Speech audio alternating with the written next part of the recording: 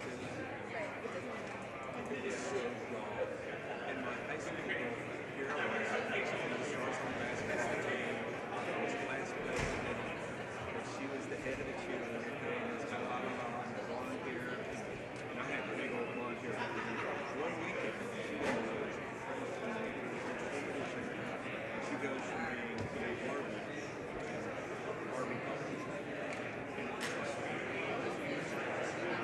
broke up with me, and everything's like, what?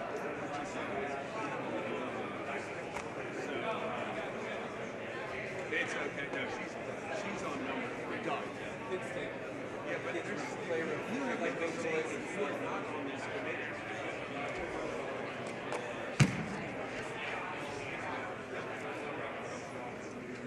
Now, are you going to do like leg, foot? I think there's a motion to vacate the chair.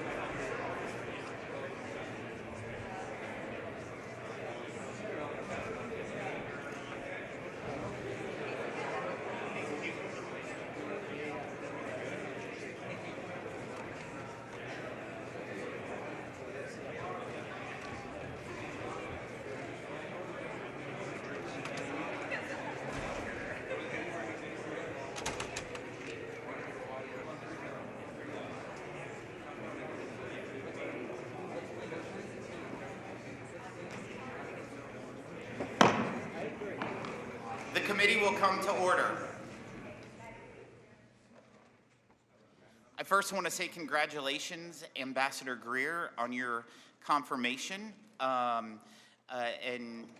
your immediate work on President Trump's bold trade agenda. I know is keeping you very busy. Thank you for being here with us. The only mistake is you went to the Senate before us, but you won't do that again, I'm sure.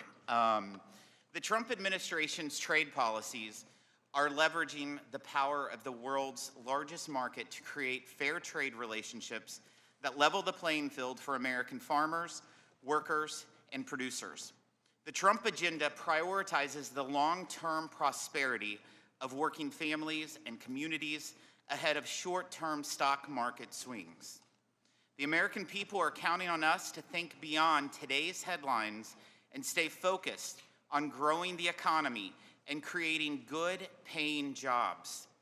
Prior to President Trump's reciprocal tariff action, an estimated 2/3 of the 600,000 products exported by American companies paid higher tariffs than foreign trading partners paid on similar exports to the U.S. Thailand charges a 50% tariff on U.S. beef. Japan charges a 700% tariff on U.S. rice. Australia effectively blocks the sale of U.S. beef while we imported $3 billion from them just last year alone.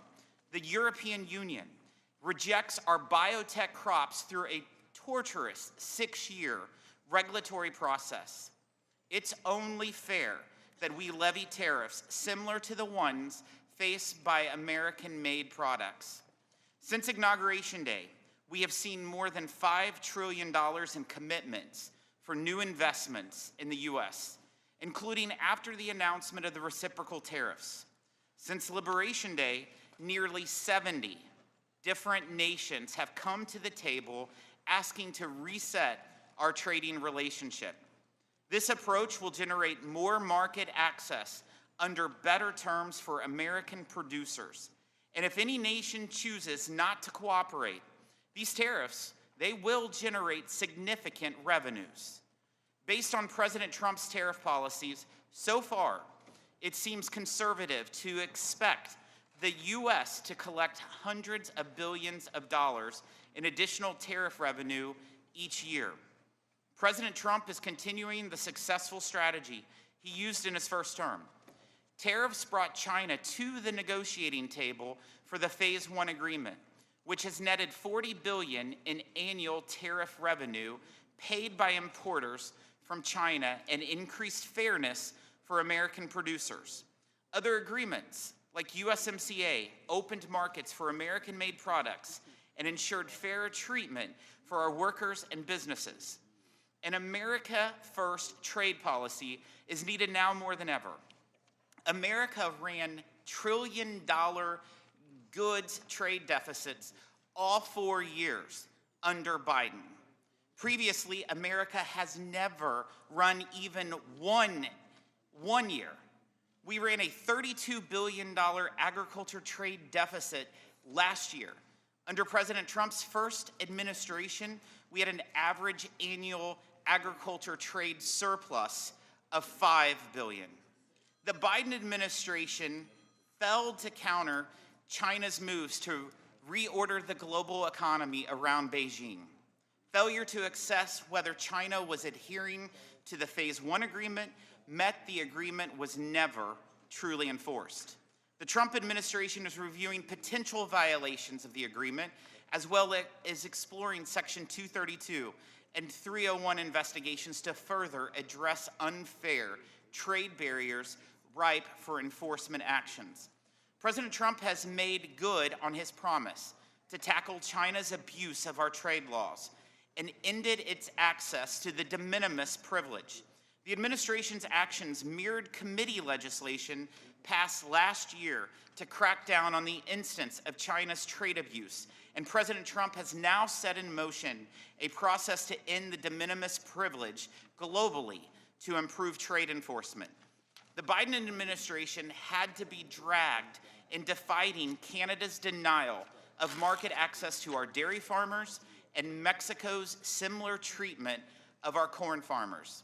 The Trump administration will enforce trade agreements to benefit farmers and ranchers. Strong enforcement should be complemented with trade relationships that respect American workers and manufacturers. President Trump's tariffs have set the stage for the United States to negotiate from a position of strength. I fully anticipate more nations to come forward to reset their trading relationship with the United States. I represent an agriculture and manufacturing region under unfair trade policies. We've had factories shut down and lay off people in our district. The Dana Corporation, an auto parts company in Cape Girardeau, closed, killed 440 jobs, and shipped them to Mexico. A Briggs & Stratton factory where my mother worked in Rolla, Missouri, closed, killing 450 jobs, and shipped them other places. The Brown Shoe Company in Sikeston, Missouri, was just one of numerous Brown shoe factories in our congressional district that closed, costing hundreds of jobs. Nordine closed in Poplar Bluff back in 2013, cutting 500 jobs and moved that production to Mexico. Noranda shut down its aluminum plant, costing 900 jobs in New Madrid, Missouri in 2016, before the aluminum tariffs. I could go on, as could every member on this dais, Changing course and undoing the damage caused by years of unbalanced trade relationships won't happen overnight. President Trump's economic agenda, from tariffs to tax relief to deregulation, is about making it competitive again to build, manufacture, grow, and produce in America. I look forward to working to change our trading relationships to a source of our nation's economic strength and revenue, not a source of decline and dependence. Thank you for coming before the committee, and I look forward to hearing your testimony. I'm pleased to recognize the ranking member, Mr. Nill, for his opening statement. Thank you, Mr. Chairman, and I want to thank you, Ambassador Greer, for being with us today. There's a new political caucus, as you know, that has been formed in this town. It's called Republicans for Tariffs. This is the first time that we've heard them ever embrace tariffs. And I must point out that Liechtenstein doesn't stand a chance.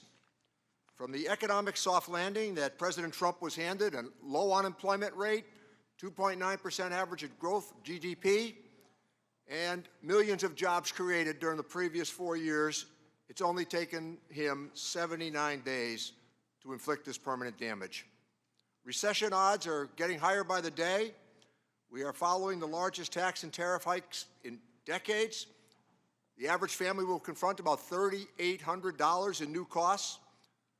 Look at one's 401k, retirement savings, education plans, new home and auto sales been wiped out. The layoffs continue, and the plant closings that the chairman referenced today are continuing as well. Trillions of dollars have been lost just in the last week. The National Review and the Wall Street Journal, hardly left-wing publications, have both warned against the tariffs, and National Review saying today it's time for Congress to assert itself and end this trade war. Last night, the president said he's now coming for higher drug prices. Between the cuts they've planned to our programs at lower cost and the rising prices of these tariffs, their giveaways won't make a dent in the higher cost our colleagues have planned, apparently, for the American people. The Wall Street Journal editorial board said it best: this is the dumbest trade war in history. It's not only dumb, it's unconstitutional. It started with the Trump administration's unprecedented opposition and imposition of emergency tariffs on two of our closest allies. You and I, Mr. Ambassador, know something. We negotiated USMCA. It was a good deal. 195 Republicans voted for it. 196 Democrats voted for it. It was a real negotiation, coupled with the fact that it is to be reviewed next year. Instead, we're now imposing tariffs on two of our longtime friends and neighbors. The president has given himself delegated powers under the International Emergency Economic Powers Act, IEPA. It's not a blank check for this president or any president to utilize without congressional assent. On April 2nd, he stretched it even further to self-delegate more emergency powers. Now he's defying economics and attempting to convince people that the trade deficit that we've had for the last 50 years is suddenly an unusual and extraordinary emergency. I've had the highest regard for USTRs. I've worked with all of them during my time on this committee. I know what they really think. But whether we or you think that this trade deficit is a concern or not, most serious economists say it is. It's clear that it does not meet the definition of an emergency statute. Republicans in Congress are missing in action, afraid to speak up, knowing that they've never embraced tariffs as an economic suggestion. I could never have imagined witnessing this as our Republican colleagues act as though nothing is happening. The Constitution clearly vests trade authority in Congress, and the powers that have been delegated to the President and USTR over the years remain paramount. But the constitutional arrangement has always been based on trust and adherence to the law, and we've had a lot of trust with USTR over the years. That trust is now fractured and on the verge of being permanently broken. I've heard your defense of tariffs, and I expect we'll hear more today. We don't object to all tariffs. Targeting tariffs, the threat of tariffs, it frequently can bring about an outcome that is negotiated and desirable. But to raise prices on the American family and to kill our own exports is unacceptable. Starting a trade war with every other country at the same time is bad strategy, and driving away allies that have stood with us for decades. None of us on this side of the dais understand it. The courts will often see these trumped-up emergencies for the pretext that they are, and eventually will declare many of them to be illegal. Trade policy should return to serving America's interest and being consistent with the law and, indeed, our Constitution. The people cannot afford more amateur hour undertakings. Trade policy needs to move back into the hands of Congress for real negotiation the way it was intended. We can begin by restoring some of that trust that has been so badly damaged in the last week. Mr. Ambassador, we want to work with you on these trade agreements. Closing the doors to America is not sound policy. It can be fixed, but it's going to take putting the rule of law over ego and greed. I yield back my time, Mr. Chairman. Thank you, Ranking Member. Today's sole witness is the United States Trade Representative, Mr. Jamieson Greer. The committee has received your written testimony, and it will be made part of the formal hearing record. Ambassador Greer, you have 5 minutes to deliver your remarks, and you may begin when you are ready. Chairman Smith, Ranking Member Neal, and members of the committee, thank you for taking the time today for this hearing. Chairman Smith, I appreciate your opening statement and the details of some of the effects that prior trade policy has had in your district. And Mr. Neal, I appreciate the work we've done in the past and your willingness to continue working with us. Last Wednesday, President Trump declared a national emergency in response to the large and persistent trade deficit that has built up in recent years. This deficit is driven in part by non-reciprocal tariffs, trading barriers, and other economic policies pursued by our foreign trading partners. President Trump imposed tariffs to address this emergency. These measures are aimed squarely at achieving reciprocity and reducing our massive trade deficit. This national emergency declaration and tariff action is the most significant change in U.S. trade policy since we allowed China, unfortunately, to join the World Trade Organization. The American working class, in particular, has suffered concentrated losses from the so-called China shock and other adverse effects of past trade policy and the conditions that give rise to our massive trade deficit.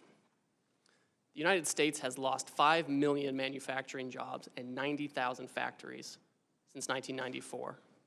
President Biden left us with a $1.2 trillion trade deficit in goods, the largest of any country in the history of the world. The United States share of world manufacturing output declined from 28% in 2001 to 17% last year. In the fourth quarter of 2024, U.S. manufacturing as a share of gross domestic product was the lowest it had been in 20 years. During COVID, we were unable to procure semiconductors to build our cars or materials for pharmaceuticals and personal protective equipment.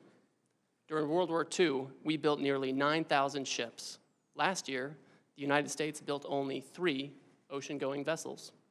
Our agricultural trade balance, which historically resulted in trade surpluses for our farmers, was in deficit the last 2 years of the Biden administration and likely will take some time to recover.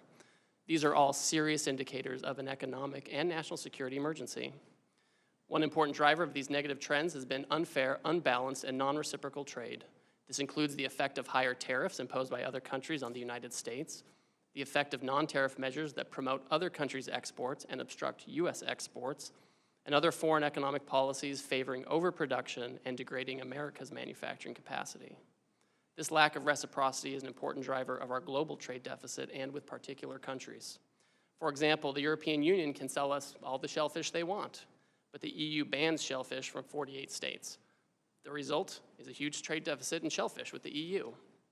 We charge only a 2.5% tariff on ethanol, but Brazil charges us an 18% tariff. The result is we have a huge trade deficit in ethanol with Brazil. Our average tariff on agricultural goods is 5%, but India's average tariff is 39%. You get the picture. Our trade deficit, driven by these non-reciprocal conditions, is a manifestation of the loss of the nation's ability to make, to grow, and to build, and it's dangerous. And the President recognizes the urgency of the moment. On the very first day of his second term, President Trump issued a comprehensive memorandum setting out his trade policy direction. And over the past 10 weeks, he has executed on nearly all of these priorities. He has tightened tariffs on steel and aluminum, imposed new measures on auto and auto parts not made in the United States by American workers. On April 2nd, he declared his national emergency and imposed the reciprocal tariffs. The President's strategy is already bearing fruit. Over the past few weeks, a planned layoff for an auto production shift in Tennessee has been suspended, and that shift continues to operate. Another automaker is hiring additional employees and expanding overtime to increase auto production in the United States. Companies have announced $4 trillion in new investment in the United States. Nearly 50 countries have approached me to discuss the President's new trade policy and explore how to achieve reciprocity. Several of these countries, such as Argentina, Vietnam, and Israel, have suggested they will reduce their tariffs and non-tariff barriers. These obviously are welcome moves. Our large and persistent trade deficit has been over 30 years in the making, and it will not be resolved overnight, but all of this is certainly in the right direction. We must move away from an economy based solely on the financial sector and government spending, and we must become an economy based on producing real goods and services by American workers in our communities here.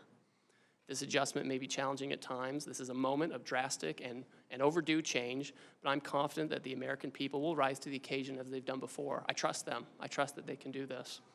I appreciate this committee's interest in President Trump's trade agenda, though we may not agree on everything and may have some severe disagreements at times. It's my hope that our shared interest in doing what's right for the country will allow us to collaborate in the coming weeks and months. Thank you again for your time, and I look forward to our conversation.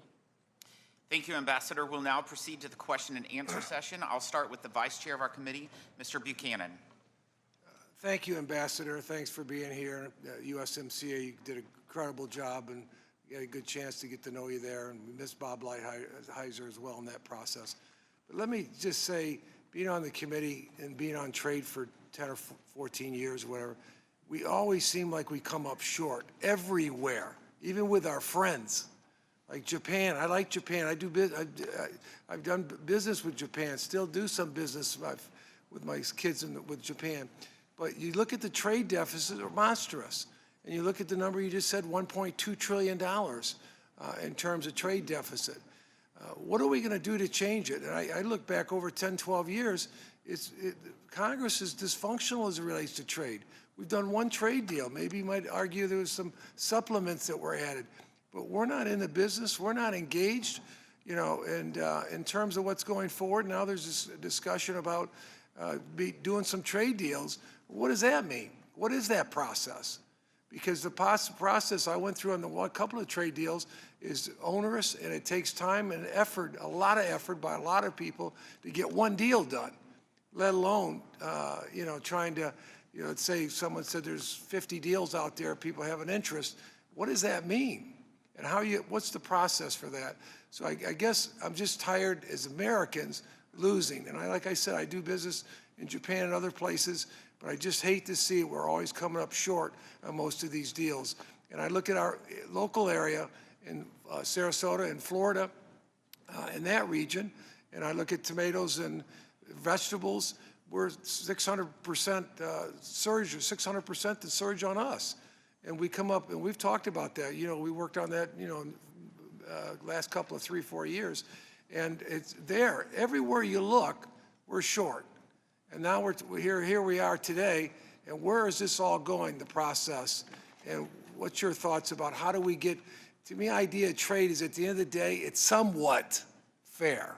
Somewhat fair. It doesn't have to be perfect. Some countries, maybe you might give them a, you know, smaller country, work with them a little bit more. A lot of countries in Africa, it's you know, it's one thing, try to give them some advantage. But these bigger countries, they're killing us, and they've been doing it on a long-term basis. So as the ambassador moving forward on trade, what's your thoughts?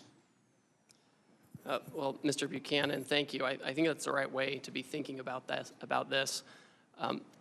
The president has stated very clearly over the last few days that he is open to negotiate with countries that actually want to pursue reciprocal trade and get their trade deficit down with us, or where we have a surplus, give us the market access that we should have, so we can treat them like they treat us, and that it's better treatment all around. That's certainly part of this. In the very near term, I can just tell you, yesterday I had a meeting with my counterparts from the EU, from Korea, from Ecuador, and Mexico, and that was after talking to the Senate for 4 hours in the morning. So there are a lot of countries who understand exactly what the problem is that the president has set out and are willing to talk to us and willing to negotiate. And so I think in the near term, there is an opportunity for these countries, if they want to have more reciprocal trade, to bring down their differential tariffs, bring down their non-tariff I'm going to run barriers. out of time. Let me just ask you, when you talk about these countries, and I heard there's 60, 80 of them, there's a lot of them that seem to have an interest, would want to do something. But what's your idea what that process is? I mean, like I said, it took 10 years to do one trade deal here, And what's your sense of what that process is going to be going forward to make, you get something negotiated, then what? Well, so for example, in the very long term, for countries that think they want a comprehensive trade agreement or something broader, that's a longer term conversation that we have with Congress. Some of that might require, congressional action, of course, and we would want to be very tied in with you. In the very near term, in terms of the reciprocal tariff, countries are coming in essentially with a paper, right, or with a letter that they've sent me. I mean, Vietnam's a good example where they've just said, here are areas where we think. Let me just say, because we got a few minutes. Yes, sir. I agree. Hopefully that works out, but we do need to get back in the trade business in a serious way with the process that we have here in Congress, because this might work for some deals, but not all deals. But we have to get serious about trade, and at the end of the day, it needs to be fair. It might be a little one way or the other, but if we're buying their stuff, they need to be buying our stuff. And that's very clear to me, and I just feel so frustrated because I've watched this show for 10 years, and we get little done. It's not Democrat or Republicans. It's both parties. We don't take the initiative on these fronts. Thank you, and I yield back. Thank you. Thank you. I recognize the ranking member, Mr. Neal. Thank you, Chairman. Mr. Ambassador, you, your predecessor, Bob Lighthizer, and Catherine Tai, the eventual USTR, worked with Congress on USMCA. We had priorities.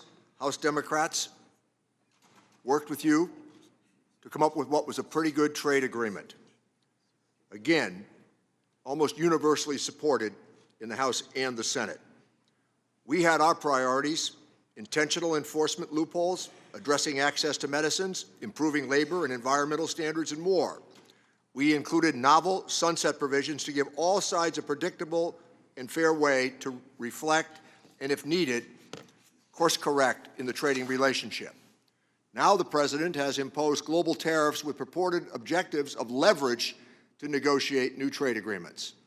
Are you seeking to negotiate comprehensive trade agreements that address the range of labor, environmental, and corruption concerns? Or is it to seek leverage in the future of addressing these trade deficits in a more unbalanced or arbitrary manner? We know that trickle-down economics don't work, but that's what the administration seems to be doing. We're looking at tax cuts for wealthy people, aggressive deregulation, hollowing out essential government services. And let me, with long history, remind all, when NAFTA was negotiated by this committee, at that time the Republican position was you could not amend a trade agreement. No human rights, no labor provisions, no enforcement mechanisms. That's what brought about the demise of NAFTA and our desire mutually to renegotiate for USMCA. So this idea that this all started in January, on January 20th, is simply not true. These agreements are not going to be worth the paper they're written on if we can say, with a review of USMCA coming up next year, that we're going to impose these tariffs in an arbitrary manner right now, leading to layoffs and plant closures because of them.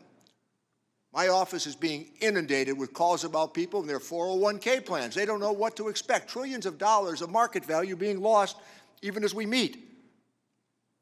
I understand the desire to address the issue of trade imbalances. It's important for all of us. But some of the suggestions have been clearly exaggerated as we've gone forward, hyperbolic to be sure. We need to go back to what we did, Mr. Ambassador, with USMCA, with a real solid negotiation that led to a desirable outcome. With that, I yield back my time, Mr. Chairman. Thank you. The Trade Subcommittee Chairman, Mr. Smith. Thank you, Mr. Chairman. Thank you, Ambassador, for availing yourself here today on such important matters, and especially given the context, the broader context of timing. I think I don't have to tell you these are important issues, and I am grateful for your service and certainly your intent and desire to move our country forward in many ways. I would say there's no such thing as stagnation in trade. We're either gaining ground or we're losing ground.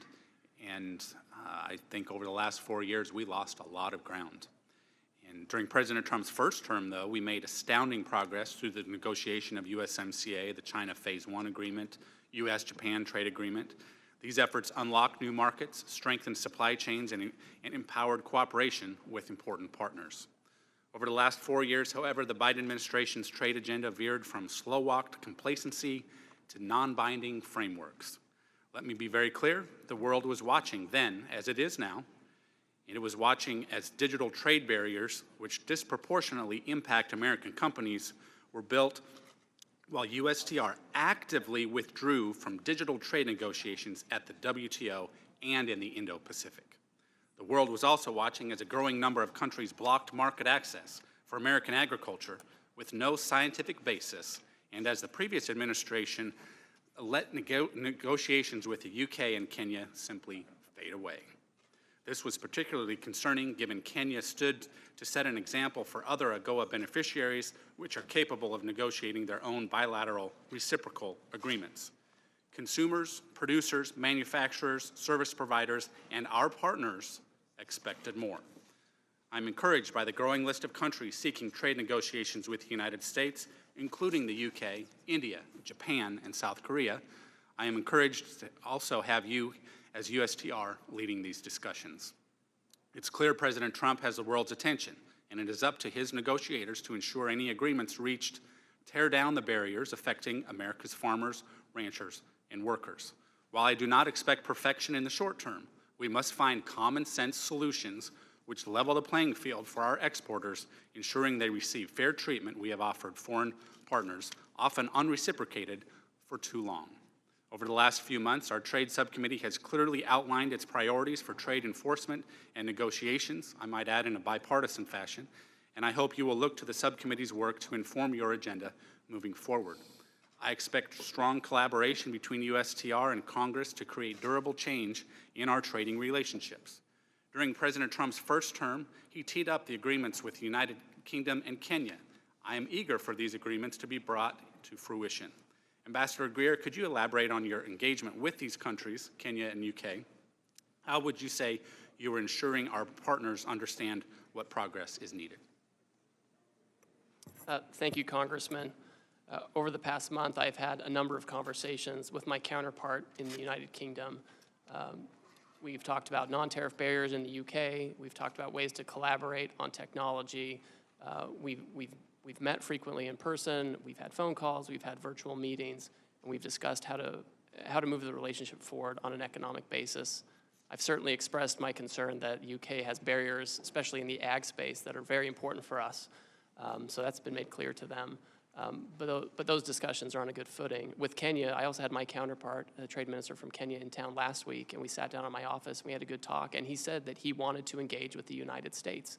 He understands our concerns, but he also understands the need to move forward. It was a very fruitful conversation. I look forward to speaking with him again. He wants to work with us. They want to have some kind of agreement with us. Okay, thank you. I want to say that USTR is a very lean, agile, and effective agency. Simultaneous negotiations with 50-plus countries would require significant bandwidth and expertise, as I'm sure you're aware. The chief IP negotiator, a role which has never been filled, and the chief ag negotiator positions that Congress created in statute to ensure relevant issues important to the American people are addressed. When would you anticipate the President will nominate these positions, to fill these positions? And in the meantime, how is USTR responding to the influx of requests and prioritizing negotiations? So, Congressman, we have a couple of my deputies who have already been announced, and they're doing their rounds on the Hill or about to. We have an ag negotiator and a second deputy who are pending announcements. We're very close on that, so we're happy about that. In the meantime, the nature of these negotiations, the other countries know what the trade barriers are that we're talking about, and we're moving very quickly. We're meeting every day with several trade ministers from other countries. The crack staff at USTR is working very hard as well to put together what would make sense in terms of near-term agreements with respect to the reciprocal trade. Thank you. I think it's important to note that oftentimes, even if we have a trade agreement with a friendly country, for example, we still need to stay on top of these things, whether it's investor protections in Mexico or beef in Australia, with the expectation of a level playing field. So thank you again for being here. Look forward to the discussion. Thank you. Mr. Doggett. Thank you, Ambassador. I have a number of yes-no answers, and if you feel you cannot answer them yes or no, just say you cannot, and I'll move on to the next question.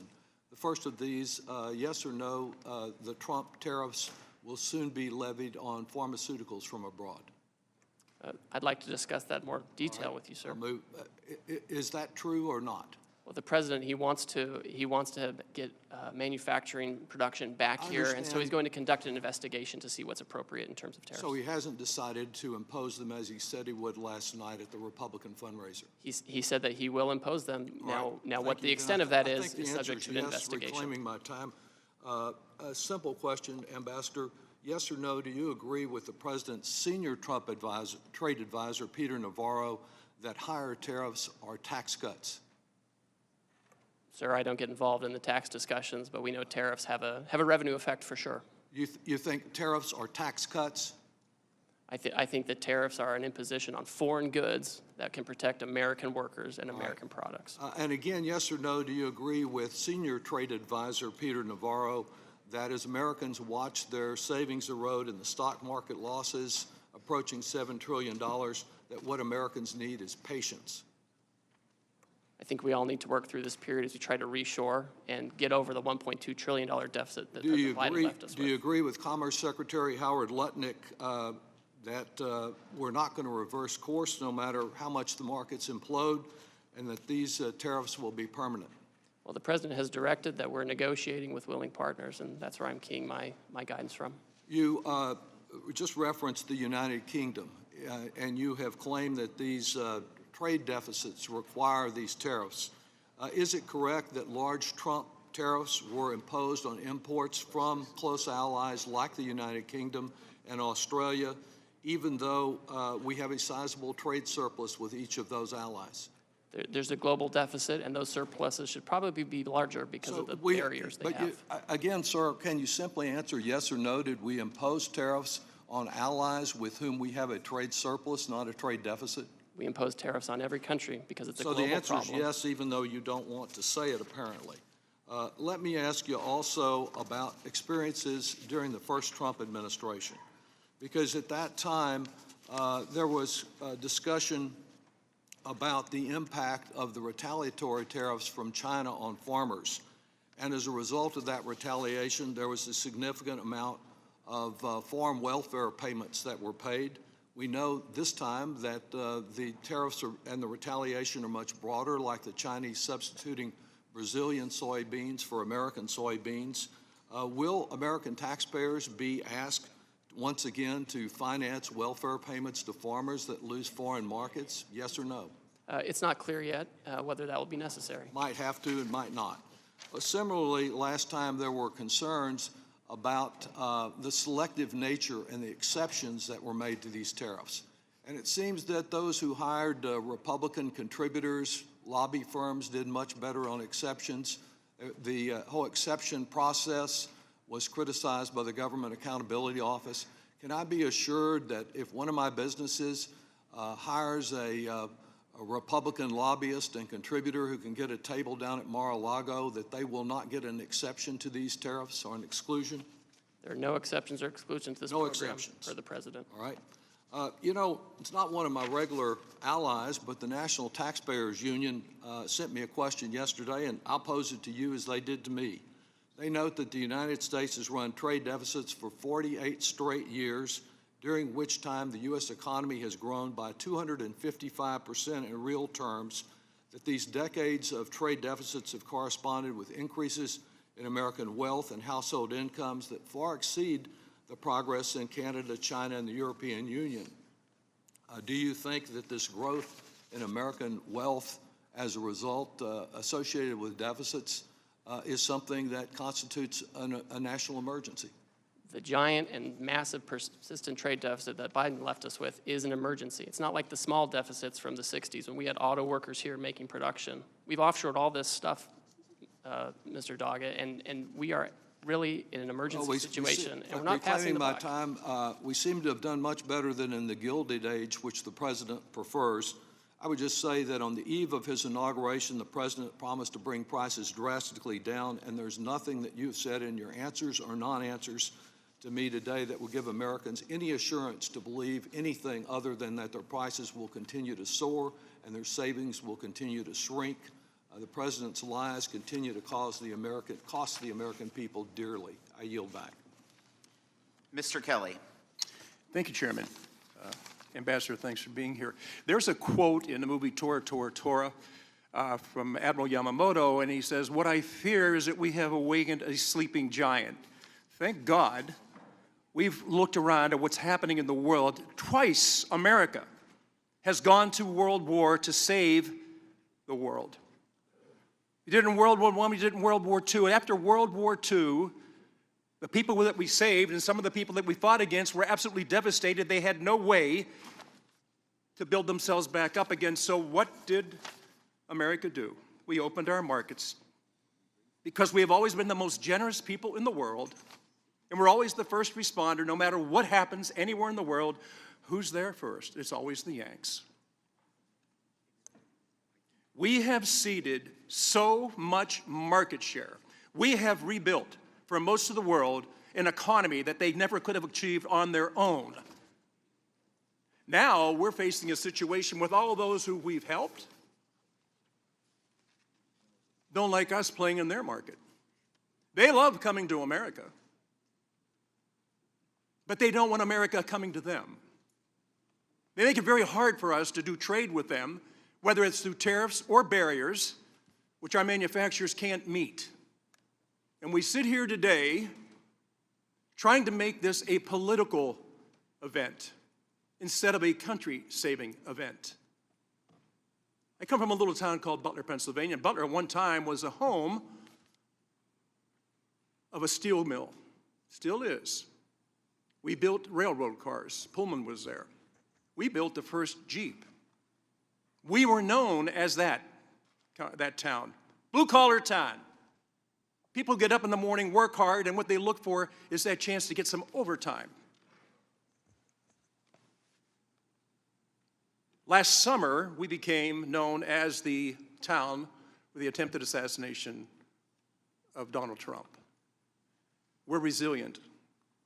We always bounce back. We always will bounce back. And I got to tell you, I have some statements from the people that actually work every day, get up and go to work, and they're looking at a market that they are constantly losing market share in, and they wonder, who is going to stand up and do something? Who's finally going to talk about the real problems in America and quit talking about the stock market?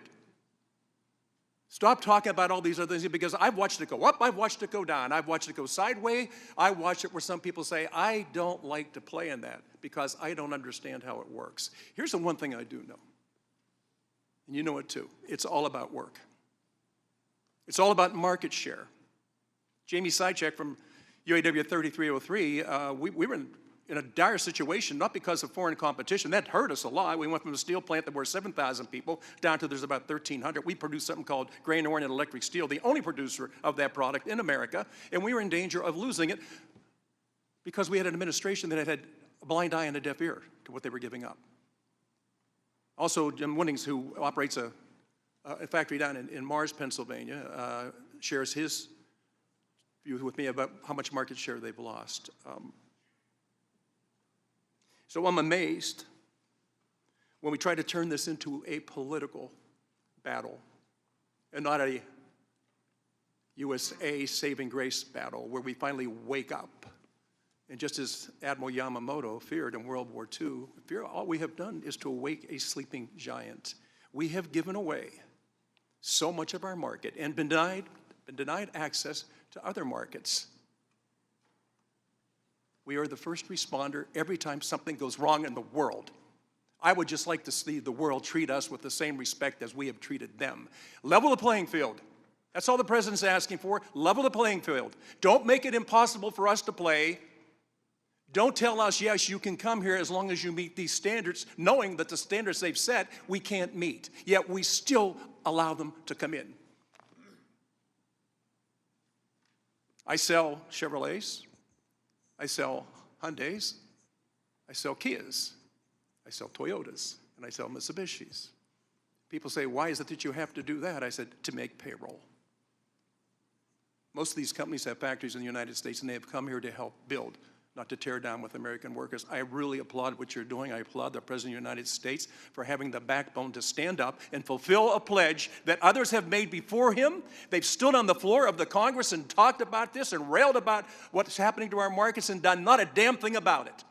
He stands up into a stiff wind and says, it's going to hurt for a while until we get back to where we need to be. It's always should be America first, and anybody that doesn't think that way, please tell me what the hell country you think you're going to take your wife and your kids to and your grandkids to. There is no other place in the world like America, and we have been so generous and so welcoming, and as I said earlier, we've saved the world twice. Now it's time for us to say to the world, if you want us to be the first responder, you can't keep stealing our market and not allowing us to play in yours. Ambassador, you've got a hell of a task in front of you. The biggest task you have is this has become a political agenda and not a saving the United States of America. America first, please, for everybody. I am red, white, and blue. I could care less whether you're a Republican or a Democrat. Just wake up and understand that we cannot stand to lose any more market share, and we better be tough on this one, or we turn our backs on the future. And I've got 10 grandchildren. They're relying on me to stand up, and hopefully other members of this committee will do the same thing. This is not about tearing Trump down. This is about building America up. Thank you. Okay. Mr. Thompson. Thank you, Mr. Chairman. Mr. Ambassador, thank you for being here. I believe in our great country. I love our country. I put a uniform on and served in combat for our great country. And I'm not here to talk about politics. I'm here to talk about policy, trade policy today. And both the chairman and the ranking member talked about the USMCA. I was honored and privileged to be on that negotiating team when we negotiated that bill and was signed into law by President Trump in 2019. And at the time, the president said it's the best trade deal ever. And I'd like to submit this article into the record explaining what he said. Without objection. Now the president is shredding that deal, creating chaos in the world economy. The numbers speak for themselves. $3,800 higher prices for American consumers, 900 laid off U.S. auto workers, trillions in lost retirement savings, tens of billions in lost agricultural sales for farmers. The Trump administration says that the tariff taxes will raise $6 trillion over 10 years, which would be the biggest tax increase in our history. The message coming out of the administration isn't at all coherent. I'm having trouble, my constituents are having trouble understanding this.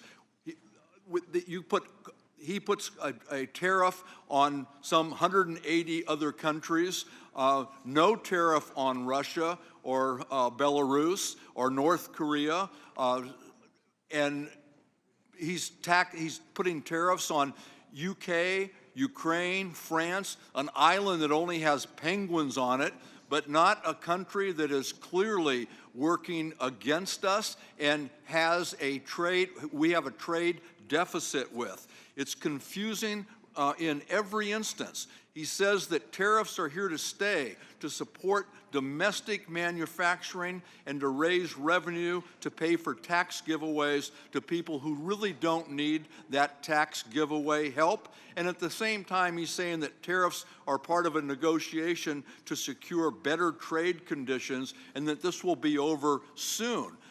I'd like to know which it is, because it's not coherent at all, and I'd like to submit for the record documentation of his confusing priorities. And Mr. Ambassador, I'm at a loss to what I tell my constituents. As Mr. Neal said about his constituents calling, my phone's ringing off the hook. I'm getting emails every day. I see people on the street, they're asking. They want to know, a $6 trillion tax on the U.S. economy? What do you tell people when they ask that question? $3,800 higher prices for the average American family? What do I tell my constituents when they ask that question? The major agriculture, I have an ag district. My major agricultural producer just lost all access to the #1 foreign market to which they export their product. Not only has Canada closed the market, Canada has taken every U.S. product that my constituents send there off the shelves and off their web pages. And what do I tell them when they say, I've been working decades to build that market share and it's all gone that quick? What do you tell them? What do I tell my constituents who say, I have a container that it's already paid for of products coming in, and I will not be able to afford the tariff when that container lands? What do I tell my constituents who say we've lost trillions of dollars in our 401ks? How do I make that up? What do I tell my constituents when they say my kids are getting ready to go to college and my 529 is in the dumps? How am I going to pay for my kids' education? Wait, things are going to get better? Their kids are going to school now. They can't wait for stuff to get better. And pharmaceuticals, we had a hearing in the subcommittee yesterday on pharmaceuticals. And this tariff war is pricing pharmaceutical consumers out of the market. A 25% tax or tariff on pharmaceuticals? How are my constituents going to be able to afford their medications? This doesn't make any sense. This is an unprovoked tariff war that's costing us a lot of money with no confusing answer as to what we're doing, where we're going, or when we're going to get there. I yield back. Mr. Schweikert. Thank you, Mr. Chairman. Mr. Ambassador, just so I can clear my head, what's our trade balance with North Korea? I don't think we have any trade. There's an embargo. A lot of those countries have embargoes and already. that's so the rhetorical thing of you didn't tariff these countries, that we don't trade with them. You know, but there's the problem is, you know, sometimes our rhetoric doesn't have any basis in fact. Mr. Ambassador, the folks sitting behind you, is this your team? This is our congressional staff who's been up meeting with all your Okay, officers. so that's congressional staff.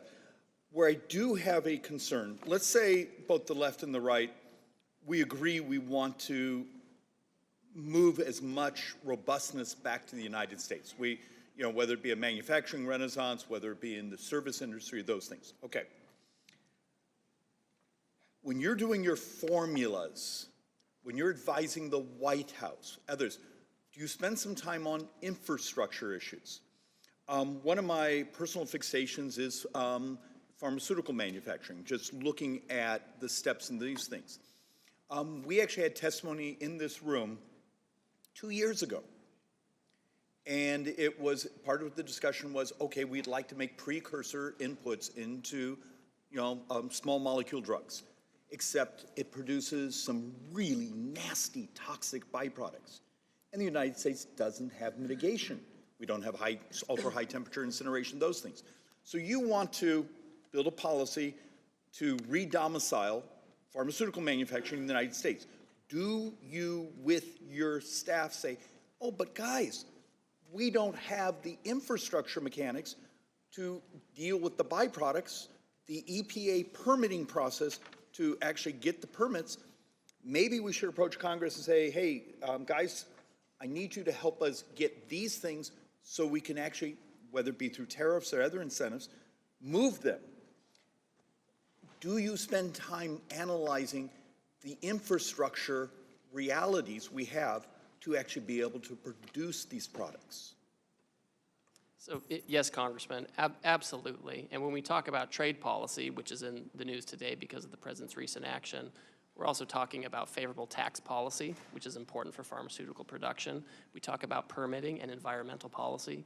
All of these things go together. That's why President Trump had such a successful first term in terms of the economy, because all of it moved together, and we talk about that. So what's happened in the last week? Would I find that somewhere? Look, in many ways, I'm finding myself, I support the ultimate goal. I'm just wondering if the sequencing has been done with the details that are necessary to make it successful. And then I've been waiting for the team to provide people like me the input saying, David, I need you to get off your backside and we need this on permitting reform, or we need this on certain regulatory issues. And I haven't seen that input yet on, do you see where I'm going? Is if this is the ultimate goal, how do we get there? Is it straight through a tariff regime, or do we have to have our series of sequencing before this actually happens? I think we certainly would welcome Congress supporting the reshoring of manufacturing. I think, unfortunately, during the last administration, we saw a lot of studies by the Biden administration about how to reshore pharmaceuticals, which is valuable. But we could kind of do studies for years and years and never reshore this. So you have the information, so you have the studies, so you know what we need to do. And the president can do what he can do, right? He doesn't have the power of the purse, but he can create incentives to drive people back, This is beyond manufacture sentence. here. Even the infrastructure mitigation, it's not enough if to say the company wants to get it back here in our country. They can't get the permit. And that's why we're working closely with other economic cabinet members. We're talking about the importance of this. And I'll tell you, Administrator Zeldin and others, they're out there. They're trying to expedite permits. They're trying to make sure that regulations are appropriate to allow the kind of reshoring we need to So, Ambassador, solve this what do you need from us? What can we do? The ultimate punchline here is, what do you need from those of the members of Congress who actually support the ultimate goal? A little concerned about the path, but ultimate goal. What do you need from us? And please bring that to us so we can actually do our work. I have plenty of ideas. I'm happy to talk to the White House Office of Legislative Affairs about that. I think there's a lot Congress could do if they would like to. We look forward to those documents. Thank you, Mr. Ambassador. Thank you, Mr. Chairman. Mr. Larson. Thank you very much, Mr. Chairman and Ambassador Greer. Welcome to the committee. Thank you for all your service. I just have a direct question because I'm a little puzzled. Being a great James Bond fan, I was kind of wondering what this whole deal is to Russia with love and why, as has been pointed out, that on April the 2nd, the president excluded Russia, Belarus, Cuba, and North Korea from the new global tariff. The Treasury sector said Russia wasn't on the list because they already imposed sanctions to prevent most U.S.-Russia trade, making higher tariffs unnecessary. Question's kind of twofold. Is that the case with Russia, Belarus, Cuba, and North Korea? While trade in goods has decreased, trade with Russia is still significant. Last time I checked, it's like $3.5 billion, well above the volumes of trade for many smaller countries that my colleagues have already been through that are impacted by this. So first, was this an oversight, or is the president trying to reinvigorate trade with Russia? So there's no effort to reinvigorate trade with Russia. Congress did the right thing a couple of years ago and revoked permanent normal trade relations with Russia, so put it in the bad category. And so Belarus, Russia, North Korea, they already have their own high tariffs already in a category that Congress has established. So it doesn't matter. They're not part of this Well, system. it does matter. They already have these high tariffs. They don't have permanent normal trade relations. We have normal trade relations with these others. And I think if there's So trade why with are the Russia, penalties that much more, why are the tariffs that much more higher on other country and allies than they are in Russia? Because we're already doing enough with Russia? No, it's because in the sanctions law, there's always an exclusion for agricultural products, and I think that's the only type of trade we really have with Russia. But all of those folks, they're sanctioned, they're subject to embargoes of one type or another. Congress revoked permanent normal trade relations, and that's certainly the right answer for those folks. We should not have normal trade relations with those countries. Well, we let me don't. ask you this then. Would you commit here that if we see trade increasing from last year, that USTR will take action to increase tariffs on Russia? Oh, I'm happy to monitor that and advise the president accordingly. I agree with you. I'm on sorry, that. what? I'm happy to monitor that and advise the president What accordingly. does that I mean, agree you're with going you. to monitor that? Well, you asked if we would see if the would change, if we would see if the trade level would change. I'm agreeing with you. I'm happy to see if the trade level with Russia changes. if it does increase, you will add additional tariffs.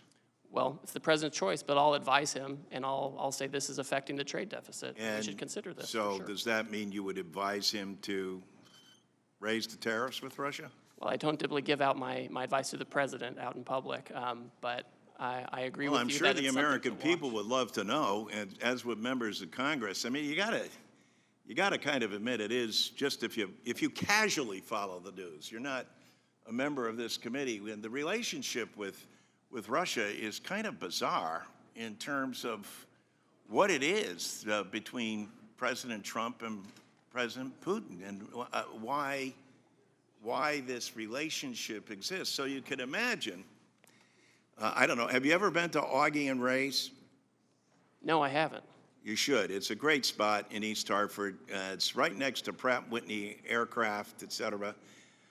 And they're deeply concerned about this, and they always say, hey, what's going on with Russia, and what's going on with the president and Putin? So I'm going to be able to tell them, don't worry. I spoke with Ambassador Greer, and currently Russia's apparently paying enough. Their sanctions already are sufficient. But if we see greater activity and great trade amounts, we're going to make sure that tariffs are levied on them. Is that a fair thing to say? Well, on the last part, I can't make the president's decision for him, right? I mean, Russia. But you would these are bad recommend actors. that you would increase tariffs on them. Well, I'm not going to disclose my recommendations. So to the we're not going to president. recommend, we're not going to do say, see, at Augie and Ray's, they would say, hey, come on, you're BSing us now. We know what's going on here. But with that, thank you, Ambassador, and appreciate your time. I yield back. Mr. LaHood. Thank you, Mr. Chairman. Ambassador Greer, welcome back. Thank you for your prior service under the last Trump administration and all the work you put in on USMCA, and happy to see you in this new position. I wanted to talk about agriculture and get your take on how tariffs affect agriculture. My district that I am proud to represent is the 10th largest ag district in the country in terms of corn and soybean production. The #1 industry in the state of Illinois is agriculture. People are surprised by that. Illinois has led the nation the last 12 years in soybean production. We've been second in corn production the last 6 years. And in my district, we load up a lot of commodities on barges on the Illinois and the Mississippi River. They go down to New Orleans, they get offloaded, and they go all around the world. About 40% of the corn and soybeans in my district, again, go to places all across the globe. And so markets and customers are very, very important. And I will just say at the outset that I appreciate what President Trump is doing in terms of addressing long-standing trade deficits and bringing down barriers to trade, and also your commitment for looking for new trade deals and entering negotiations to address tariff and non-tariffs across the globe. But as I talk to my farmers, there's a lot of anxiety, a lot of stress, a lot of uncertainty, because when we get into a trade war, usually the first pawn in the trade war is agriculture. And as we look at the timeline and chronology moving forward, Ambassador Greer, what would you tell my farmers in terms of that uncertainty and anxiety that they're feeling right now? Well, the first thing to note is that almost all countries have announced that they're not going to retaliate against the United States. Obviously, we have China that has made its own choice. They've always given us a hard time. They've always limited our access over there, and they're doubling down on that path. It's an issue of Chinese agency. Indonesia, India, so many other countries have affirmatively said, we're not retaliating. And those are actually many of the countries that are coming to us and saying, we're willing to take down our tariffs. Vietnam unilaterally decided to reduce its tariffs on apples, cherries, certain corn products, ethanol, et cetera. So we're already seeing the kind of movement we would expect, and that's something that I think is an important message to our farmers. Thank you for that. I want to switch topics to digital trade. And I believe we have a tremendous opportunity in digital trade, and the United States must lead in setting global rules and standards. We can't allow non-market adversaries like China in particular to set these standards and further manipulate the digital trade agenda. Unfortunately, under the Biden administration, we ceded this authority, and we've seen the consequences of discriminatory policies hurting U.S. innovation. I think we can be aggressive working with our like-minded partners and allies to build on the progress made during President Trump's first administration, including the digital agreement with Japan and the robust standards set in the digital chapter of USMCA, which is, in my view, kind of the gold standard for future trade agreements. What can you say today, Ambassador Greer, on how you view the expanding U.S. leadership in digital trade moving forward in this administration? Well, I think it's a huge comparative advantage that we have. Our digital commerce companies and digital trade companies are the most competitive in the world. And they're competing with ones from China. And in that competition, we have to win. And if I have other countries discriminating against our champions, that's bad for America, it's bad for our companies and workers, and it's bad for the world. And I know we're having a national conversation, politically on how to regulate, digital tech, et cetera, but in no case can we allow discrimination to undermine our competitive advantage here. Thank you, Ambassador Greer. I yield back. Thank you. I now recognize Mr. Davis for 5 minutes. Thank you, Mr. Chairman, and thank you, Ambassador. It is important that the executive administration respect and recognize that Congress has authority over trade agreements, and its purpose is to guide and/or direct the administration on the content of that agreement. Unfortunately, what we have seen from the Trump-Musk administration in the trade and tariff space over the past month has been anything but comprehensive, well-balanced, and measured. In fact, the President's recent approach to advancing his America First trade policy has been confusing, chaotic, inconsistent, and at times even contradictory. Ambassador Greer, I represent companies in the vehicle supply industry that assemble and produce parts for the automotive industry. The vehicle supplier industry employs more than 930,000 people directly and 4.8 million indirectly. Individuals across the country representing the largest sector of manufacturing jobs in the United States. Tariff impact on the automotive industry is massive and may result in shutting down businesses within the automotive supply chains, which will harm the U.S. economy as a whole. The automotive supply chain is not agile in its ability to make changes. However, the motor vehicle parts sector and many others have adjusted supply chains to support more regional production. My question is, since it would take years to adjust production and supply chains back to the U.S., in the meantime, the auto sector will be hit with multiple layers of tariffs that will soak up any free cash that could be used for the very investments in the U.S. that the administration is seeking. Is the administration planning any relief for auto part suppliers and the auto industry? And what other help can the government provide to these suppliers due to the most recent changes in tariffs? So, Congressman, the autos action is under the Department of Commerce, but I'll just make two brief points. First of all, right now, if the parts comply with USMCA rules of origin, the agreement we all agreed to 5 years ago, they continue to come across duty-free. So that's a good development.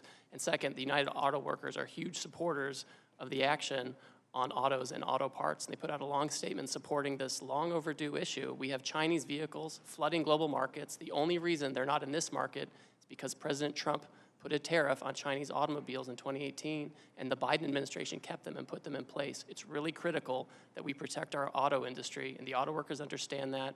We've accounted for parts that have U.S. content and content from Canada and Mexico, and we have to be very deliberate about doing this to save this industry. Thank you. And let me ask you, have you conducted an analysis on the net impact of tariffs across different sectors of the economy? And what steps is your office taking to mitigate negative employment effects? So with respect to, we have a lot of historical data about tariffs. For example, the International Trade Commission, they put out a report following the Trump first-term tariffs, and they found that there were positive effects on domestic production in terms of employment and better profits for domestic production. We know in the first term, when we put tariffs in place, inflation went down, unemployment went down, and real median household income went up. We expect that with good energy policy, good trade policy, good tax policy, good permitting regulatory processes, this can all rise together to again lead to an increase in real median household income for Americans. Thank you very much, Mr. Chairman, and I yield back. The gentleman yields back and now recognize Mr. Estes for 5 minutes. Well, thank you, Mr. Chairman, and thank you, Ambassador Greer, for joining us today and taking time out of your schedule to meet with us. Ambassador, I just welcome you again to the Ways and Means Committee, which has the sole jurisdiction for trade issues in the House. It's great to have you here working with the administration that prioritizes free and fair trade, unlike the previous administration, which placed pretty much zero emphasis on trade enforcement and on new deals with foreign nations, in effect putting America last.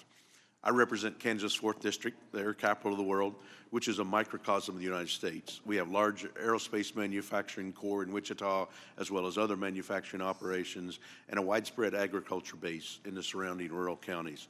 This cross-section of the country every day works to feed, clothe, and provide energy for the entire world.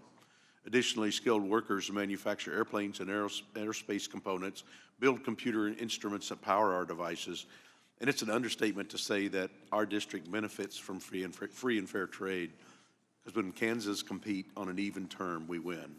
The aviation industry has benefited from historical zero-for-zero tariff with foreign nations since the 1980s. Nearly every single airplane around the globe contains at least one component made in Kansas. In contrast, our agriculture sector faces stiff barriers with foreign nations. As illustrated in your testimony, ethanol product produced in Kansas faces a steep 18% tariff in Brazil, while the same Brazilian product is only charged a tariff of 2.5%. This type of unfair, excessive tariff on U.S. exports is undefensible. Because of this, I support the administration's efforts to reduce the tariff barrier placed on U.S. products by foreign competitors, and I'm pleased to see the number of countries, 70 plus or so, that have mentioned that they want to make a deal.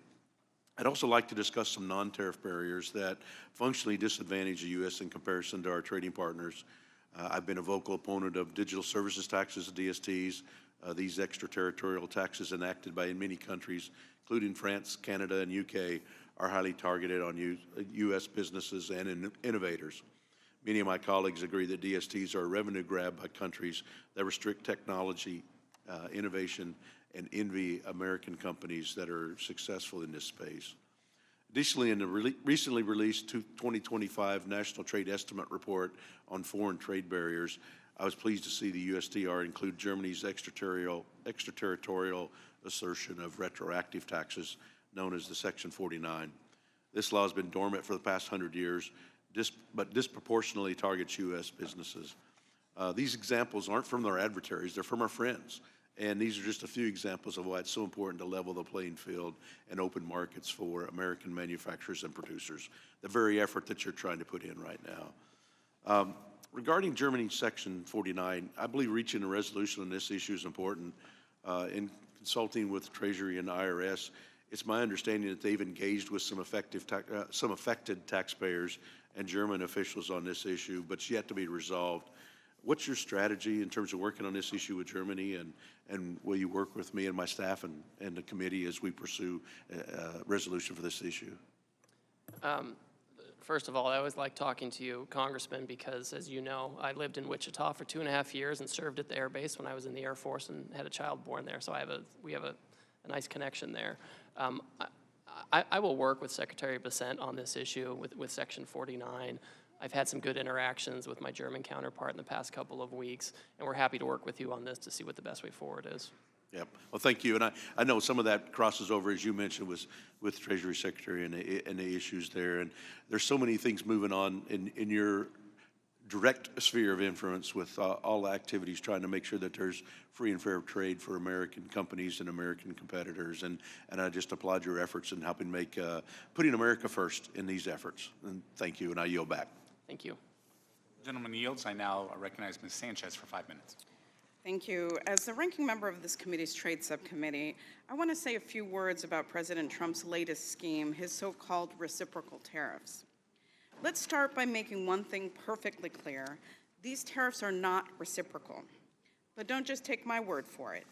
According to the Wall Street Journal, the president's tariff scheme is not reciprocal, nor is it based on measuring foreign trade barriers. Before getting into Trump's latest scheme, I just want to note that I recently returned from a NATO bureau meeting, and I witnessed firsthand how President Trump's chaotic trade decisions have damaged our global leadership with our allies. And it's appalling to see how Trump is treating our friends and allies compared to how he's treating our adversaries. It was mentioned that under this tariff scheme of Trump's, Russia gets a free pass, while our allies, including those who stood with us after the terrorist attacks of 9/11, are hit with increasing tariffs.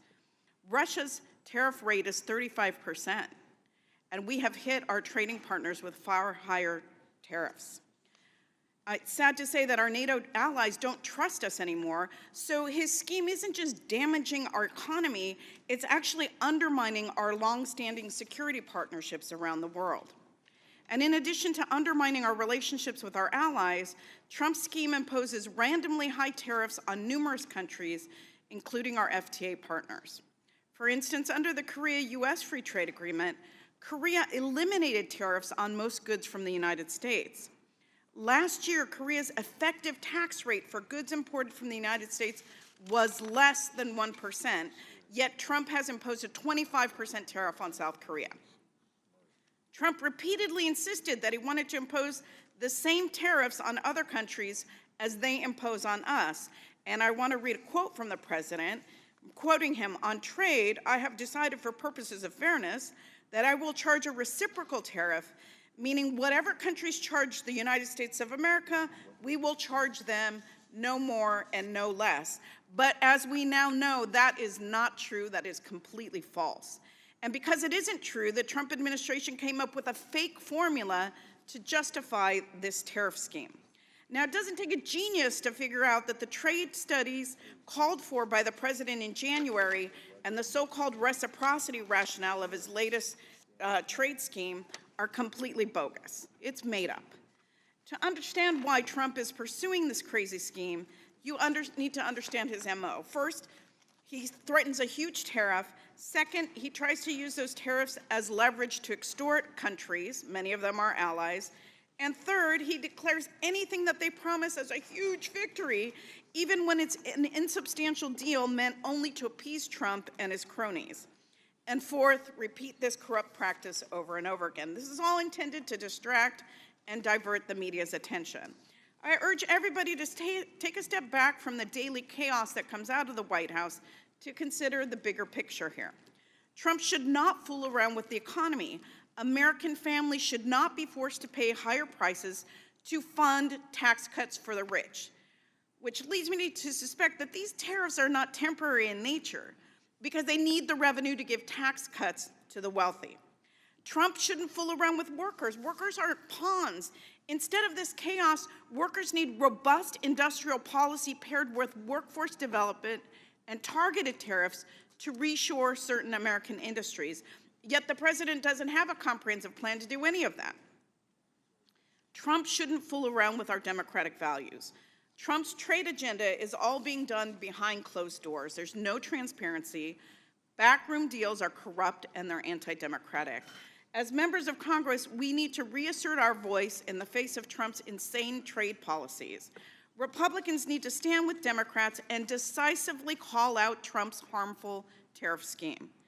As I said in our previous hearing, House Democrats are open to new trade agreements with partners that are committed to advancing workers' rights, protecting the environment, defending human rights, and safeguarding our intellectual property.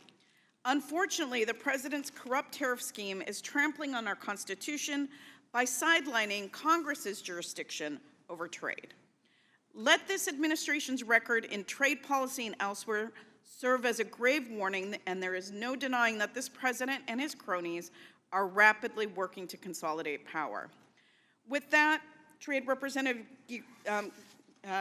Greer, I have a couple of questions for you. In the April 2nd announcement, did the president issue tariffs on the European Union, Japan, and South Korea? Yes. Yes, every country. Okay, I don't need an explanation. I just need a yes or no answer. Did the president issue any new tariffs on Russia, Cuba, North Korea, or Belarus? They already have sanctions embargo, so no. No, the question was yes or no. I recently read news reports indicating that you are the new head of the Office of Special Counsel. Is that correct? I'm the acting head, that's correct. And you currently serve as USTR. With the trade wars, don't you think that your time should be focused exclusively on trade? And isn't it a gross conflict of interest to be the body that oversees your own agency and position? Oh, I certainly would recuse myself if there was an issue involving Well, me I and my think it's ridiculous agency. that you hold both, and I urge you to resign as special counsel. It makes no sense for you to have oversight over Member's time has yourself. That's expired. not true oversight. And with that, I yield back. Member's time has expired. I now recognize Mr. Smucker for 5 minutes. Thank you. Excuse me. Thank you, Mr. Chairman. Hello, Ambassador. I want to thank you for the work that you're doing, for the change that you're working to bring about. And I also want to point out the differences that we've seen in the past 4 years of the Biden administration compared to the 4 years of the Trump administration, specifically in regards to trade. I think Democrats and Republicans alike were very unhappy with the past administration's approach to trade, basically, which was to do nothing to try to generate new agreements and to not do nothing to try to open markets up for American manufacturers, to do nothing to try to bring jobs back to America. And that's just in such stark contrast to what we saw during the previous Trump administration. He had a bold and effective approach to trade, one that really delivered prosperity and brought our trading partners to the table. So we appreciate the work that the president did during his previous administration. We appreciate the work that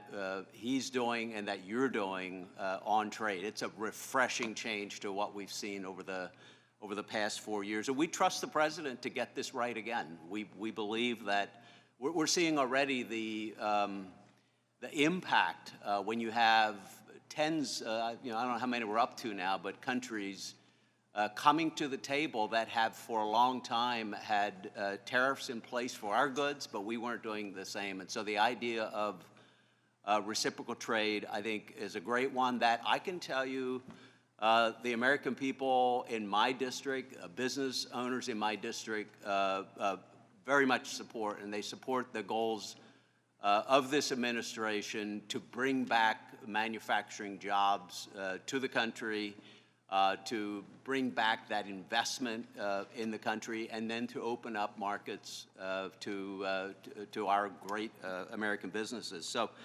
I will also say this, many of those business owners who love what the president is trying to accomplish are feeling a little consternation. They're concerned about what this, how we're going to achieve what the intent is here. They still believe in what the president is doing, as I think every, at least Republican member here agrees with that. But I just want to give you an opportunity, if you don't mind, to just sort of expand maybe on some of the things that you've said previously, but with that sort of audience in mind. What would you say to, for instance, a copper manufacturer in my district who you and I have spoken about previously, but this is impacting their business in a big way?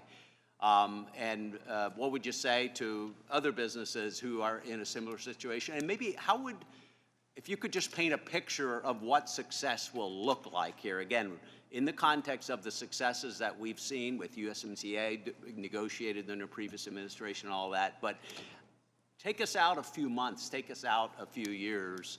What is the end goal here? I think I know what that is, but I'd love to give you a chance just to expand on that. What will success look like? How will that help every American business?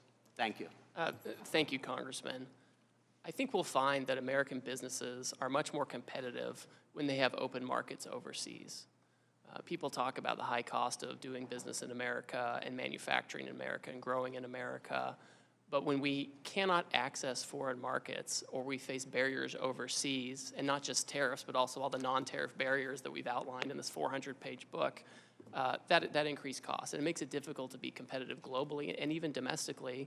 At the same time, we have foreign producers who receive subsidies. They have countries where economic policies depress domestic demand. They make more stuff than they can consume. They send it here. And so I think what we're going to see in the near term, we're going to see a handful of partners who open their markets more to us, and it makes it much easier and much more competitive economically to have manufacturing here, to grow products here, to process them here, and export them to the rest of the world.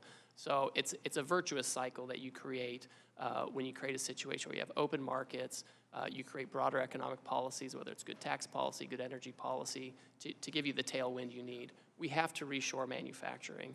This is an important way to do it. We can have tariff protection as we get rid of the trade deficit, reshore manufacturing, and as other countries open their markets, they can potentially have a different arrangement that helps us as we try to have reciprocal trade and get rid of the deficit and get back to being a producing economy. That's where we need to be. Well, thank you again for your work. I'm out of time, but appreciate your work, and we're with you. Thanks. Thank you. I now recognize Ms. Sewell for 5 minutes. Thank you, Mr. Chairman. Welcome, Ambassador. It was a pleasure working with you on USMCA, and for what it's worth, I still believe that USMCA is a gold standard for our trade agreements that we make. It was done so with Congress and the executive, and that should be the standard. Unfortunately for both of us, President Trump has decided that he doesn't want to work with Congress and that he is not bound by our Constitution or trade laws. President Trump has unilaterally imposed the largest tax increase on working families in decades by implementing broad tariffs that are crashing the economy and threatening the livelihoods of so many working families in Alabama and all across America. Moreover, he is doing so by abusing the International Emergency Economic Powers Act, or IEMPA, clearly states that the president can only use this authority in response to, quote, unusual and extraordinary, end quote, threats. However, both you and the president have described the trade deficit as persistent. I don't know how you can claim that our trade deficit is persistent and at the same time use an emergency authority which requires it to be, quote unquote, unusual. My question to you, I have a series of questions, and really I just want a yes or no answer. As our trade representative, do you believe there are any restriction on President Trump's emergency authority, or do you believe that President Trump has unlimited power to tariff any country for any reason? Yes or no? Congress has put a number of limitations on that authority. So is that a no? It is not unlimited. It's not unlimited. Did President Trump ask you, or do you believe that using the emergency authority for this purpose of trade deficit is legal? Of course it's legal, yes. Do you believe Congress has any role in providing oversight of this administration's implementation of tariffs? Certainly, that's why I'm here today. Many of us on this committee have serious concerns that foreign nations will be pressured into negotiating as a result of this. And those negotiations could also extend to them purchasing the Bitcoin with the president's name and face on it. That would be illegal, right? I have never looked into Bitcoin purchases by foreign countries. Reclaiming my time. With this, are tariffs regressive or are they progressive tax? Well, tariffs can protect, and that's why the United Auto Workers want them in place and have cheered the tariffs. I'm reclaiming my time. Who spends a higher portion of their income on goods, the wealthy or working class? I think the more wealthy have a higher percentage of consumption overall in the United States. Well, according to the Tax Foundation, a conservative entity,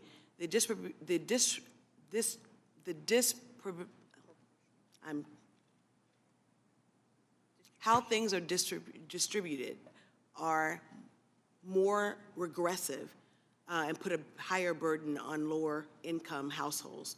more than higher income households. The top 10% of incomes account for about 50% of consumption. They do. And so I think for what I'm getting at, Mr. Ambassador, is that my Alabama constituents are very, very worried. I was home this weekend, and Miss Jackie, who owns Reflections, a coffee shop in Selma, Alabama, right near the Edmund Pettus Bridge, a place that she couldn't have, when she was growing up in Selma, go into, she now owns. It's a coffee shop, and she's really, really worried that the price of coffee will go up so high that she will not be able to keep her store.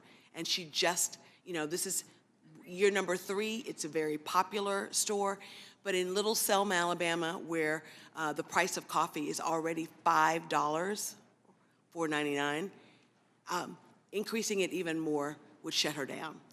And so my constituents have lots of questions to me and to, you know, and to this president with respect to why we are choosing to go down this path. His tariffs amount to the largest tax increase on those families.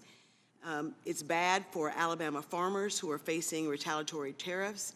It's bad for consumers who will see prices skyrocket. It is horrible for those who are retired and depend upon their retirement to live, and seeing the stock market go out of control. So, sir, this is really dire for a lot of folks that I represent. Dire for a lot of folks that I represent. And we can't wait for things to get better. And so I really urge you and the president to think about the least of these, the most vulnerable in our society, and how they're going to weather the storm. And to my Republican colleagues here on this committee, I hope that you will push back on these escalating, sweeping tariffs that have done so much damage to our economy. Thank you, and I yield back. Members' time has expired. I now recognize Mr. Hearn for 5 minutes. Thank you, Mr. Chairman. Thank you for being here today, Mr. Ambassador. I really appreciate you being here to recognize the relationship between the executive branch and Congress as it relates to trade, so thank you. You know, over the last 4 years, trade has been neglected at best, and it's the long past time for a real trade agenda and a president who wants to strengthen America, not cede its interests to foreign governments. As a matter of fact, the American people elected President Trump in November under the premise that he would rebalance trade with our allies and others around the world to bring manufacturing back to the United States, to create high-paying jobs in America, make things in America.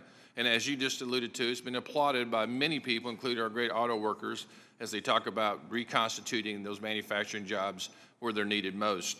You mentioned in your testimony that Israel is one of the countries looking to negotiate, and to my knowledge, they were the first to remove all tariffs for the United States. It is heartening to hear that our allies are coming to the table and taking quick action to remove trade barriers with the United States.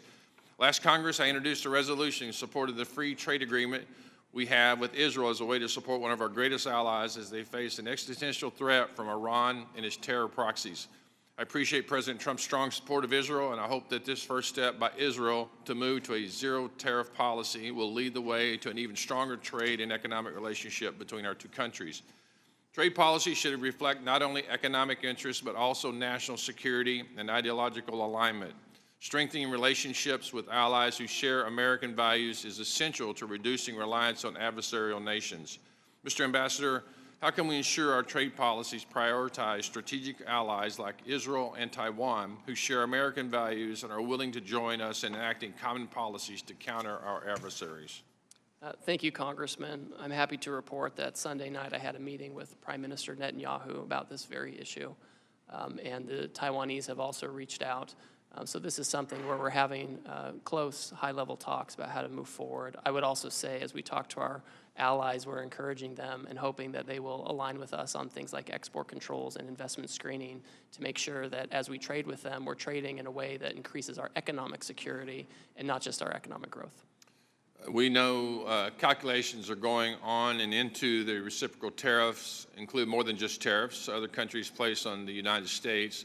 And as you're undergoing negotiation with our allies, is the President and your office taking into consideration things like export controls, as you just mentioned, foreign military sales, foreign direct investment as it relates to their relationship with the United States? So we certainly consider those things and appreciate them. Remember, with foreign direct investment, because they export so much to us, they have all these hard dollars, and the best place to put them is here. And so that's kind of a natural outgrowth. We are very focused on making sure that we have a trading goods that is fair, and make sure that we're not getting dumped on or have overcapacity overflowing into the U.S., and that we have export market opportunities, but we certainly are encouraged by and the $4 trillion in new investment that's been announced by foreign companies. Are military sales included in that? So that's a good question. We've thought about that. When you look at the trade numbers, I think foreign military sales, official ones, don't normally show up in those trade numbers, but I know that's been raised by several of our allies, and of course we want our technology to be the technology that allies are using. The last 4 years under former President Biden, USTR failed to adequately address discriminatory extraterritorial taxes and digital trade barriers harming American companies. Last year, I raised concerns with Ambassador Tai when USTR failed to include digital trade barriers in the 2024 National Trade Estimate, the NTE, report on foreign trade barriers. The internet and digital technologies have revolutionized commerce, enabling businesses of all sizes to access global markets and consumers like never before. However, this potential is being undermined by the rise of digital trade barriers imposed by some of our trading partners. Those barriers come in various forms, from data localization requirements to discriminatory regulations and censorship measures. That not only stifles innovation and economic growth, but also undermines the competitiveness of American business in the digital age. In 2023, the U.S. exports of digitally enabled services accounted for 64% of all U.S. exports, and the U.S. had nearly $300 billion in digital trade surplus. Will you make it a priority to, unlike the last administration, to address this digital trade barrier? Yes, we're focused on this. We're not political or choosing sectors we like or don't like, and we've recorded in the trade estimate this year different digital trade barriers. Obviously, Congress is going to, regulate and decide how we're going to, manage digital trade, competition, those kinds of things. But we just can't have discrimination, and I won't accept that by our foreign trading partners, especially in this area where we're so competitive. I want to thank you again for coming here, and I appreciate you answering everyone's question. Again, it shows the understanding of the relationship between the executive branch and Congress as it relates to trade. Thank you again. Appreciate it. I yield back. Ms. Del Bene. Thank you, Mr. Chairman. Thank you, Mr. Ambassador, for being with us today. Tax day came early this year, came on April 2nd, since Trump's sweeping tariffs are raising prices for American families by $4,600 this year, according to the latest estimates. It keeps going up. Families are struggling, businesses are panicking. I talked to a business in my district that talked about being tariffed out of business. We have businesses who have a lot of export, who manufacture right here in the U.S. and export, who are losing business. Even Republicans are beginning to break with the president. We've seen several joint bills that would make clear that the president does not have the ability to single-handedly impose sweeping tariffs. The real question we're all wondering is, how do we get out of this mess that Trump has created? Chairman Smith recently said he hopes that the Trump tariffs will give USTR leverage to negotiate new trade deals. But Ambassador, how can any country trust the U.S. enough to make a trade deal? Given that Trump has thrown out existing trade deals like Australia or South Korea, or even USMCA, which he negotiated and Congress enacted, how are people going to trust us when arbitrarily these deals are being thrown out? Congresswoman, thank you. The United States remains the consumer market of choice for everybody. And I hear some of these Wall Street analysts, predicting, imminent catastrophe. And that's just, when we look back at Trump 1, we put tariffs on China and we reinvigorated NAFTA to be USMCA, we saw real household medium income go up. We saw inflation go down, unemployment go down, and the countries are coming to us every day. We're having several meetings with them every day to do these deals. So they're not showing hesitance. It's quite the opposite. But if we have a deal that's being blown up, then you can say you're negotiating a deal. 2 seconds later, you can throw it out. What kind of deal is that? Are these deals that you're supposedly negotiating, are they going to come to Congress for a vote like USMCA did? These are deals, so first of all, if we did a comprehensive free trade agreement, of course we would come to Congress, et cetera, and we will certainly keep Congress up to speed on any kind of Any thing deal that you comes do, up. are you going to bring that to Congress for a vote? We'll do what the law requires. Some of it's consultation, some requires a vote, so we'll follow the law on that front. But the countries are coming, right? If they were hesitant, they wouldn't be knocking down our But door. I don't understand what the countries are coming to do. You put tariffs in place, sweeping tariffs with no specifics in terms of what the goals are, no plans, and then you say countries are coming to what? To individually negotiate with President Trump, and it's his whim what's acceptable or not acceptable?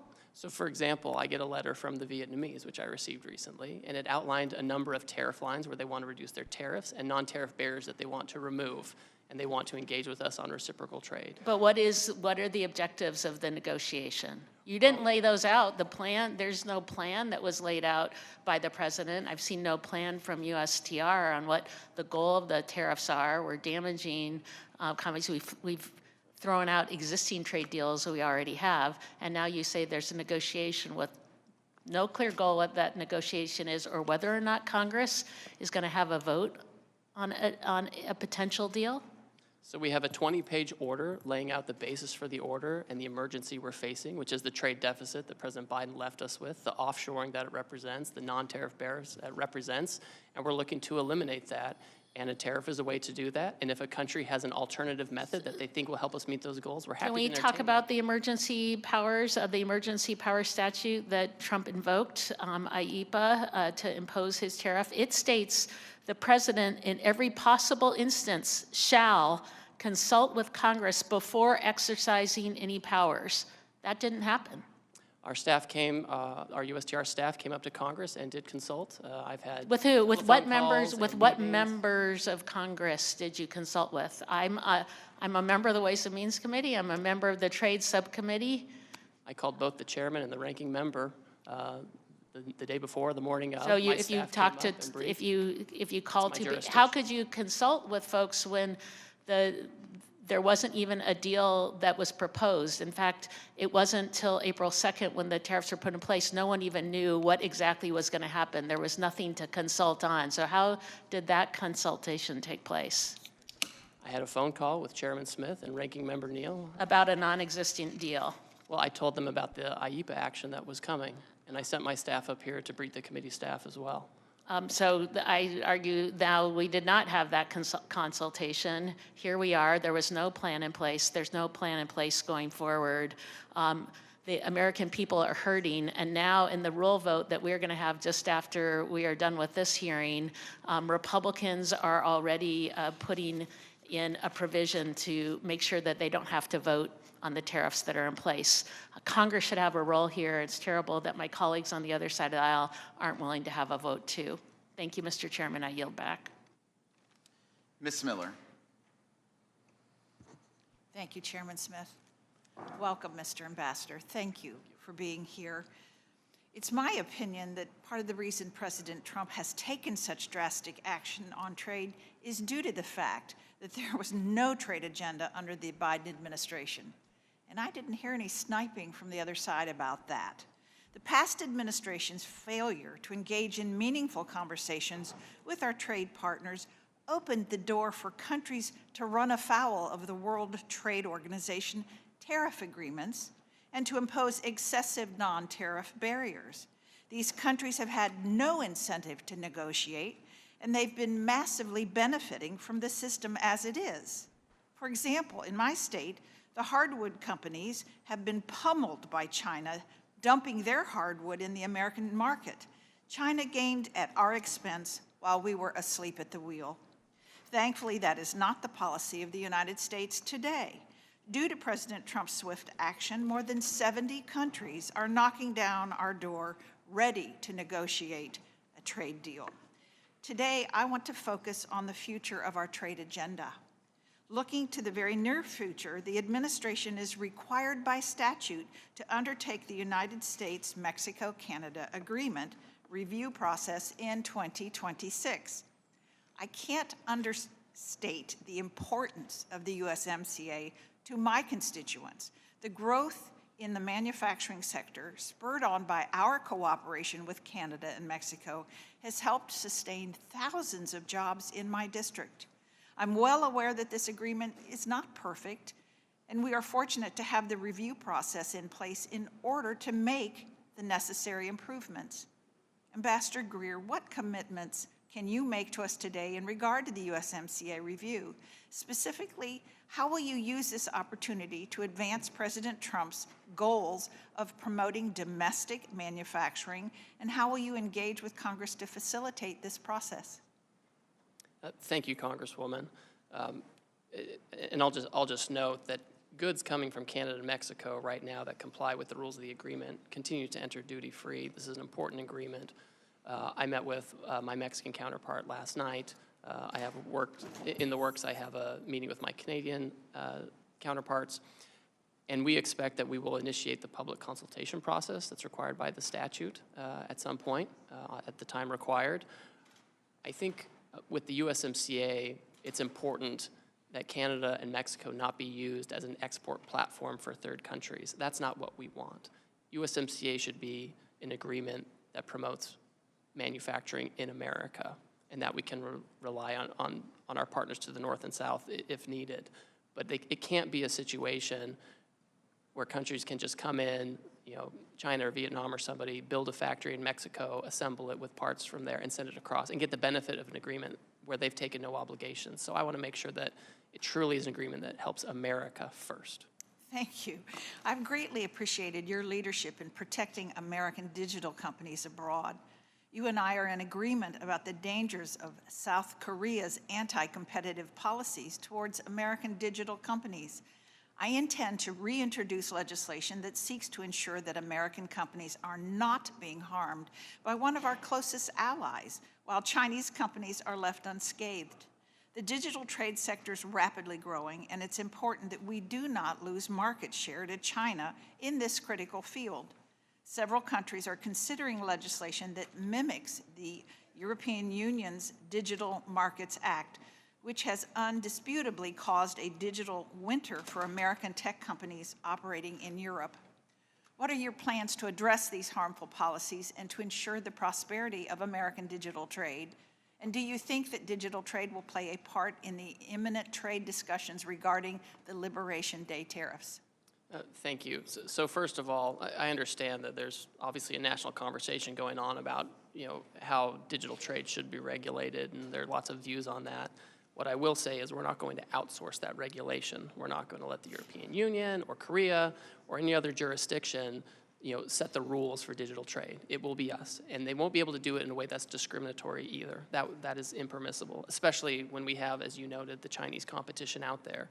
If we're going to have companies that operate in this space and are so competitive in this space, we need to make sure that they're American companies, right? That's what we need to make sure. And so this is certainly something that we can talk about in any negotiations that come up. Thank you. We have historically forged some of our strongest alliances based on procuring critical minerals, which are difficult or nearly impossible to obtain in the U.S. Will you commit to exploring trade discussions and partnerships with like-minded partners to protect and build up our critical minerals today? Yes. Thank you. I yield back. Mr. Neal. Thank you, Mr. Chairman. I want to invoke a moment of a point of personal privilege. When the ambassador called me, it was more to inform me of what the administration was going to do. It wasn't to consult or to seek my opinion as to what they were going to do. Mr. Murphy.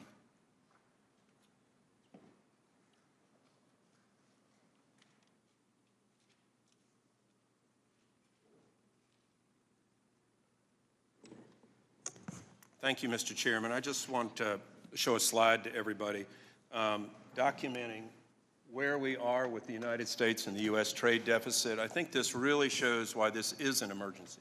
If you look at where we are with manufacturing goods, that's in the red column here. If you look at what has happened to the manufacturing capacity of the United States, we have plummeted, absolutely plummeted down. Here in 2022, we have such a trade deficit with manufactured goods. This is critical. This is why the president has said this is an emergency. The same thing with fuels and other total goods. We have plummeted in this nation's capacity to actually produce things. So yes, this is an emergency, and this is by all means altogether the right thing to do. If we do not reverse this trend, again, going with the absolute calamitous effect of how we are hurtling towards a sovereign debt crisis, this nation does not exist.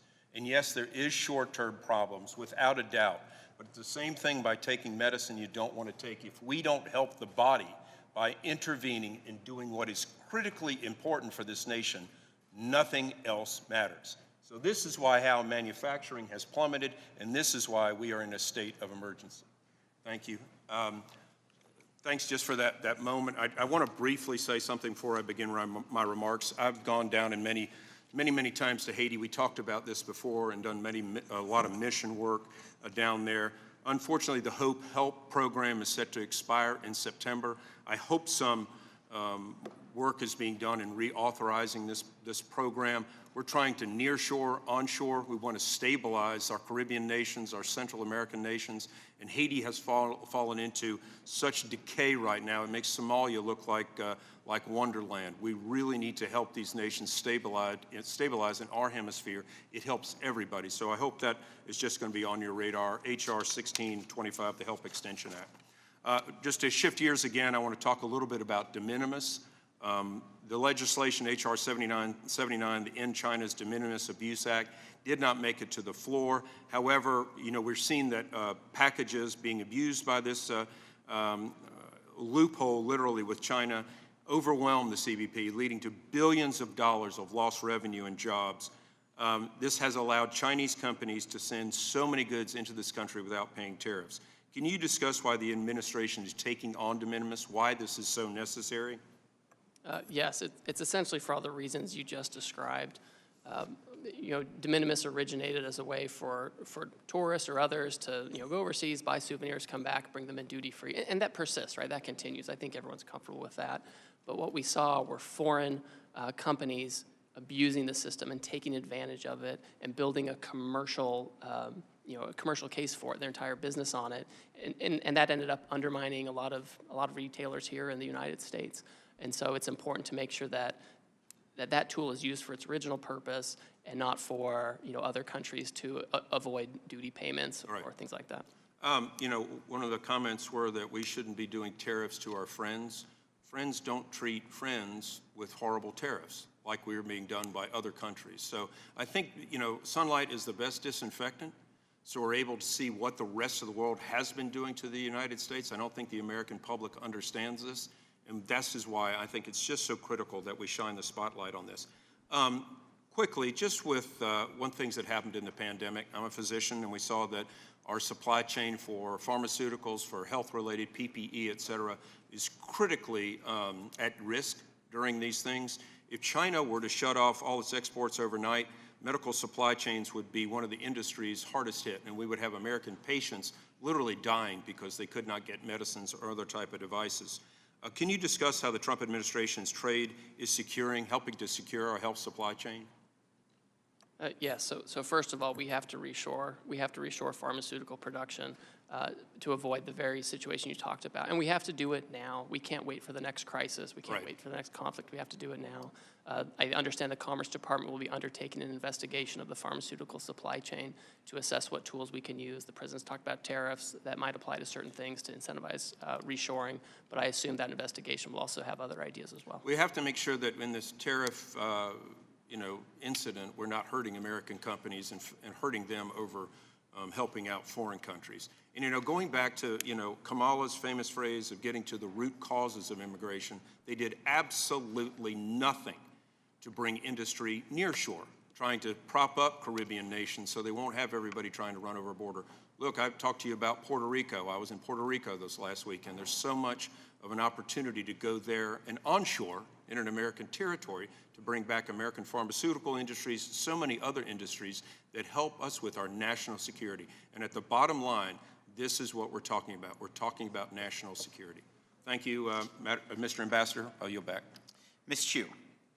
Ambassador Greer, my constituents are sick with worry this will bring them. They are barely able to afford their everyday living expenses, but now they're hearing that the average family will have to pay $4,600 a year more because of the Trump tariffs. They are hearing this will be the largest tax increase for the American people in our nation's peacetime history. they are hearing Goldman Sachs say that we face a recession. The increases will be for food items that the U.S. does not produce domestically, like cacao beans, coffee beans, tea and spices, and certain nuts. But non-food items like clothing, consumer electronics, shoes, cell phones, furniture, and household appliances will be especially hard hit, as more than 50% of our consumption comes from countries facing tariff increases of 30% or more. I must point out that there are some items on the list, like bananas and cacao beans, which the U.S. can never grow enough of to meet our own demand because of our mostly non-tropical climate. In fact, the U.S. produces a tiny number of bananas in Hawaii and Florida, but depends enormously on importing bananas from Guatemala, Ecuador, and Costa Rica, all of which receive tariffs. And in fact, the U.S. is the world's largest importer of bananas. So this shoot first, then aim approach is making Americans' lives much worse with no actual plan and doesn't make any sense. I see this in three ways. First, the president said that these tariffs would bring manufacturing business back to America, but thousands of Americans were immediately laid off, and manufacturers are telling you that this will crush them. And why would the president impose this tariff tax on tropical countries when America can by far not produce their own bananas, coffee, and chocolate? Is the president aware that these crops only grow in tropical climates? Second, in imposing these tariffs, the president claims that the U.S. is being ripped off by other countries that are profiting off of us. Yet these tariffs are being imposed on countries with whom the U.S. has trade surpluses, including the Netherlands, the UK, Belgium, Panama, and so on. Using the formula that USTR released to the public to justify this chaos, no country with whom the U.S. has a trade surplus should be subject to additional tariffs. How can you and the president justify forcing the American people to pay more for goods from these countries that already import more of our goods than we do theirs? Third, then if there's an actual formula, why would the Trump administration decide to reserve its most severe punishment not for Russia, which was entirely spared, but for some of the poorest, least developed countries in the world? For instance, Madagascar, which has a poverty rate of over 75% and where the average worker lives on less than $2.15 per day. The president placed a 47% tariff. So Madagascar, 47% tariff, Russia, 0. My conclusion is that there's only one explanation for this: corruption. The Trump administration is now bragging that dozens of countries are approaching the White House ready to offer concessions and negotiate a reduction in Trump tariffs. This presents a completely unprecedented opportunity for corruption. If his tariffs are allowed by Congress and the courts to stand, then the president could unilaterally decide to remove or reduce tariffs on certain countries. With no transparency, a country could pay the president or his family money through memberships at Mar-a-Lago or payments through their various cryptocurrencies in exchange for a reduction in tariffs. His cronies could pay him directly to remove tariffs from certain imports. So, Ambassador Greer, I would like to ask you two yes or no questions. My first question: you're putting tariffs on crops that we, for the most part, don't grow, like bananas, cocoa beans, coffee, and vanilla. Is the president aware that these crops only grow in tropical climates? My Yes, he's second aware. question, yeah, you answered yes. Can you promise that there won't be a pay-for-play system where companies and donors make the pilgrimage to Mar-a-Lago to get exemptions? You have my promise. Well, my constituents don't have that access, nor do most of the American people, but because of these Trump tariffs, it is they who will have to pay the exorbitant costs of these actions, and that's not right. Mr. Kustoff. Thank you, Mr. Chairman, for convening today's hearing, and thank you, Ambassador Greer, for appearing today. Ambassador Greer, I represent part of Memphis, Tennessee, and most of rural West Tennessee, and In Memphis, Tennessee last year, 2024, we had a great opportunity with Elon Musk when he made an announcement to create a historic investment in Memphis through his company XAI. And the investment will lead to the world's largest supercomputer called Colossus. So Colossus is the core infrastructure behind Grok, which is the artificial intelligence system that Mr. Musk is developing or has developed and that I use and probably a lot of other people use. I've toured Colossus, and frankly, the capabilities are absolutely remarkable.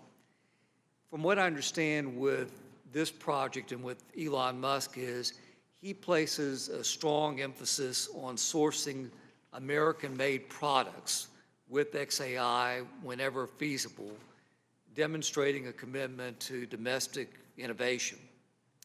The issue is that supercomputers like Colossus depend on a variety of advanced components that right now are not produced in the United States. And I think we can all agree that we want the United States to be the absolute leader when it comes to AI. The other issue is the reliance presents obvious and serious strategic vulnerabilities because a disruption in the supply chain could hinder U.S. capabilities. So I understand that the entire industry is working on building domestic capacity.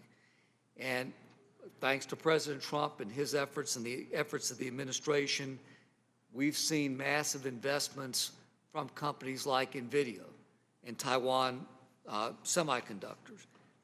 But I think we all also realize that that transition is going to be several years, or it's going to take several years. So could you talk about how USTR is balancing the near-term need for components with the long-term goal of onshoring these critical supply chains?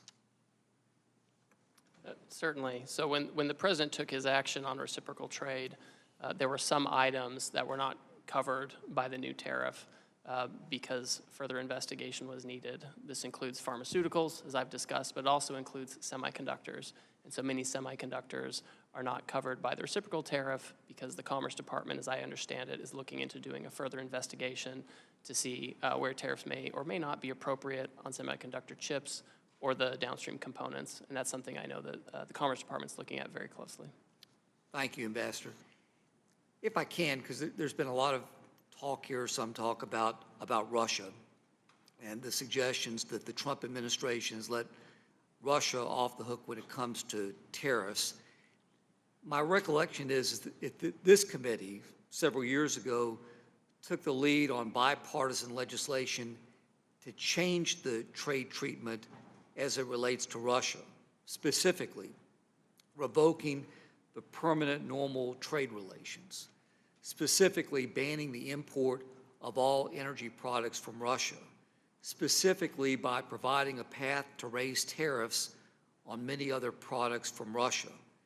So in fairness, I know that both the Biden administration and the Trump administration have added to this legislation by imposing a wide range of sanctions on Russia, which cut off most of trade and investment. So my question to you is, would any Russian exporter feel that it has better access to the United States market than our non-sanctioned trading partners who may face higher tariffs right now? Oh, no, by no means. Russia is subject to a very high tariff due to the good work you did here in Congress, as well as other kind of bad actors that fall into that category. Bipartisan. On a bipartisan basis, that's right. Yep. Thank you, Ambassador. Thank you, Mr. Chairman. I yield back. Ms. Moore. Thank you so much, Mr. Chairman, and thank you, Mr. Ambassador, for visiting with us. I'll have to say that I have really appreciated the discussion that we've had here today with our colleagues, and as is always the case with me, I have remarks that are planned, and then I make the mistake of listening to what other people have said. And I really do want to agree with some of the things that my colleagues have said, like Mr. Schmucker and Mr. Kelly, that we need, and you, Mr. Ambassador, have said that we need to have access to markets. Specifically, Mr. Kelly said, we can't afford to lose any market share, and I agree with him. He went on to say that we need to level the playing field. Mr. LaHood talked about his soybean farmers in Illinois, and I'm from Wisconsin, sir, and so I do know that we have $1.3 billion worth of soybean product, and our main partner is with China. And so I think Wisconsin farmers, that's just one example of how we are at risk of losing market share. And then Mr. Doggett went on to say how, you know, instead of allowing, like my soybean farmers to do that, what we would revert to would be to give them welfare. And I guess I don't agree with that characterization. I don't even agree with it as a characterization of a subsidy, because it's actually a ripoff. You know, farmers lost about $27 billion in the first Trump administration, and they only got about $23 billion in subsidy return. So they lost money, they lost market share, and they lost lives. You know, in Wisconsin, there was a study done, and they looked at suicide rates, and suicide rates among farmers are like 3.5 times more than in other professions. It's a very stressful career. And so I am very concerned, and I wonder what's going to happen to them. You haven't said to us, I think you sort of skirted the question about whether or not we were going to give them subsidies.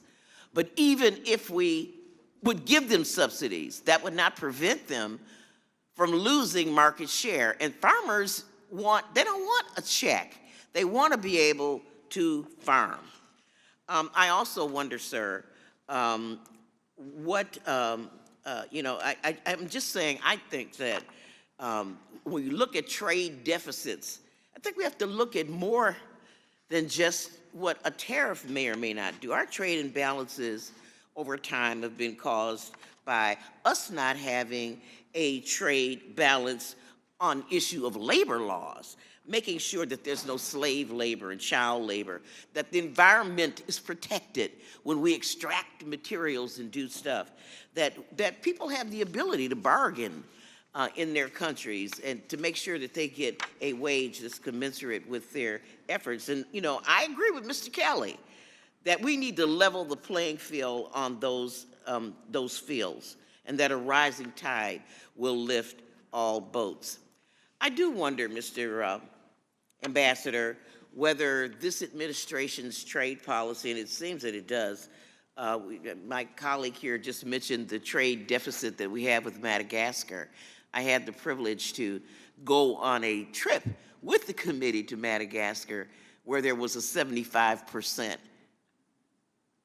poverty rate. So I'm wondering if they will ever be able to give us a trade balance. Speaking of Madagascar, they belong to AGOA. And I'm wondering if this administration's policies would eliminate something that's been bipartisan, the trade preference programs that we've had under AGOA. Yes or no? Are we going to have an AGOA? So, Congresswoman, Yeah, thanks for your AGOA. remarks. Well, it's up to Congress. Congress has to decide if they're No, going up to the renew. president. He's in charge of trade. We've sort of. Do you have a bill? I haven't seen the bill yet on this. If there's a bill, I'll advise the president accordingly on how we should approach it. Okay, I'll just say one last question to you. You say that we have got to reshore manufacturing. You did not say where folks will get the money and the confidence, really, to make these investments. Is any of the money that you plan to get from tariffs going to be targeted to incentivizing manufacturing? I've got a factory that made car frames, A.O. Smith. 10,000 people working there. When are we going to reopen A.O. Smith, sir? If the chairman. I would love to reopen that. And when? Will I be alive? I'm going to be 74 in 9 days. I hope so. We should go there, you and I, and talk to them about what they need in order to reopen. We put tariffs in place. I mean, on they've been foreign autos and shuttered auto parts for years. We want to create incentives so they can reopen. What's the timeline between the suffering that they're doing now and when A.O. Smith is going to open again? Part of the problem is we've offshored jobs for so long and no one's taken action. We've sat on it. We have this huge, it is an emergency, and I agree with you, and I think your comments have been very thoughtful. I don't have that much time. I mean, I'll be 74 in a few days. It's 10 years. It takes a long time to open up a factory and to get the investments. That's why the president. And is it going to be 10 years? How long before we just have to be patient? That's why the president's acting now, because we can't wait anymore. We have to reshore now. Now, like a microwave now. Thank you, Mr. Chairman, and I yield back. Thank you. I'll recognize myself for questions. Ambassador, thank you for calling and consulting with me before a lot of these trade agreements, so I appreciate the correspondence there because you have. I also want to just raise the significance that I believe AGOA has for this country and those trade preferences with those African nations from a security perspective is extremely important. And I hope that the administration continues to see from a security perspective that trade preferences with those African countries is extremely important. Well, Chairman, I will certainly share your views with the president, and I've shared them before with others in the White House. And I understand the importance of AGOA to this committee and Congress, and I would encourage the committee, as you look at it and potential renewal, to think about ways to improve it. And I would love to work with you all to make sure that we can do that. It's just very important. I also I've heard a lot of conversations today, and one thing that I appreciate is Secretary Bessent's comments that I've read, that he says over the last 4 decades, Wall Street got very wealthy. But over the next 4 years, it's Main Street's turn. And that's in fact who the president's been fighting for, is for all those forgotten people in Southeast Missouri, in rural America, that their place of employment is now vacant. My mother was one of those individuals. I have numerous family members that's one of those individuals. And people will talk about their 401ks. But the reality is that the top 10% own 88% of all the stock market. The top 10. Then the next roughly 12%, as the secretary has said, the next 12% ownership of the stock market is the next 40%. So that bottom 50%, the people who make less than $42,000 a year, those people, they're worried about their debt, their credit card payments, their interest rates. And that is who President Trump is fighting for in bringing more jobs and manufacturing, open up factories and coming down here. And I want to thank you for standing here. I want to thank you for working for this cause. And I think it's extremely important, and it will be transformational. It may be bumpy for a while, but it's about time Main Street is representative instead of Wall Street. I want to ask you a few questions about the European Union. As you know, I have shared my opinion about the European Union and how disappointed I am of how they've taken advantage of U.S. farmers and U.S. agricultures. I heard him say that they're willing to lower their tariffs on industrial goods. That's not good enough, Ambassador. They have to address their non-tariff barriers when it comes to agriculture goods. The country of Honduras purchases more pork than the entire European Union. And there's only 10 million people there. There's 450 million people in the European Union. And then you look at the country of Angola, one of those African countries. They purchase more chicken from us than the entire European Union. And the European Union has a GDP times 200 of that in Angola. These are trade problems.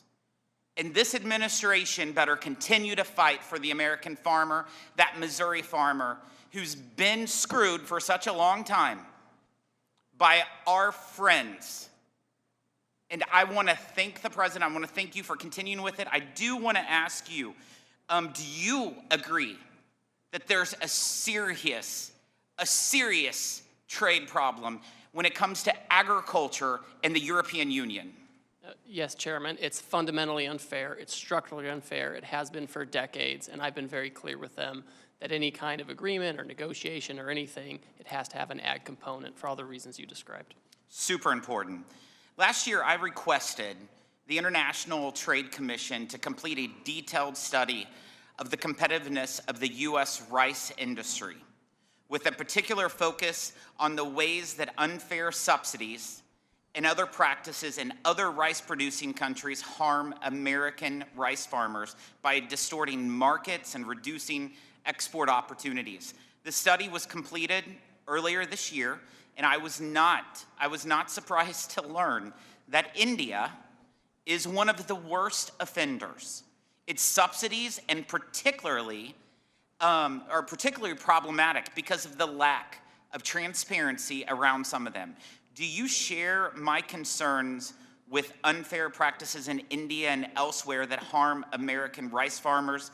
And will you attempt to address these issues through any negotiations with India? Yes, I will. And as you know, Chairman, I'm from Northern California, from rice country there too, so I'm particularly sensitive to that. Appreciate it. Thank you for being here. Mr. Boyle. Thank you, Mr. Chair, and thank you, Ambassador, for being here today. 3 times in this century, 3 times in the last 25 years, we've had a recession. 2001, right after the September 11th attacks, 2008, when the housing bubble burst, and 2020 with COVID-19 pandemic. All 3 of those were caused by some external event. Now, most economists and most Wall Street firms agree that it is more likely than not we're either in a recession now or headed to one. This will be the first recession in at least 25 years directly caused by the president's policies. The last week has been an unmitigated disaster. Markets are roiled, retirement savings taking a hit, 401ks becoming 201ks. People are genuinely scared, especially those, including a couple I talked to yesterday, who are just hitting retirement age. So I would really like to know why exactly the president is doing this. China, I completely understand. I think actually there's been bipartisan agreement around here for quite some time that we needed to get tougher with respect to China. But why going after Canada? Why going after our closest allies in Europe? This does not make any sense. And frankly, it doesn't exactly inspire confidence when the so-called formula that was advertised last week came from absolutely no textbook that any of us are aware of. I mean, yes, it had 2 fancy-looking Greek letters. That does not make it well-thought-out policy.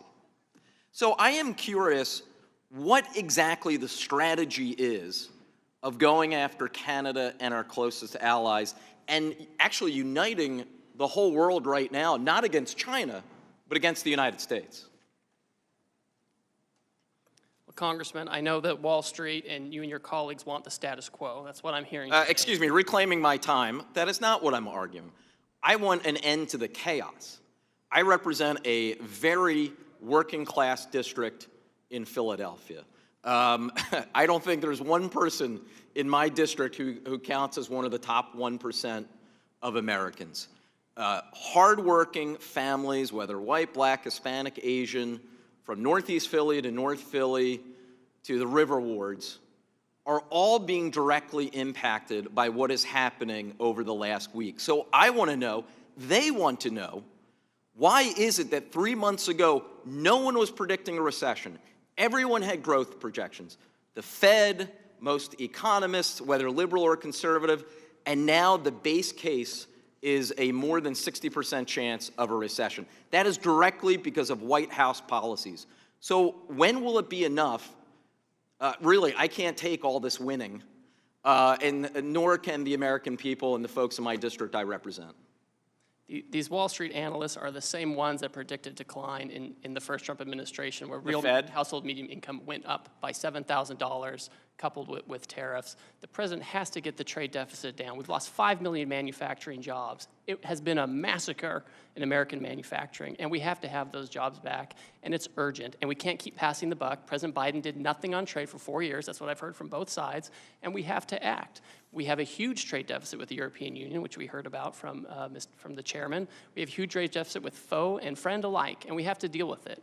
And that's why our friends are coming to us and saying, why don't we talk about how to achieve reciprocal trade? They're not running away. They're not announcing retaliation. So since I have just under a minute left, can we look forward to hearing about these big, beautiful trade deals over the next week, like with Canada?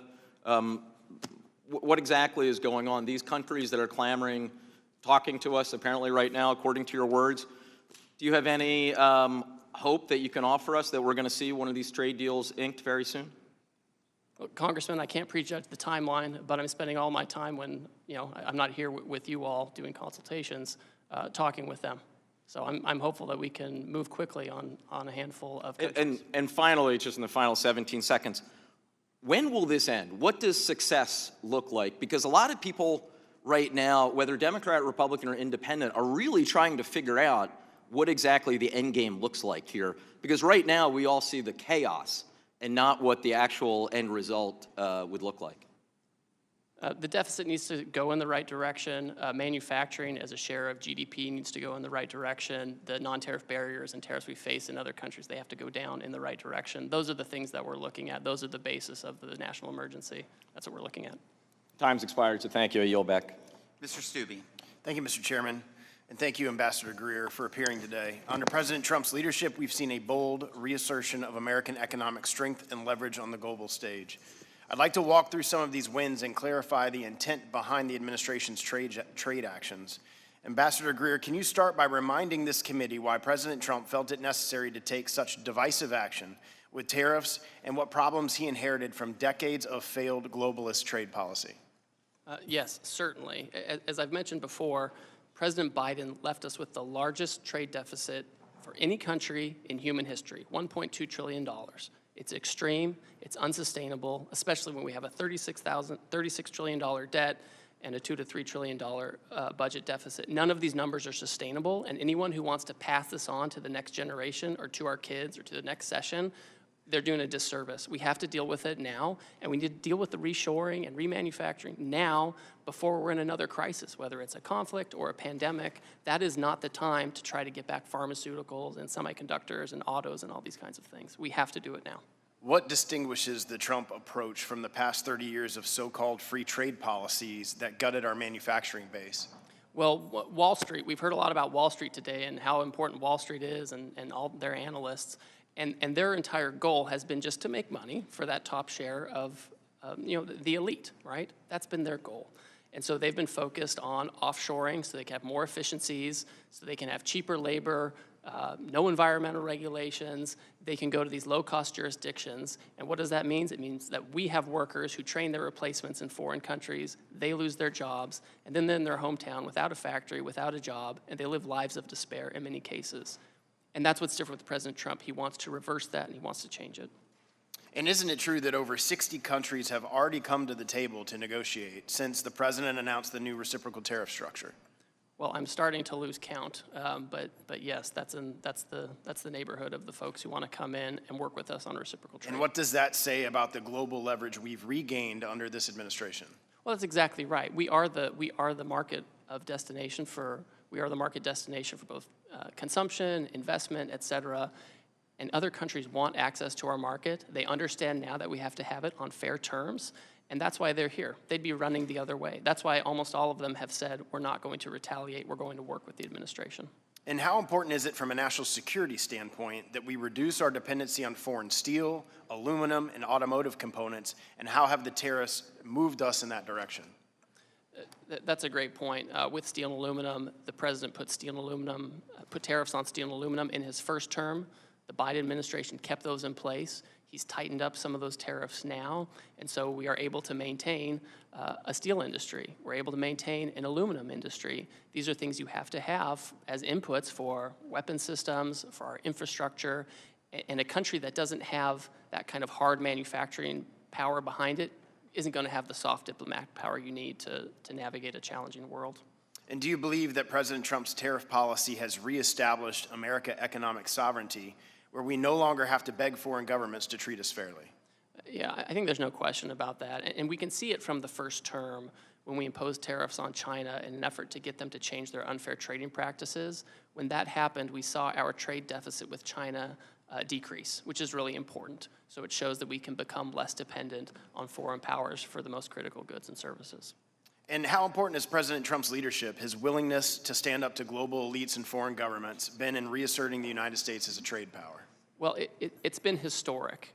It's been historic because in the past we've had leaders and politicians who were either in the pocket of Wall Street or they had some other special interest, and he's been willing to take a stand and do hard things and show others that he's not going to cave.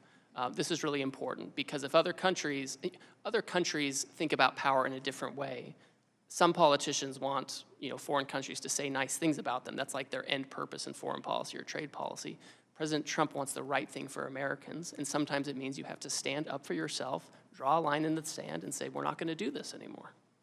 What would you say for the first time in decades, American workers have a president who fights for them, not for multinational corporations or foreign bureaucrats?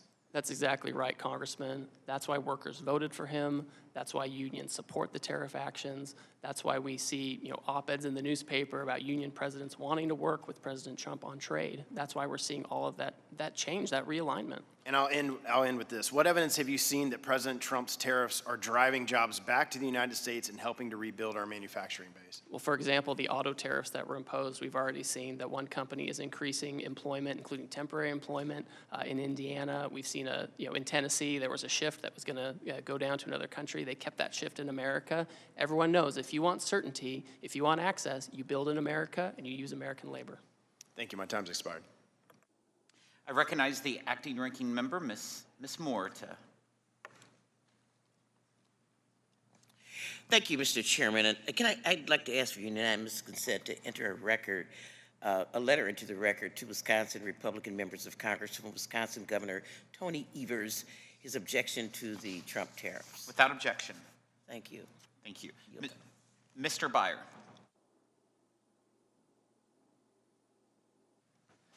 Thank you, Mr. Chairman, very much. Ambassador Greer, you have a most awful job trying to convince us and the people we represent that the President's trade policies are wise and measured, when the truth is they are stupid and bad. The last time the U.S. started a trade war, Smoot-Hawley tariffs, June 1930, the world did retaliate, and we get the Great Depression that lasted 10 years. I want to quickly run through a few of the ways the logic behind the Trump tariffs make no sense. You got the math wrong, according to the people whose research you cited. Mr. Chairman, I ask unanimous consent to enter into the record a New York Times article by former Treasury official Brent Nyman titled, "The Trump White House cited my research to justify tariffs. It got it all wrong." The math error had the effect of quadrupling the tariffs Trump applied on some of our biggest trading partners. Trump accepted some goods, notably oil, but not others, including things we simply cannot produce in the United States. Why tariff bananas? Why tariff cocoa? Why tariff coffee? We don't have the capacity to produce these things at a scale that meets domestic demand. Trump logic equates any trade deficit with cheating. In fact, he called it rape. But even this stupid logic didn't help Australia or Brazil or Singapore, all countries with whom we have a trade surplus. How does Australia negotiate an end to a trade deficit that doesn't exist? Some countries have a deficit because we import things that we want, but they're too poor to afford our exports. Perfect example is Madagascar. We buy something like 60% of our vanilla from Madagascar, but they have one of the lowest GDP per capita rates in the world, and they just can't afford many of our products, but we just hit them with the 47% tariff. Trump is hinting that maybe if countries lower tariffs on us, he might drop tariffs on them a little bit or some or possibly, but Vietnam, knowing that Trump was coming, massively cut their tariffs to appease him ahead of his announcement last week, And instead, you slapped a 46% tariff on them anyway. So what are the Vietnamese supposed to do? Trump declared a phony national emergency and imposed tariffs on Canada to punish our closest ally for quote-unquote fentanyl smuggling, despite the fact that our own government says the amount of smuggling at the northern border is vanishingly small, less than 1%. How does Canada get out of a tariff imposed on them for doing something that we admit they're not doing?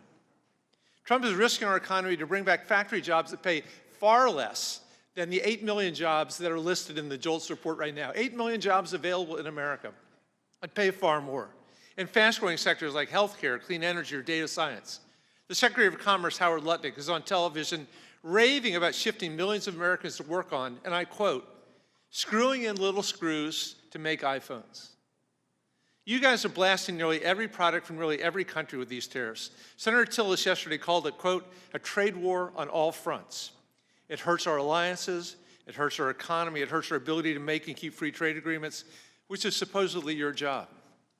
Ambassador Greer, the world is watching you. They're watching this hearing across the country. Global markets are in chaos. The U.S. economy and our most important alliances are in serious danger.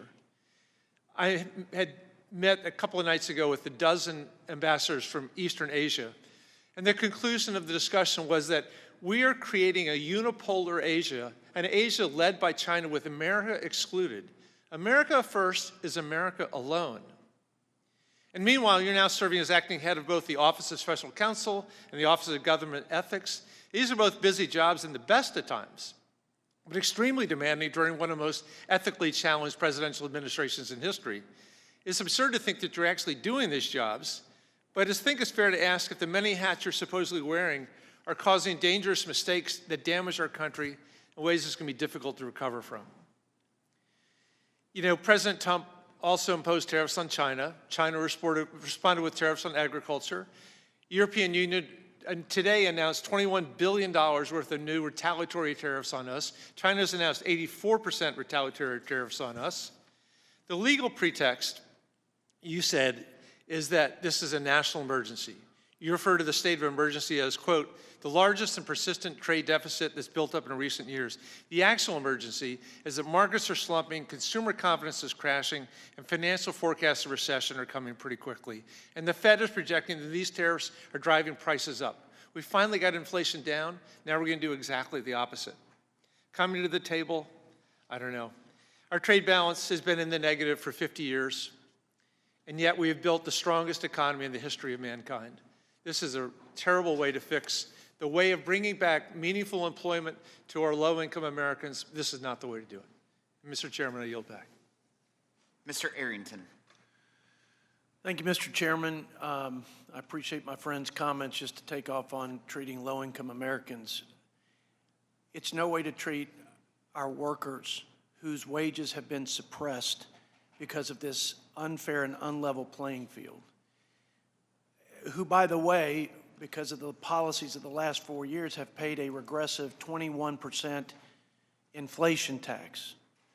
So our working families and our manufacturers and those who make the wheels turn in this economy have suffered a great deal. But other countries will flat put us out of the manufacturing business, out of the energy production business, out of the food making business if we let them. I thank God that for such a time as this, He raised up a leader with the political courage to take on the political and corporate establishment that is going to do everything in its power to stop you and the president from hitting reset before it's too late. Before we not only beg for our drug making and our chip making from other countries whom we are totally dependent on, but before we have to beg to feed our families and fuel our economy. I can't think of, other than the budget deficit, a greater threat to America's economic vitality, prosperity, and national security. I'm 100%, unwaveringly, unequivocally in support of President Trump's and your reciprocal trade policy. I can't imagine anyone along the spectrum from right to left politically who wouldn't want head-to-head competition for our guys. And we have allowed this unfair trade dynamic to persist for so long, there's no way out of this without some front-end pain. And I'm grateful that we have a leader who's not trying to diminish that or hide that fact, but is transparently calling this nation to persist through this front end so that we have exponential benefits and return to our economy, to our workers, to our farmers. There is no other path, and there is no other politician in this town that would ever risk what is necessary to risk and to exert the courage and will that is necessary to exert to confront this head on like President Trump and you. And we're with you. I'm with you, and I know many of my colleagues are. Couple questions. When we went through this before, in the first Trump administration, we were, I'd say, wildly successful with the reforms in China, with new free trade agreements, agreements in 5 nations that represented almost 50% of our entire export markets. So how important was the reciprocal trade posture in the first administration to getting lower barriers, greater access to those markets where we benefited by 26+% in export activity? Our wages went up, investment went up, job creation went up, poverty went down. How important is this posture to getting there? And is there any other way, Mr. Ambassador, to this greener and more glorious economic pasture once we establish the reciprocal trade dynamic? Congressman, thank you for your support and your words. You're exactly right. There are a few different approaches to trade negotiations. One is the typical one, which is where you ask others nicely to give you market access, and they do a dialogue with you for several years, and at the end you have no more market access. And then there's the Trump way, where he says, we will have reciprocal trade, and we can do it my way or we can do it your way, but we can work together because we should work together, and we should have fair trade among us. And that's what we're seeing now. We're seeing countries come and say, we understand the issue, we're happy to talk about this, and we know that there's an alternative path. There are alternative pathways here, and we can choose which way we want to go, and that's the way to do it. I'm grateful for both of you. Thank you, Mr. Chairman. Thank you, Ms. Tenney.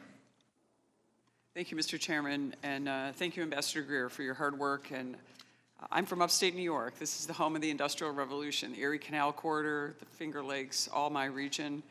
#1 dairy district in the Northeast, #5 dairy district in the country. 3rd largest producing apple county is in my district.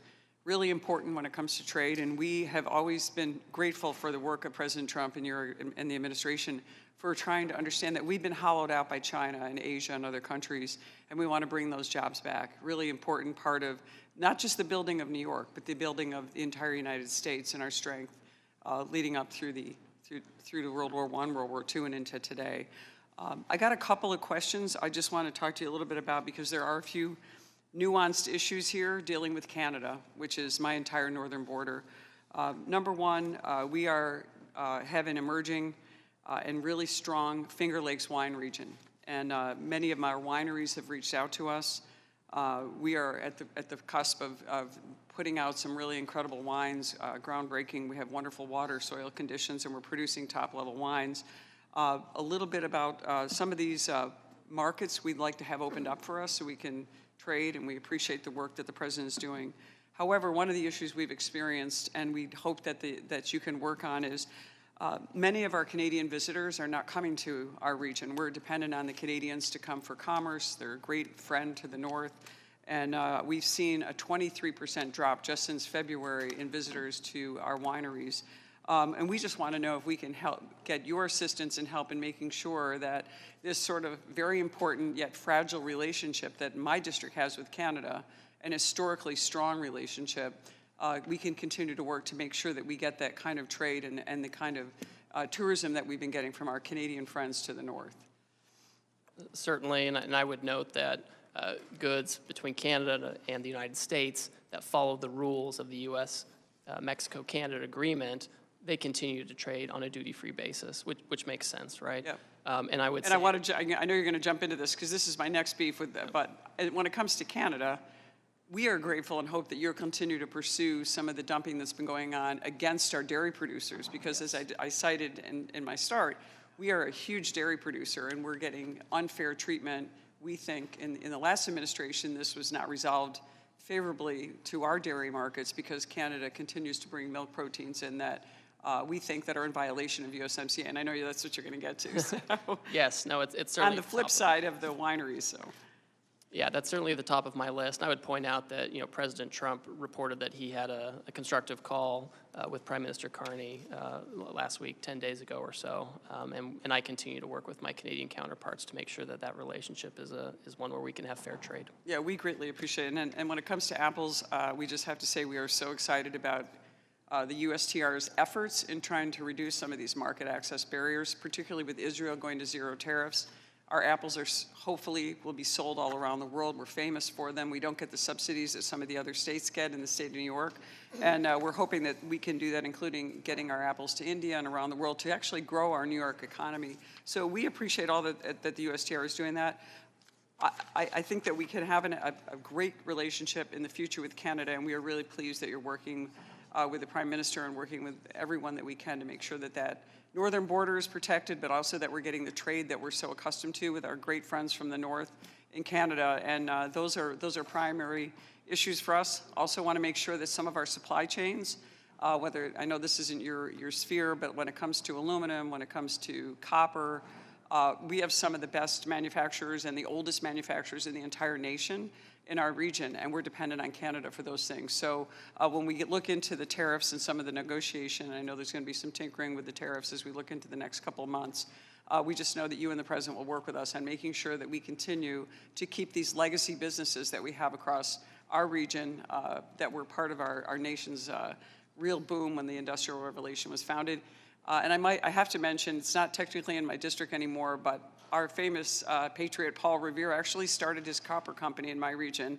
Revere Copper is still operating today after being founded in 1801. So it's really important to New York that we continue these legacy businesses and continue to work to bring our supply chains back. And I just want to say thank you, helping us with dairy, with apples, and also making sure that those Finger Lakes wines become premier and actually continue to grow as we see them emerging with so much hard work being done by so many people in my region. And we're grateful to you, and so continue to work. We appreciate the effort on behalf of our district and on behalf of the President. Thanks so much. Well, thank you, and I look forward to continuing working with you and your staff on these issues. Thank you. Mr. Evans. Thank you, Mr. Chairman. Mr. Ambassador, I'm deeply concerned about the tariffs, and we are talking about it today. Philadelphia is the poorest big city in America, and it's hurting low people income. There's a lot of money for a lot of people. Tariffs can only be used in a smart and effective way, and I feel from what I heard it is not. It is something that we are concerned about, and I'd like to start out with this question. Ambassador Greer, my first question. What specifically is the President hoping to help the residents of Philadelphia deal with the higher cost of living that these tariffs would put on the average household? Does the President have a very specific plan and strategy to address the near-term harm it has created? Congressman, the president wants to ensure that we have good manufacturing jobs that pay higher wages to your constituents, just like what happened in the first term. He wants that to happen again, that they can have more money, better jobs, in stable environment, and reshore manufacturing at the same time. So what would you say specifically, would you say? How would you describe that? Well, I would say to your members and your constituents that we've had a long period of 5 million manufacturing jobs going away. It's dangerous for our country. It's bad for our economies and our families. And the president is taking action to create economic conditions to have more factories here, jobs here in their communities where they can have the types of income that they need to have stability for the working class, for the middle class, not just for the super rich who go and get 3 or 4 degrees, but for people, honest, hardworking Americans who graduate from high school and need a job. And they can have one that's stable and supports our manufacturing. Mr. Ambassador, Pennsylvania exports today $46 billion in manufactured product. These exports support 150,000 people and jobs in the state. I'm concerned that the threat of retaliation from the trading partners will further help Pennsylvania. So can you specifically speak to that issue? Yes, this is something that we watch really closely as well. And so in advance of the tariff action, I had many conversations with our major trading partners, and we told them, wait and see what happens on April 2, and then we can talk about what comes next. And so now most of our major trading partners have said, we're not going to retaliate against you. We want to talk to you about how to have more reciprocal trade. And that's a good outcome. I want to also talk about industry and small business. The effect that it will have, specifically when you talk about Philadelphia, on small business. Can you speak to that? Certainly. I've actually tasked my staff to work with the Small Business Administration to make sure we're getting the feedback we need from our small businesses. I have an advisory council on small business at USTR, and I've asked my staff to convene that council so we can hear directly from them because we want to make sure that we are hearing feedback in real time. I can give it to the president, and we can understand how the program is working. I'd like to thank you, Mr. Ambassador. Thank you, Mr. Chairman. Thank you. Mr. Fitzpatrick. Thank you, Mr. Chairman, for holding this hearing. Ambassador Greer, thank you for being here. And thank you for your commitment to spend time with this committee today and answer everybody's questions. Leveling the trade relationship the United States has with other countries, I believe must be a bipartisan goal, especially when our nation's security and well-being are on the line. I do believe that the means by which we accomplish that vision, however, matters a great deal.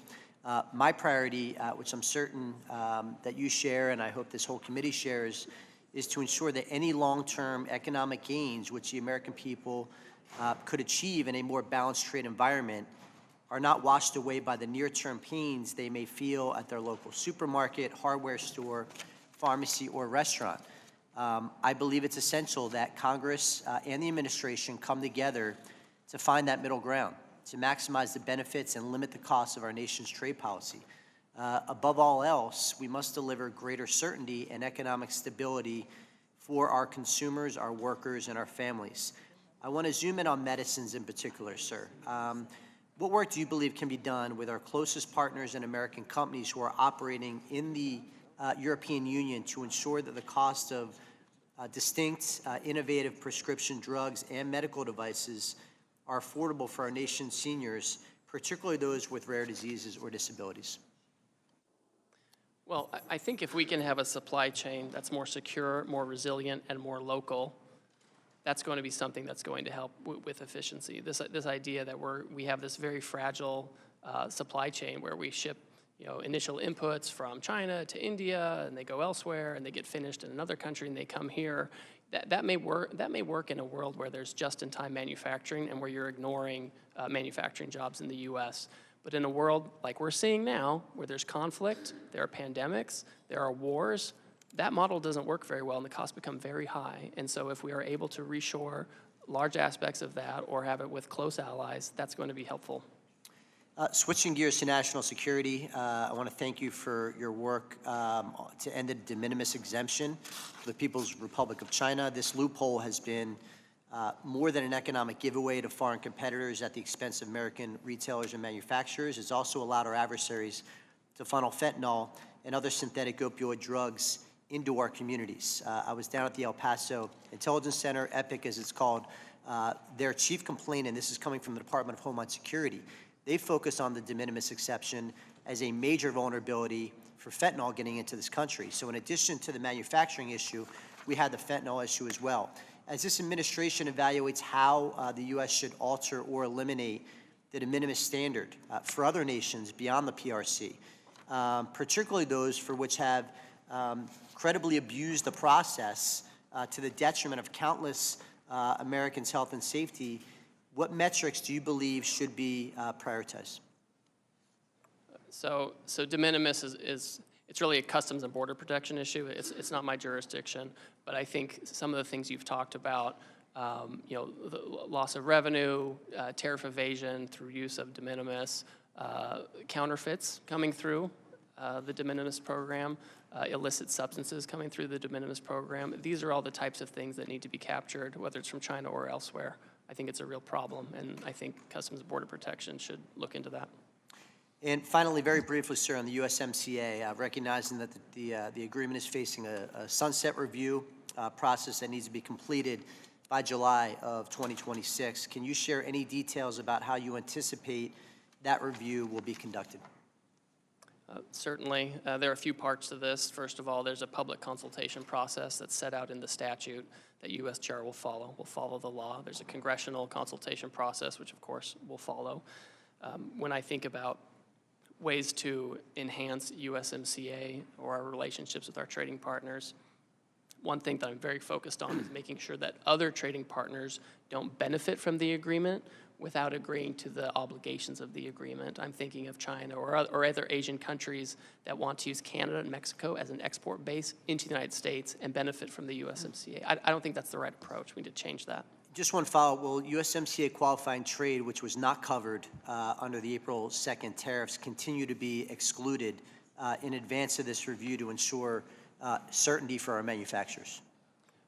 That is currently the status right now, and again, I'm not on the Homeland Security front here, but I understand that Canada and Mexico have been working with the administration on those issues, and so for now, that status continues. Thank you. I yield back, Mr. Chairman.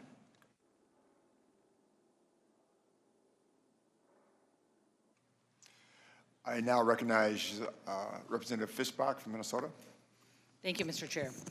And thank you, Ambassador, for being here and for all of the opportunity that we've had to have conversations or discussions about what's happening. And thank you for answering all of the tough or maybe not so tough questions today. So I appreciate it. And you may already know, but I represent a large rural, mostly agricultural district. And so we do it all. We've got corn, soybeans, hogs, turkeys, and dairy. And but we also grow sugar beets. So I was going to ask you I'm a strong supporter, obviously, of the sugar program, which has allowed our farmers, sugar refiners, and end users of that sugar to invest in strong and robust domestic sugar industry.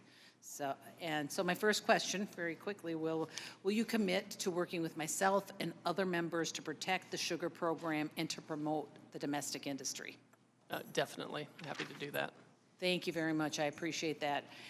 And many of the other farmers in my district rely on exporting their products around the globe. While China is a major customer of U.S. agriculture, farmers are constantly searching for new market access and expanding market access in other countries. We've seen reports of numerous nations coming to the table, and I think it's over 50 now, with President Trump to negotiate new trade agreements. What are the opportunities in these negotiations to increase access for American farmers? Certainly, as I think was mentioned earlier, perhaps by Congresswoman Tenney, Israel has come, and we've had a trade agreement with them for a long time. People are surprised to find out that despite the trade agreement, they still have tariffs on some of our agricultural goods. And so they've offered that that's something that they're willing to look at. We've heard from Vietnam, we've heard from India, we've heard from Argentina, we've heard from all kinds of countries that they're interested in not only getting the tariffs down, but getting down the non-tariff barriers, which often are more problematic than the tariffs themselves. So I think there's a lot of opportunity there if these countries are willing to really engage in reciprocal trade. And I think I know the answer, but I just want to will you work with me and other members of this committee to make sure that farmers have a voice in the negotiations so that we are heard and are part of it? Yes, certainly. We have a series of advisory committees that involve agricultural stakeholders. We manage those jointly with the U.S. Department of Agriculture.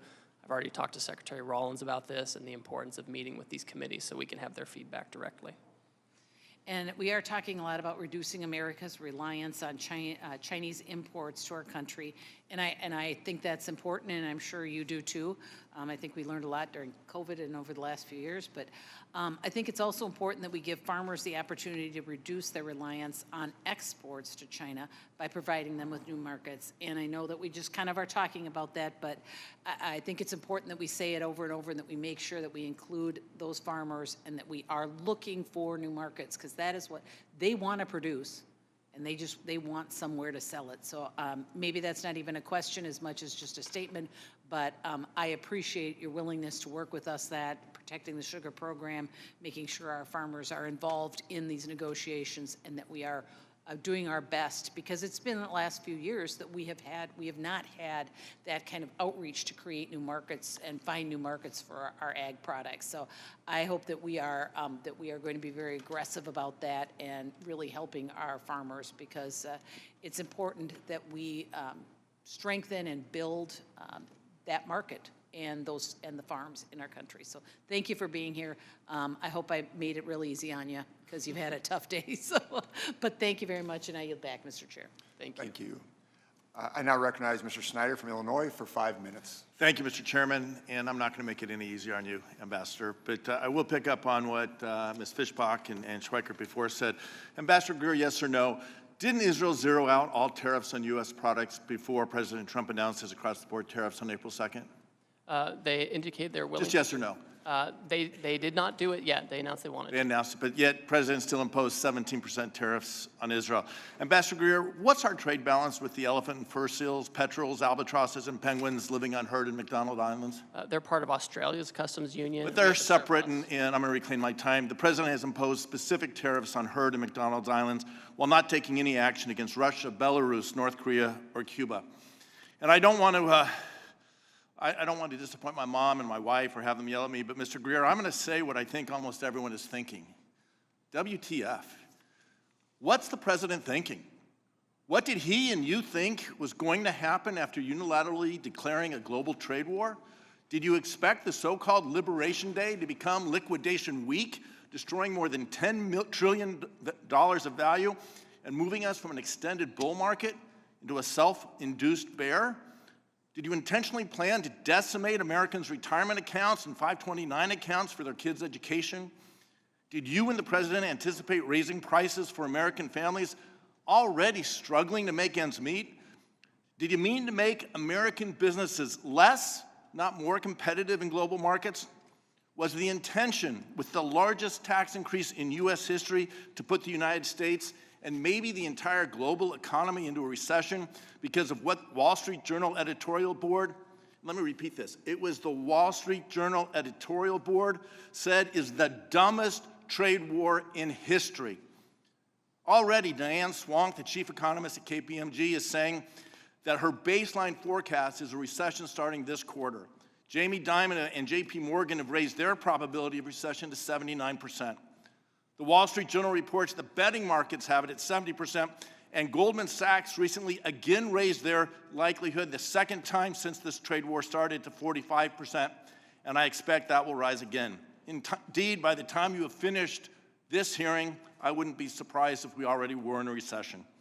Less than a week after President Trump's declaration of, again, the largest sales tax in U.S. history, global markets continue to roil as a result of tariff-based recession fears. The president's newly imposed tariffs have real-world impacts on every one of my constituents who will see higher prices at the grocery store, shortages of critical products, and less money in their retirement accounts and the accounts for their kids' education. American families deserve relief, but instead, thanks to President Trump and you, they're heading to the store to panic buy essentials before retailers raise their prices. I've heard from literally thousands of constituents about the pain that President Trump has said this country will suffer as a result of these tariffs. They have written to me sharing that they have lost as much as 20% of their 401k and 529 accounts in the last week alone due to market fluctuations that are responding in real time to the president's announcements of arbitrary and capricious tariffs. Seniors who recently retired are worried about having to return to work to make sure they can make ends meet, and today wonder if they will now outlive their retirement savings. Small business owners are worried about laying off employees. Large companies in my district are preparing their next earnings report for investors and telling me that the impacts of these tariffs are material. That's business speak, for the tariffs are going to have a real adverse effect on their operations and likely adverse effect on their cash flows. Make no mistake, President Trump's trade agenda is slowing economic growth and job creation, weakening U.S. global leadership, and increasing the cost of doing business in the United States. These tariffs make life for Americans more expensive, make our nation less secure, and our citizens less prosperous. Congress must take back its constitutional authority to stop the chaos and the pain President Trump is inflicting on American families and dig us out of what could be a self-inflicted recession. Before I ask a question with my limited time, I ask unanimous consent to submit into the record the CIA World Factbook entry for Heard Island and McDonald Island. Without objection. I also ask unanimous consent to submit for the record an article from Scientific American, "The Heard and McDonald Islands are a pristine biological wonderland." The subtitle of the article is, "Trump's Tariffs Put a Spotlight on the Uninhabited Heard and McDonald Islands, which comprise a remote volcanic refuge for penguins and seals and a UNESCO World Heritage Site." This just once again illustrates that these tariffs are not strategic, they are not targeted, they are arbitrary and capricious in hurting our economy and our American citizens. I yield back. Thank you. I now recognize Mr. Moore from Utah for 5 minutes. Thank you, Mr. Chairman. Ambassador, thanks for being here. And as I've said to you before, I can't tell you how much I appreciate the communication and the ability to dialogue. This hearing's, in my opinion, one of the most important hearings that we've had, and it's been very important for folks to be able to hear this out. And thank you for providing details and responses. We've talked a lot about trade deficits today in this hearing, and I have concerns about how we went about some of the calculations with just focusing on imbalance. But that completely aside, what I wanted to actually bring was the other side of this equation. So we run massive trade surpluses in services with just about every major economy in the world, especially in high value and high employment technology software industries. And recognizing that there's digital service taxes that we don't like, and we try to address some of that on the tax side, and we're going to work on retaliatory tax side with that in this committee, actually. The Europeans, Koreans, Japanese, they're all allowing us our U.S. tech firms to run surpluses in their markets for a reason. We have the best talent and the most skilled innovators in the world.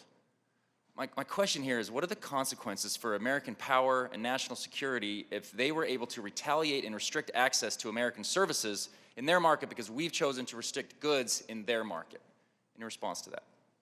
So the good news on this is all of these countries, most of them, have said that they are not going to retaliate and they want to talk to us. And they're mindful that even though we have surpluses in many of these areas, they still have a lot of barriers against our folks, right? And this giant book that we put out, that I hope one day we never have to put out again, a lot of this are about the services barriers we have, including in our friendly partners. So my expectation is that they will bring those barriers down. That's my expectation. And this is where I draw some optimism. But we're really early in this. If this is prolonged, does their position on no retaliatory commitment, does that wane? And that's something we have to be hyper focused on, and we've got to be vigilant. I have a big concern, and I would, to what extent would you have a concern? Are we at the risk of losing the AI race to China if we lose our innovative edge and our exporting advantage over China? So I think that we benefit from having huge innovation here in the United States. We have an economy that cultivates innovation. We prioritize it. We have an intellectual property system that protects it. You don't have those kinds of things in China, right? You don't have that level of protection. You don't have that level of attractiveness.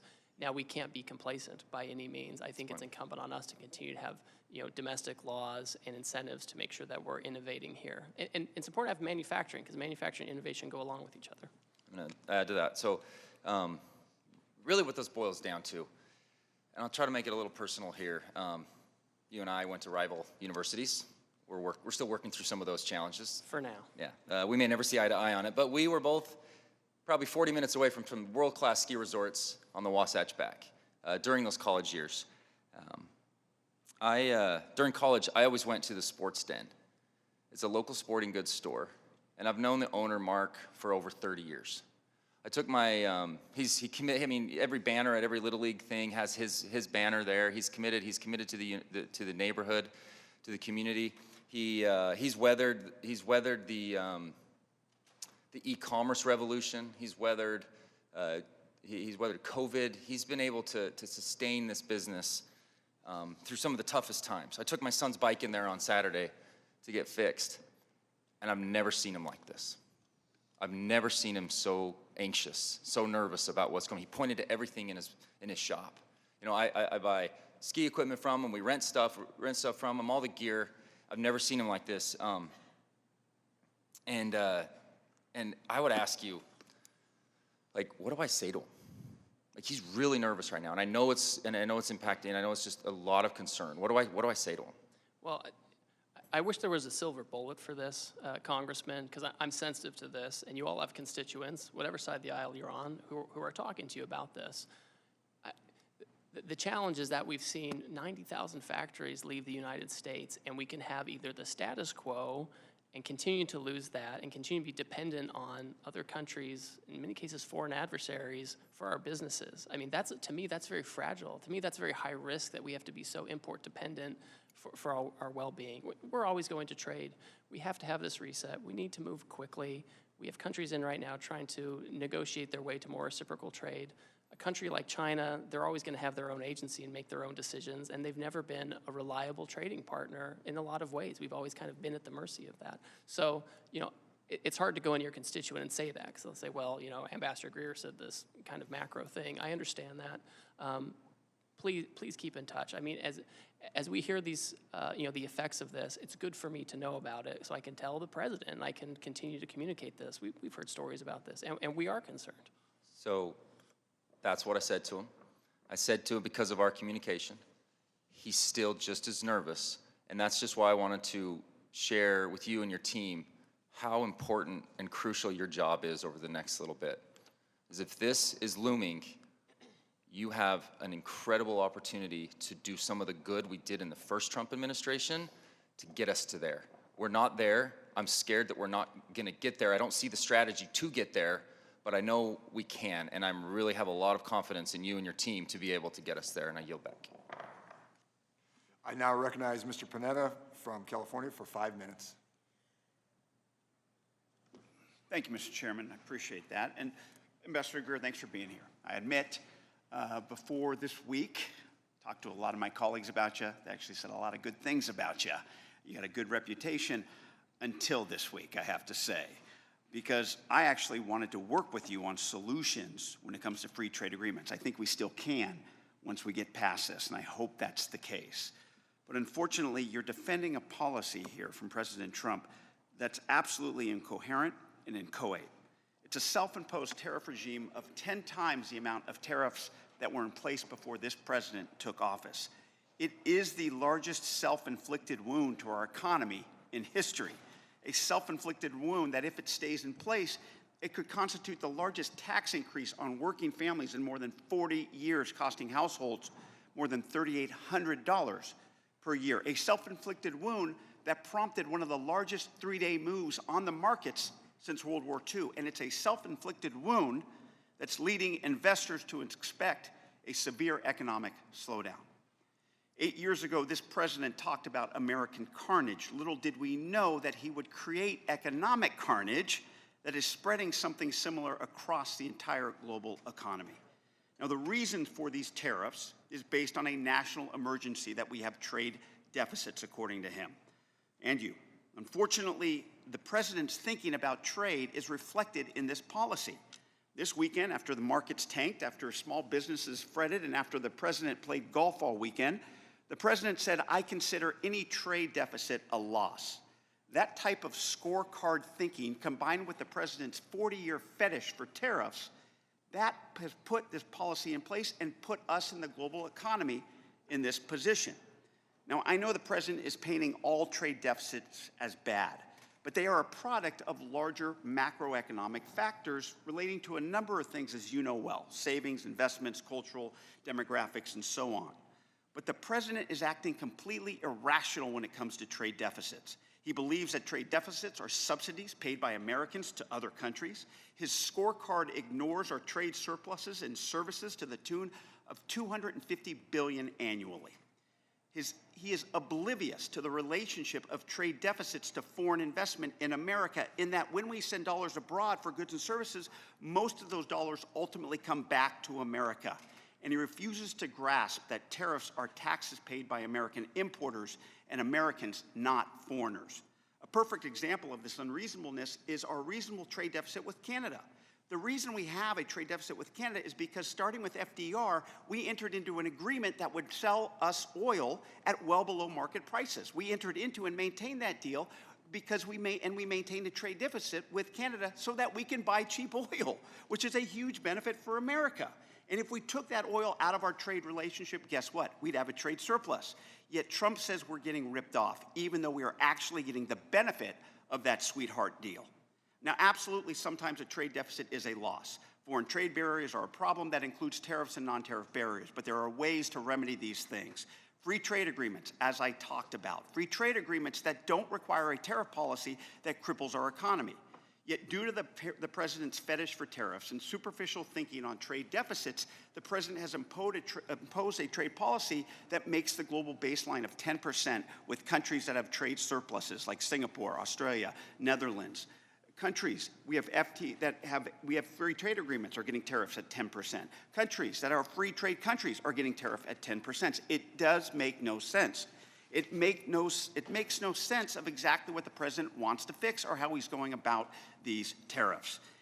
Now, it's really contradictory based on the lack of clear messaging out of your administration. If other countries eliminate their tariffs and we eliminate ours, that's just deal making, and we don't raise revenue, and businesses don't relocate to the U.S. If it's a permanent revenue source and you want to relocate to the U.S., then going to have these tariffs permanently, and there are not going to be any deals. So what is clear is that you can't have it both ways.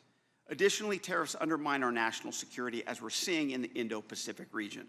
Look, I know the president wants to bring back the Rust Belt. I get that. But a big part of that is political. It's nostalgia. And nostalgia, as they say, is the rust of memory. We are not victims here. Our economy is the envy of the world, partly because it was our choice to invest in other countries over saving. It was our choice to have bilateral trade deficits. This is not some unexpected crisis here. This is no extraordinary or unusual threat. This is because we chose to invest in other countries where labor is cheaper and therefore products are cheaper. And as we know, it's okay for working families to want to pay low prices for products in this country. I know that the president is saying we're getting screwed, but the fact is that Trump is screwing us with these incoherent, inchoate tariffs that in the short term and in the long term, domestically and internationally, and for our economy and for our national security, they are making us weaker. Thank you. I yield back. I now recognize Ms. Van Dyne from Texas for 5 minutes. Thank you very much, Mr. Chairman. Ambassador Greer, I'm sure it's been a long afternoon for you, but thank you for sitting it out. I want to thank you for being here today and for your engagement thus far on trade matters that are very important to all of us. Quite the contrast from your predecessor. I know that we've heard that the trade deficit, according to the president, isn't fair, but it's fact, is it not? That we are experiencing a $1.3 trillion deficit in trade, that Americans pay out over $360 billion last year in tariffs, and yet the U.S. collects less than $80 billion. I would say that that's fact. That's not just what the president thinks. It's fact. And let me be absolutely clear. President Trump's tariff policy is not a fetish. It's results-driven. For decades, we let our trading partners take advantage of us. China flooded our markets with subsidized steel. India slapped double-digit tariffs on U.S. goods. And the EU buried our industries in red tape. And meanwhile, Washington shrugged. But thanks to this administration's unapologetic use of tariffs, countries like Israel, India, Vietnam, Mexico, and the European Union are back at the table. And they're engaging because they know the United States is now finally serious. And when I hear Democrats criticize tariffs as some kind of economic sin, I have to ask, what's their alternative? Appeasement? President Trump's approach isn't theoretical. It is producing concrete results, as we have seen in the last few weeks. Results that the last administration only talked about. Tariffs are working, and not because we like them, but because we need them. They're leverage. And now they're actually making deals from a position of strength. I think that is very important. In North Texas, look, I've seen firsthand the value of trade that is fair, reciprocal, and firmly rooted in America's strategic interests. These are principles that are championed by you and President Trump. And I also understand something too many in this town seem to forget, is that trade without enforcement is surrender. And under the previous administration, enforcement was weak, inconsistent at best. Mexico violated its obligations under the 1944 Water Treaty, and they violated the USMCA with impunity. And American businesses were the ones that had to pay. We saw it firsthand with the case of Vulcan Materials, a company that operated lawfully in Mexico for decades, but then had their property invaded, shut down, and seized by Mexican armed forces. As we approach the USMCA review, can I ask how the administration is planning to protect these American business interests and ensure that Mexico complies with its obligations? Yes, certainly, and thank you for your comments. What we see is that Mexico, despite their obligations under the USMCA, continues to discriminate against U.S. companies and U.S. products. We've seen this particularly in the energy sector, for example, where they have favored state-owned industries over American industries, which are cleaner and efficient. You mentioned the situation with Vulcan. That's something where we're paying attention. Mexico, we won a case against them about how they treat our corn, and they have a little constitutional amendment they're doing. We're watching that very closely to make sure they don't hit that. So there are a variety of unfair trading practices that Mexico has or threatens to have, where we're watching that very closely. And we expect any renegotiation or review of USMCA to focus on those types of issues. Excellent, thank you. And while the tariffs are seeming to make progress in the right direction, I'm still really concerned with China's third country subsidies and their transshipment to the steel and aluminum industries, specifically in my district. That is very important, which have enacted and enabled them to evade our duties and our tariffs. Can you comment on the specific actions that we can expect to see from this administration in terms of cracking down on transshipment and duty evasion through third country circumvention? Certainly, and this is, for example, you mentioned steel and aluminum. The president recently tightened exclusions and exemptions under steel and aluminum because of those types of issues. I think that we need to pay attention to whether goods coming in from Mexico and Canada, for example, whether they contain a lot of Chinese content. Some of this is Customs and Border Protection needs to do more enforcement. I know that they're focused on this, but I think that we need to make sure where we have trade agreements that the benefits of the agreement are going first to Americans and then, of course, to trading partners who follow the rules. And we have to have enforcement. And enforcement means tariffs. People say they want enforcement, but in the trade space, enforcement means tariffs. So we're going that direction too. I'm concerned that our current trade remedy laws will not suffice, which is why I'm leading the Level the Playing Field 2.0 Act with Ms. Sewell. Do you agree it's time for Congress to update trade remedy laws? Oh, I certainly agree with that, yes. Awesome. All right, Ambassador, we're at a pivotal moment. We finally have a trade policy that doesn't just talk about fairness, but it actually demands it. The Trump administration has sent a clear message. The era of taking advantage of the United States is over. Thank you again for your testimony and leadership, and I yield back. Thank you. Thank you. I now recognize myself for 5 minutes, and I just want to say thank you, Ambassador Greer, for taking the time to speak with us today. It's great to hear a voice of reason. I want to first thank you for including Germany's withholding tax on IP on USTR's list of investment barriers in the National Trade Estimate. And I look forward to working with you on this and ensuring fair treatment of American businesses across the world. I saw the list, and that was one of them, Section 49, so thank you very much. I am from a district, the second largest ag district in the country, #1 in cattle, hogs, corn, soybeans, and so forth. 20% of our ag production in the United States goes to the export market. So my hope is to see tariffs imposed last week quickly lead to fair and reciprocal market access and to end many of the longstanding agricultural trade barriers around the world. I mean, that is really my hope. So if I may ask you, it's a really interesting time. We have 70 countries that President Trump said last night, 70 countries that want to negotiate, which is incredible. Can you talk to me, do you have the staff and resources to manage all these negotiations at this time, and how can we help? Thank you. I, of course, could always use more staff. We had some folks leave, USTR career folks leave during the last administration. We have my deputies who are currently going through the confirmation process, but we have a strong staff. We have most of our political appointees in. We have career veteran USTR folks who know these issues, who have been there for many years. I know them from the last time I was there. I work very closely with them. This is a situation where we have embraced at the agency, and these folks are truly at the tip of the spear. They're the ones who helped put together this book with all the non-tariff trade barriers that we're putting together. So they know their brief, they know what they're doing, and when the countries come in, there's not a lot of extra homework that needs to be done because we know exactly the barriers we're targeting. So we're doing our best with what we have. I always welcome more staff, of course. That's great to hear. So there's two types when it comes to trade. Obviously, there's the barriers, the concerns, but also there's the opportunity. I think about agriculture, that we can expand our markets to the UK, to India, to Kenya. There's so many areas that we can expand. Can you just touch on that? We're negotiating with 70 countries, but then we also want to expand these markets, these other markets. Can you just briefly talk on how we can create expansion for our agricultural community? Certainly. Again, the foundation of the president's action is to achieve reciprocity, because we think the lack of reciprocity, we know the lack of reciprocity is a driver of this trade deficit that's left us in such a challenging situation. And so as you're seeking reciprocity, and again, we have countries coming and saying we're interested in reciprocity, part of that is making sure that they're treating us as we treat them.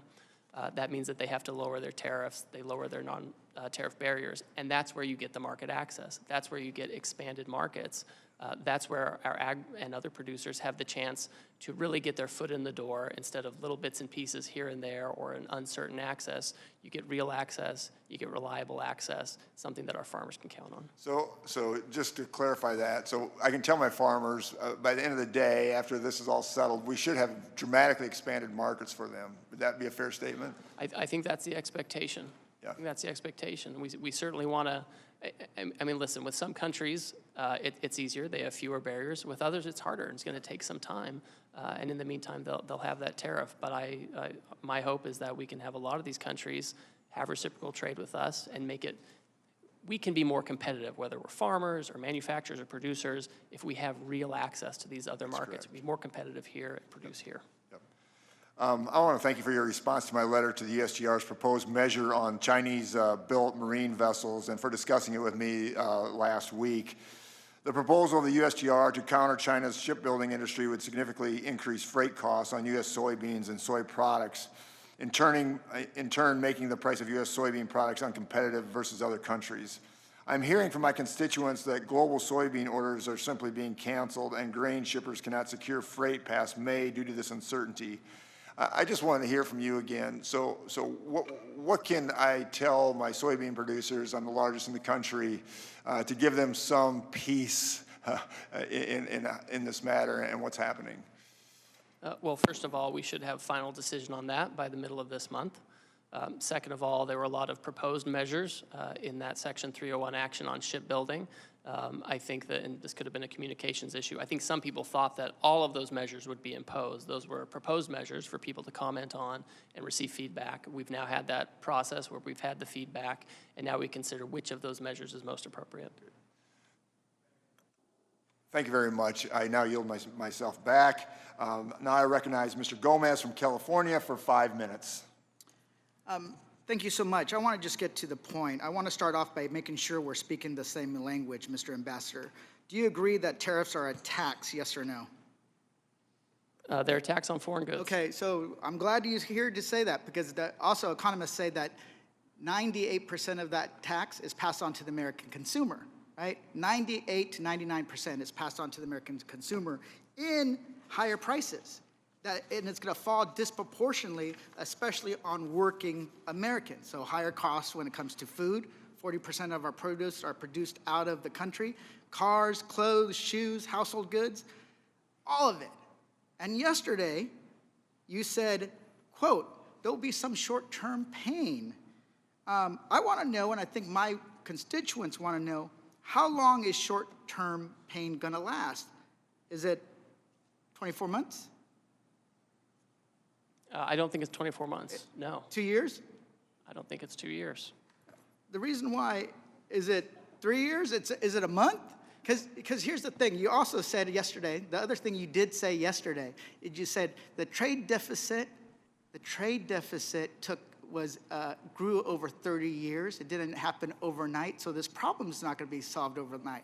So you're saying on one hand, it's not going to be solved overnight, but then the long-term pain, it's going to be short-term pain.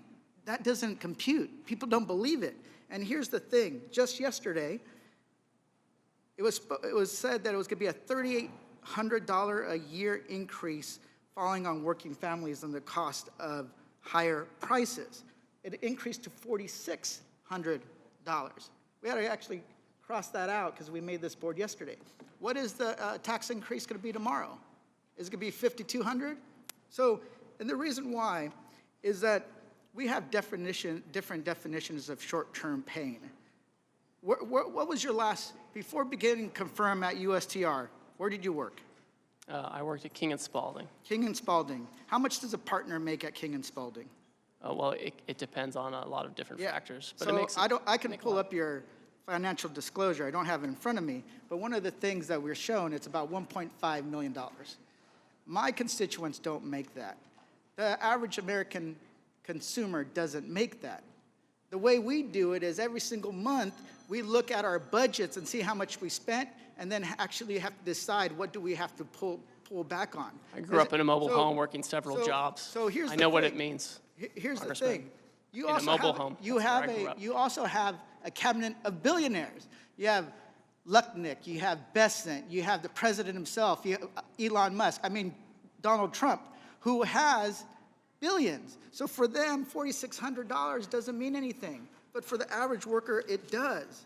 So this is where I say, like, you guys are out of touch when it comes to things. And I recognize you're working a lot of different jobs. So I'm going to move on to ask a question.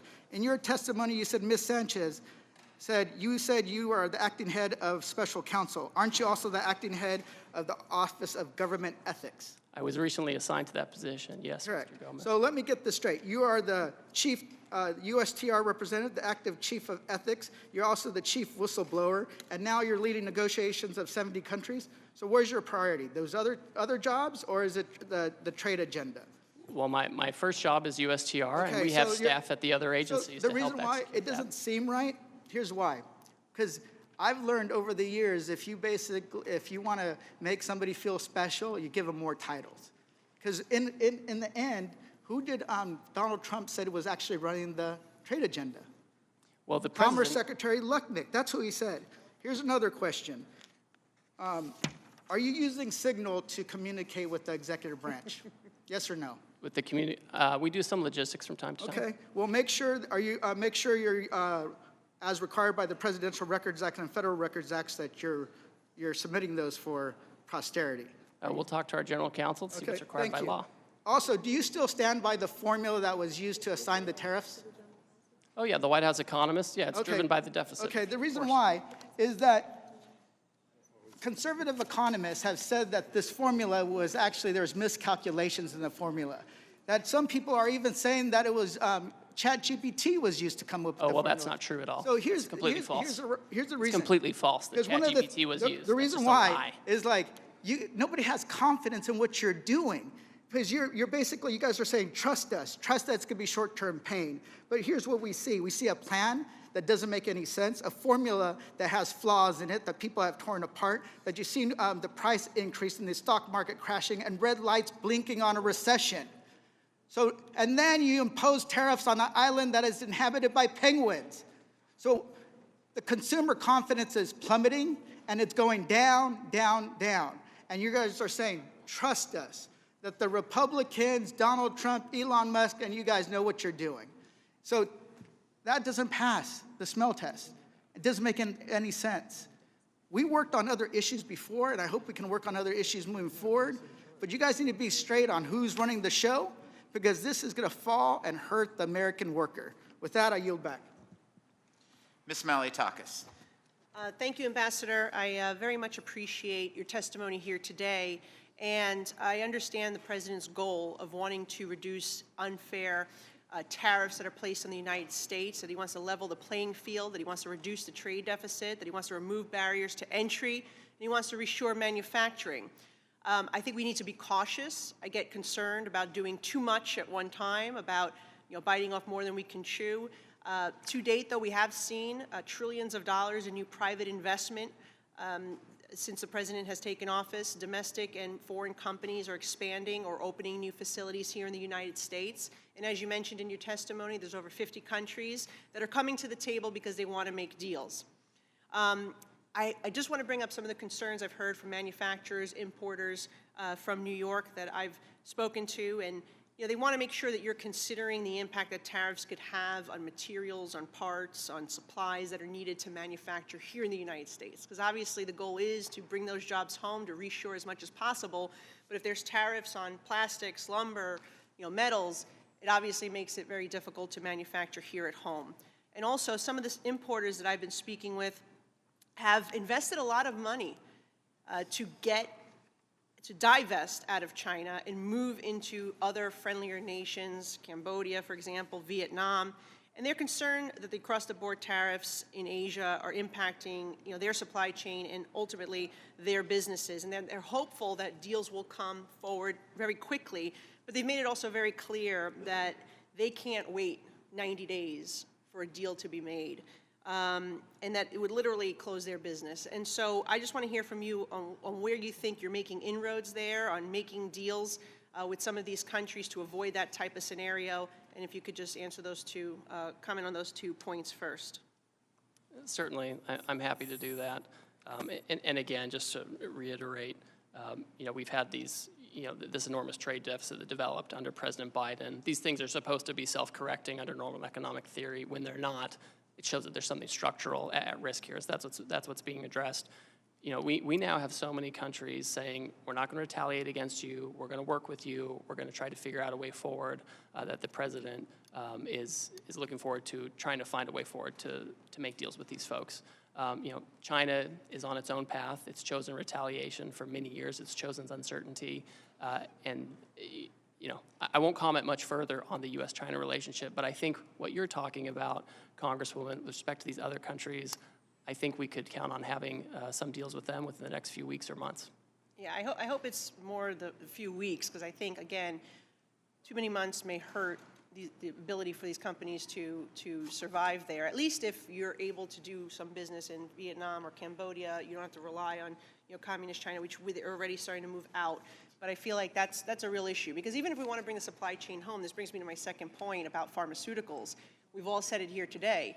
4 years that Joe Biden was there, he did nothing to reduce our dependency on communist China for our medical supply. In fact, from 2020 to last year, we saw $213 billion worth of medicine imported from China. That's a 2.5-time increase than the decade before. And so we are relying more today, post-COVID, on communist China for our pharmaceuticals, and that is a very dangerous thing. But my question is, with your goal of trying to bring facilities back home, I mean, it does take about 7 years to get one of these manufacturing plants up and running. How do you close the gap? If the President's going to do tariffs on pharmaceuticals, which I would really caution against that, but if that is the goal, to try to get them to come back home, we know it takes about 7 years for those plants to get up and running. How are we going to close that gap so we're not hurting ourselves in the process, but we are doing what we need to do, which is bring that supply chain home? Well, I think there's a role for Congress in bringing home the supply chains. The President can act with the authorities he's been given, and we found that a tariff in the first term, we found a tariff is a way to become less dependent on China, for example. We know it works. It's just math. The data's there. That's how it is. To the extent that Congress is interested in helping reshore and creating, tax structures that incentivize manufacturing, I think that's just really important. I think we have to have that. Well, and I'm glad you mentioned that, because I actually have legislation to do just that, to incentivize our sensitive supply chain, particularly pharmaceuticals, back here, and also to utilize Puerto Rico, which has had historically the infrastructure to do it. I agree with my friend Dr. Murphy, who pointed that out earlier, and I have 2 pieces of legislation that I hope the committee will take up, or perhaps we'll put a piece in the tax package. But I do look forward to working with you. I think it does take more than that. We also have to reduce some of the regulatory framework and some of the permitting process that takes too long. But we can get there, but we need to make sure we don't hurt ourselves in the interim. Appreciate your time. Thank you. Mr. Kerry. Mr. Ambassador, a pleasure to be with you today. Thank you for your testimony. I also want to compliment you. I think anybody that has had a successful career on the private sector, who's willing to come back into the public sector, says a lot about the character of the person. So I appreciate your service to the country, sir. I was pleased to see the administration's decision to exclude oil and natural gas from these new reciprocal tariffs on countries with unfair trade practices. As we all know, one of the administration's top priorities is increasing U.S. oil and gas production, which is a shared goal of mine. As many of you know, Ohio is one of the largest coal-producing states east of the Mississippi River. But in order to accomplish this, the energy industry will need access to key materials and inputs to bring these projects online and help keep the U.S. as the top supplier of energy resources. Many of these products, including specialized steel, are not currently produced in the United States. I mean, it's just a matter of fact. These products are designed to handle unique operating environments like higher pressures and temperatures needed for energy production. Many of these specialized products, there really is no domestic option. I mean, it's just, there isn't. So can you share how USTR is considering treatment for these types of key end-of-use materials like specialty steel in regard to the tariffs, especially considering that many of these products cannot be sourced in the U.S. and are essential to help deliver the administration's energy agenda? So, Congressman, the specialty steel you're talking about is not covered by the reciprocal tariff. The Commerce Department, using Section 232 action, they oversee any tariffs on steel and aluminum, and so I'm not trying to pass the buck, but they're much better placed to talk about how that's being implemented. I just want to identify this as something that is very concerning to a lot of people. So we'll follow up with your team, and we'll follow up the right people. The other thing I do want to bless you. Bless you. Sorry. Bless you. I yield back the balance of my time. No. Ambassador, I also want to echo Congressman Feenstra's comments about the Chinese-flagged vessels that are going into certain ports. That's a very big issue for a lot of commodities. I don't care whether it's corn or coal or soybeans, whatever it is. So I appreciated your remarks on that, but it's something that we will definitely follow up with you on. One of the things, President Trump unleashed the American LNG industry by ending the former administration's ERA permitting pause. And as you know, the U.S. LNG industry is already being targeted by nations that are subject to the president's new tariffs. So my question to you is, do you have any plans to prioritize America's newly restored LNG export capacity in conversations with foreign nations? That's something that comes up regularly. Obviously, we've been talking about the trade deficit, and many countries have been quick to say, one area where the U.S. is very competitive is oil and LNG, and it's something that they want to buy. And so it's been very common in these conversations for them to suggest that that is one way to help achieve, more trade balance, et cetera. I appreciate your answer. And lastly, I'd like to briefly touch on the USMCA sunset review, if you don't mind. USMCA qualifying trade was excluded from the tariffs announced on April 2nd. This will help many of the U.S. manufacturers. The reason I wasn't in the room most of the days, they were in my office, that have made investments under the rules President Trump negotiated 5 years ago. USMCA is facing a sunset review process that needs to be completed by the end of July of 2026. Will the tariff exclusion continue to the lead up of that review to give the manufacturers more certainty in the upcoming months? Well, that's the current status. All right, I don't want to get ahead of the president on how he wants to treat that, but that's certainly the current status, and I would expect that if Canada and Mexico continue on this path, that would continue to be the status. And again, I want to compliment you for your service to the country and being willing to go back into the public sector. A lot of people don't realize you're giving up on a lot. You're spending a lot more time, probably a lot more hours, a lot more time away from your family. And so I just want you to know, as a member of this committee, I certainly appreciate your service. So with that, Mr. Chairman, I yield back. Mr. Horsford. Thank you, Chairman Smith, and to the ranking member. Mr. Trade Representative, are you aware that the tariffs have been paused? I am, yes. When were you made aware of that? Well, I understood the decision was made a few minutes ago. It's something Sitting that's here. been under discussion. Sitting here, under discussion. So did you know that this was under discussion, and why did you not include that as part of your opening remarks? So typically what I don't do is divulge the contents of my discussions with What are the President details of the Congress. pause? Well, my understanding is that because so many countries have decided not to retaliate, we're going to have about 90 days. No, excuse me? China increased their tariffs on the United States. Trump blinked. What's the blink, sir? What do you know about this pause? What are the details of it? Well, the details, as I understand it, is that China continues to retaliate.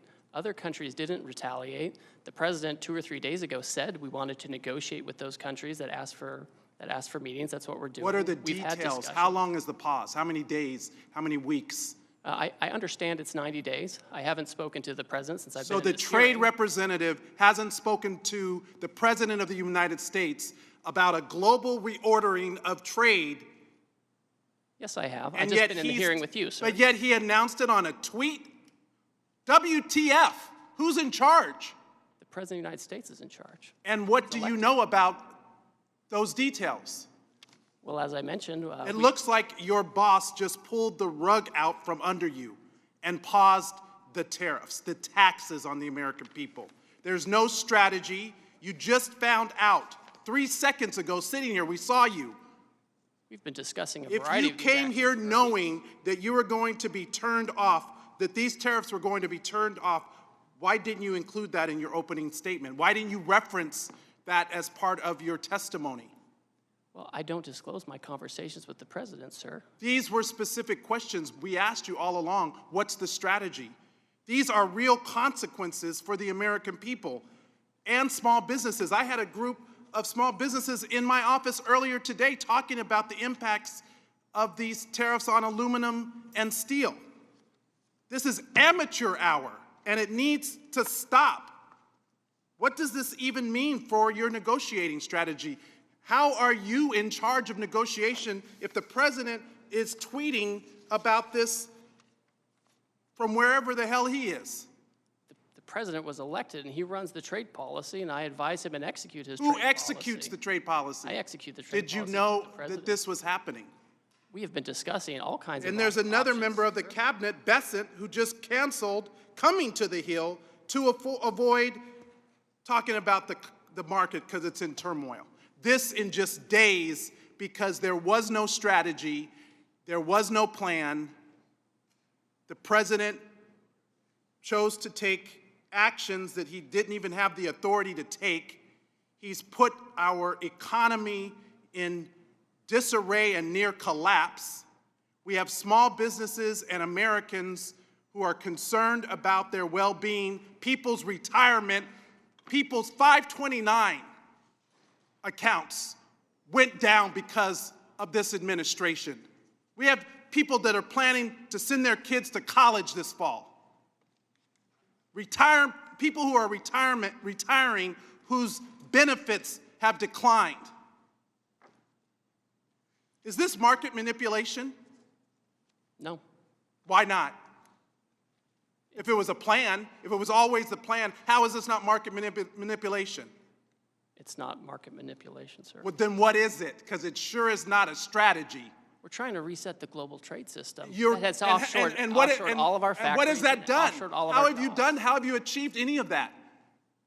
But to enact enormous harm on the American people, which was our concern from the very beginning. Tariffs are a tool. It can be used in the appropriate way to protect U.S. jobs and small businesses. But that's not what this does. So if it's not market manipulation, what is it? Who's benefiting? What billionaire just got richer? And all the while, there are not even any Republicans left in this hearing.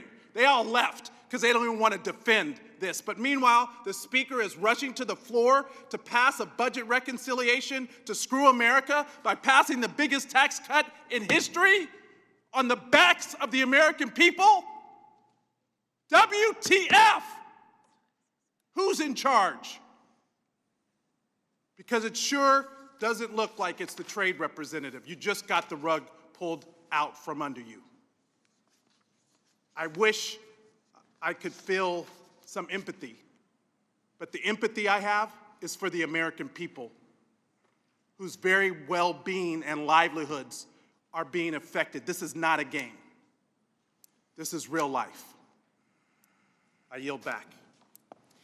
Let the record reflect that there's more Republicans in this chamber than there are Democrats currently in this committee room. There's 6 of us, there's 5 of you. So let's make sure we get the facts right.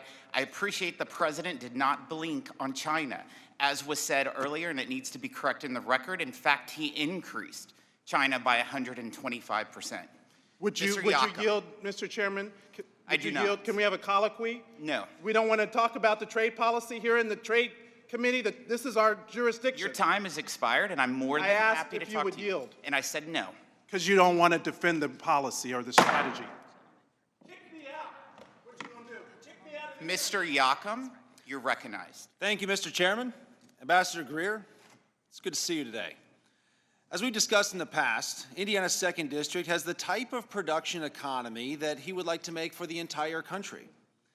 We manufacture 85% of the nation's RVs, 60% of artificial knees and hips, as well as boats, trailers, buses, auto parts, Humvees, you name it. We also have a ton of ag in my district: corn, soybeans, eggs, dairy, ducks, beef, pork, lumber, potatoes, and tomatoes. I could go on. Lumber alone, I was actually just meeting with a cabinet manufacturer here a few minutes ago. I couldn't even remember if I had been to that cabinet manufacturer's site because we have so many of them in my district. I don't know how we do all that in one area, but somehow we do. All this to say, supply chains matter, both getting inputs in the door and outputs out to market. Small hang-ups can create expensive backups. A drip of price hikes can turn into a stream, and that stream can turn into a river for something with thousands of components. I hope we can get some good deals quickly. It probably won't come as a surprise to you, Mr. Ambassador, when I tell you that when an RV or boat is exported, it tends to not go very far. In fact, 90% of RV exports are to Canada. However, Canadian retaliation tariffs against RVs begin today, and boats are on the bubble. Are you consulting with industries and companies being targeted by these retaliatory tariffs? So, Congressman, in many cases, yes. I understand that the retaliatory tariffs by Canada are related to the steel and aluminum tariffs. And so that would be the Commerce Department. But we certainly, we meet with all these folks, right? Whether it's covered by the Commerce Department or someone else, they want a meeting, we take it, we listen, and we provide the feedback that's necessary. You know, and obviously we're talking to all of these countries to get to a position where we have better terms of trade with them, where we can ensure that we have domestic steel and aluminum manufacturing and the other critical sectors that are so important to our economy. All right, thank you, Mr. Ambassador. I also want to get your thoughts on a recent New York Times article titled "The Tsunami is Coming." China's global exports are just getting started. It reports that Chinese state-controlled banks lent an extra $1.9 trillion to industrial borrowers over the last 4 years. But all those factories aren't just churning out gizmos and gadgets destined for their domestic consumption. China's promised shift to a consumption economy remains just that, a promise. Increased production paired with low consumption just means that China continues to double down on overcapacity. And these numbers bear that out. Exports rose 13% in 2023 and 17% in 2024. It seems like there's a global recognition that the threat posed by China's overcapacity is real. The EU, Brazil, Indonesia, Thailand, and others have also imposed tariffs on China to counter the flood of cheap exports. It's not just us. Reports suggest that Canada and Mexico are open to coordinating with the United States on China's overcapacity. Are you able to comment, Mr. Ambassador, on reports that Canada and Mexico are open to coordination on Chinese overcapacity? And if they were to coordinate with us, would that potentially create an off-ramp for Canada and Mexico on the U.S. tariffs? So in the first instance, I appreciate you highlighting that. And overcapacity in China, it infects the whole world, right? It can displace products in third countries that come to us indirectly, and that's often why we do a global tariff action, because the Chinese actions are not just bilateral. They cause a problem for the whole economy, and so we have to take global actions to make sure there aren't loopholes or Swiss cheese.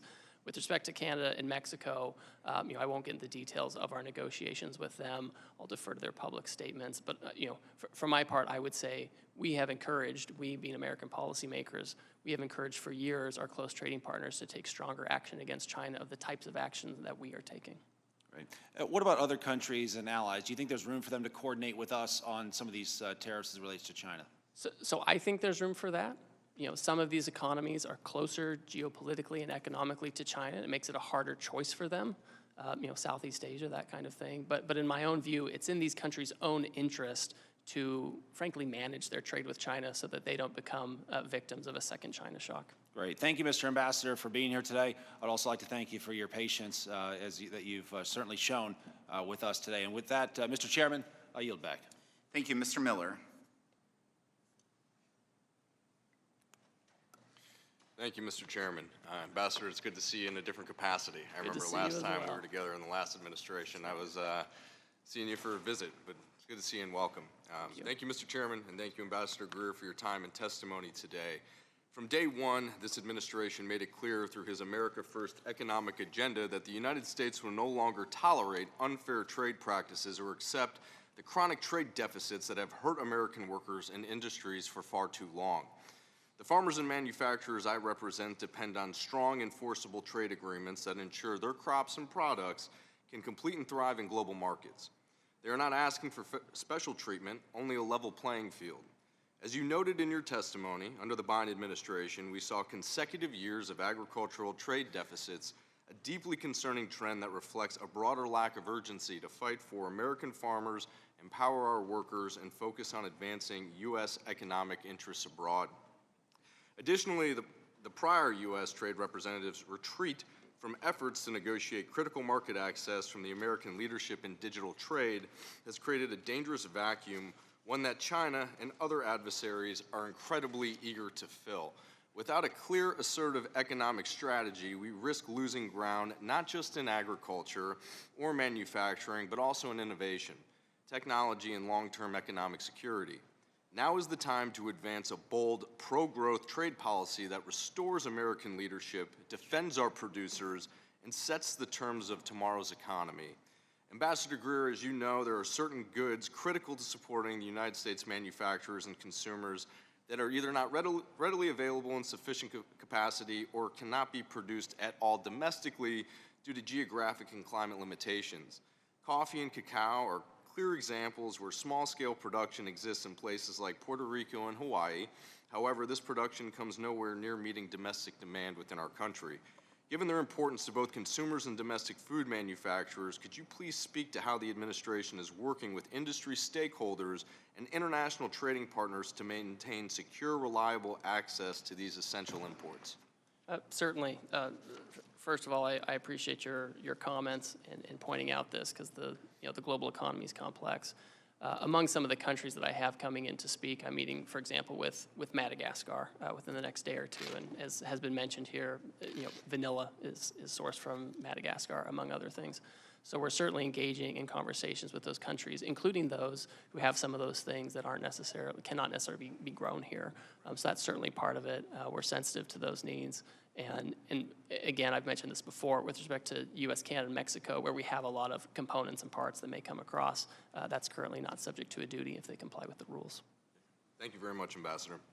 In your comments yesterday to my colleagues in the Senate, you mentioned that roughly 50 countries have reached out in recent days to negotiate with this administration's following last week's trade action. I'm particularly interested in the engagement with countries of the Indo-Pacific and Africa, where many American businesses compete with companies subsidized by the Chinese Communist Party. Among the countries that have reached out, how's the administration considering these unique challenges while ensuring critical market access for advancing U.S. economic and strategic interests? So for example, you mentioned Southeast Asia. Some of the things we've seen Cambodia and Vietnam, for example, come forward and say that they want to engage in reciprocal trade.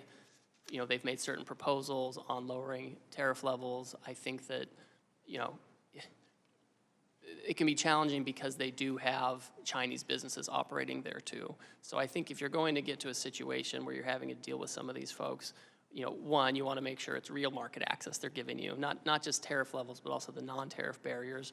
And you also want to make sure you're not giving a benefit to Chinese companies operating in those countries, right? We don't want some deal with them only to have it become Chinese companies, you know, pushing product to the United States through Vietnam or Cambodia. So that's something we're looking at in terms of rules of origin, et cetera. Well, thank you very much for your attention to detail on this matter. It's big in our district, and so that's why I bring it up, and thank you for your answer. And if I may, and you know, it's a little bit of a tough one, but on what timeline do you expect these negotiations to move, and the outcome, what should we be watching for as the trade commitments from our partners across the globe? Certainly. Well, before the action even went into place, trading partners knew action was coming, right? They heard the president, as everyone had, and so they came in advance to talk about you know, possibilities where they could have more reciprocal trade with us. This afternoon, I have additional meetings. You know, I'm working with other members of the cabinet to make sure we can you know, work with these folks, understand where they're coming down, what their offers might be, and this is job one for the next few weeks and months. Well, Ambassador, I just want to thank you very much for your hard work, your dedication to this country, and the service that you're doing as ambassador. And just checking here, seeing as some of the tariffs that the president is doing have already adjusted a bit. The market's up 2,300. So I know it's in the beginning of the administration, but I feel very confident about your direction and leadership moving through with these negotiations. Thank you very much. Thank you, Chairman. I yield back. Thank you. Ms. Plaskett. Thank you very much, Mr. Chairman and Ranking Member. Ambassador, good afternoon. I had quite a number of questions about tariffs, but since that's on pause, I'm going to pause on those questions and deal with one that is more specific to my district and one that I'm concerned with, and that's regarding a proposed rule that you have that has been put out, and I know that there have been testimony about it. In the U.S. Virgin Islands and throughout the Caribbean, as well as some of the other territories, in Hawaii, we import virtually everything needed for daily life, from food products, poultry, groceries, vehicles, etc. 97% of the food that's consumed in my district comes from imported goods. I'm deeply concerned about the impact of trade actions, particularly because it seems very apparent that I don't know if the American territories have been thoroughly thought through and the impact this will have on us in some of these tariffs as well as some of the proposed rules. Proposed action taken under the Office of the U.S. Trade Representative Section 301 authority right now does not provide a balanced solution, particularly when it comes to American businesses and jobs in the shipbuilding capacity. We know that you've proposed a rule to to impose fees on those ships which are not made, that are Chinese made, that are not American made. However, a large portion of ships which are much smaller than those that are made in American ports, the American ports are predominantly making those for the military purposes. It's cost effective for them to do it for the military, but not for those kinds of cargo shipping that's done in the Caribbean region.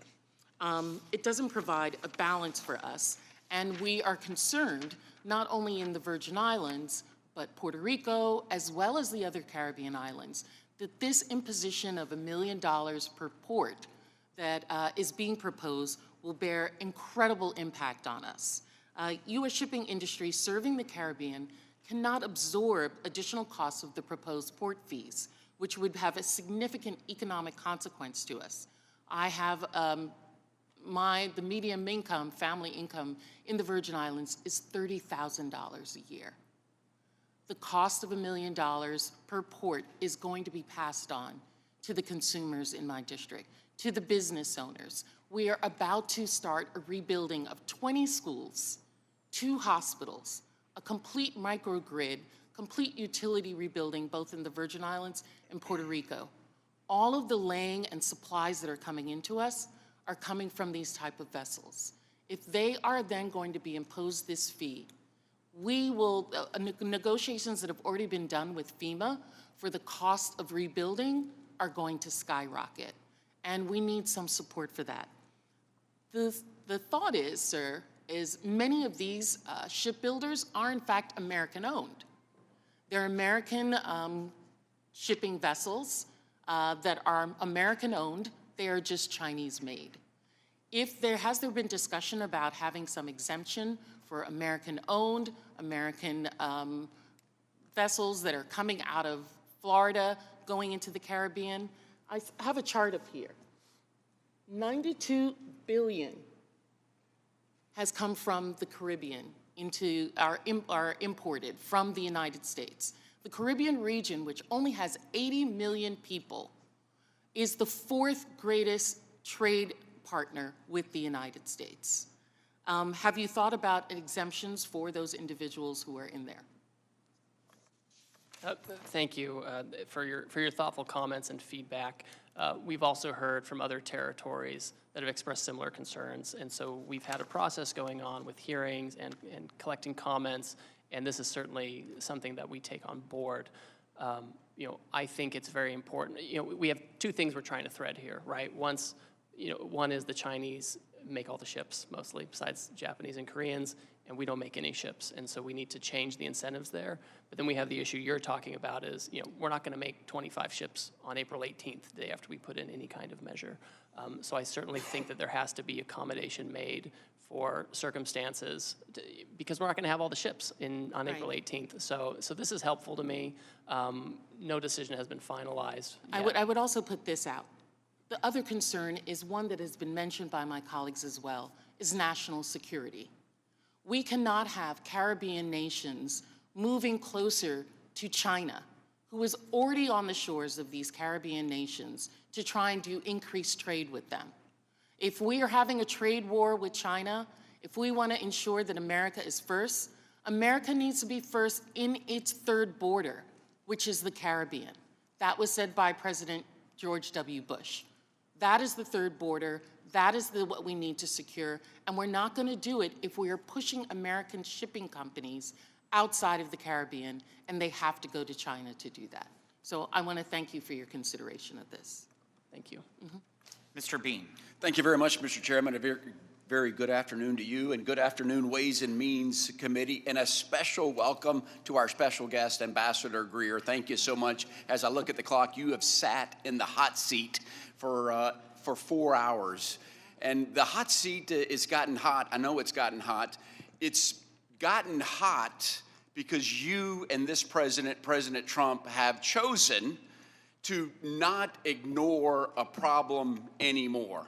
It would be so easy just to ignore it. It would be so easy to ignore our collapsing manufacturing base.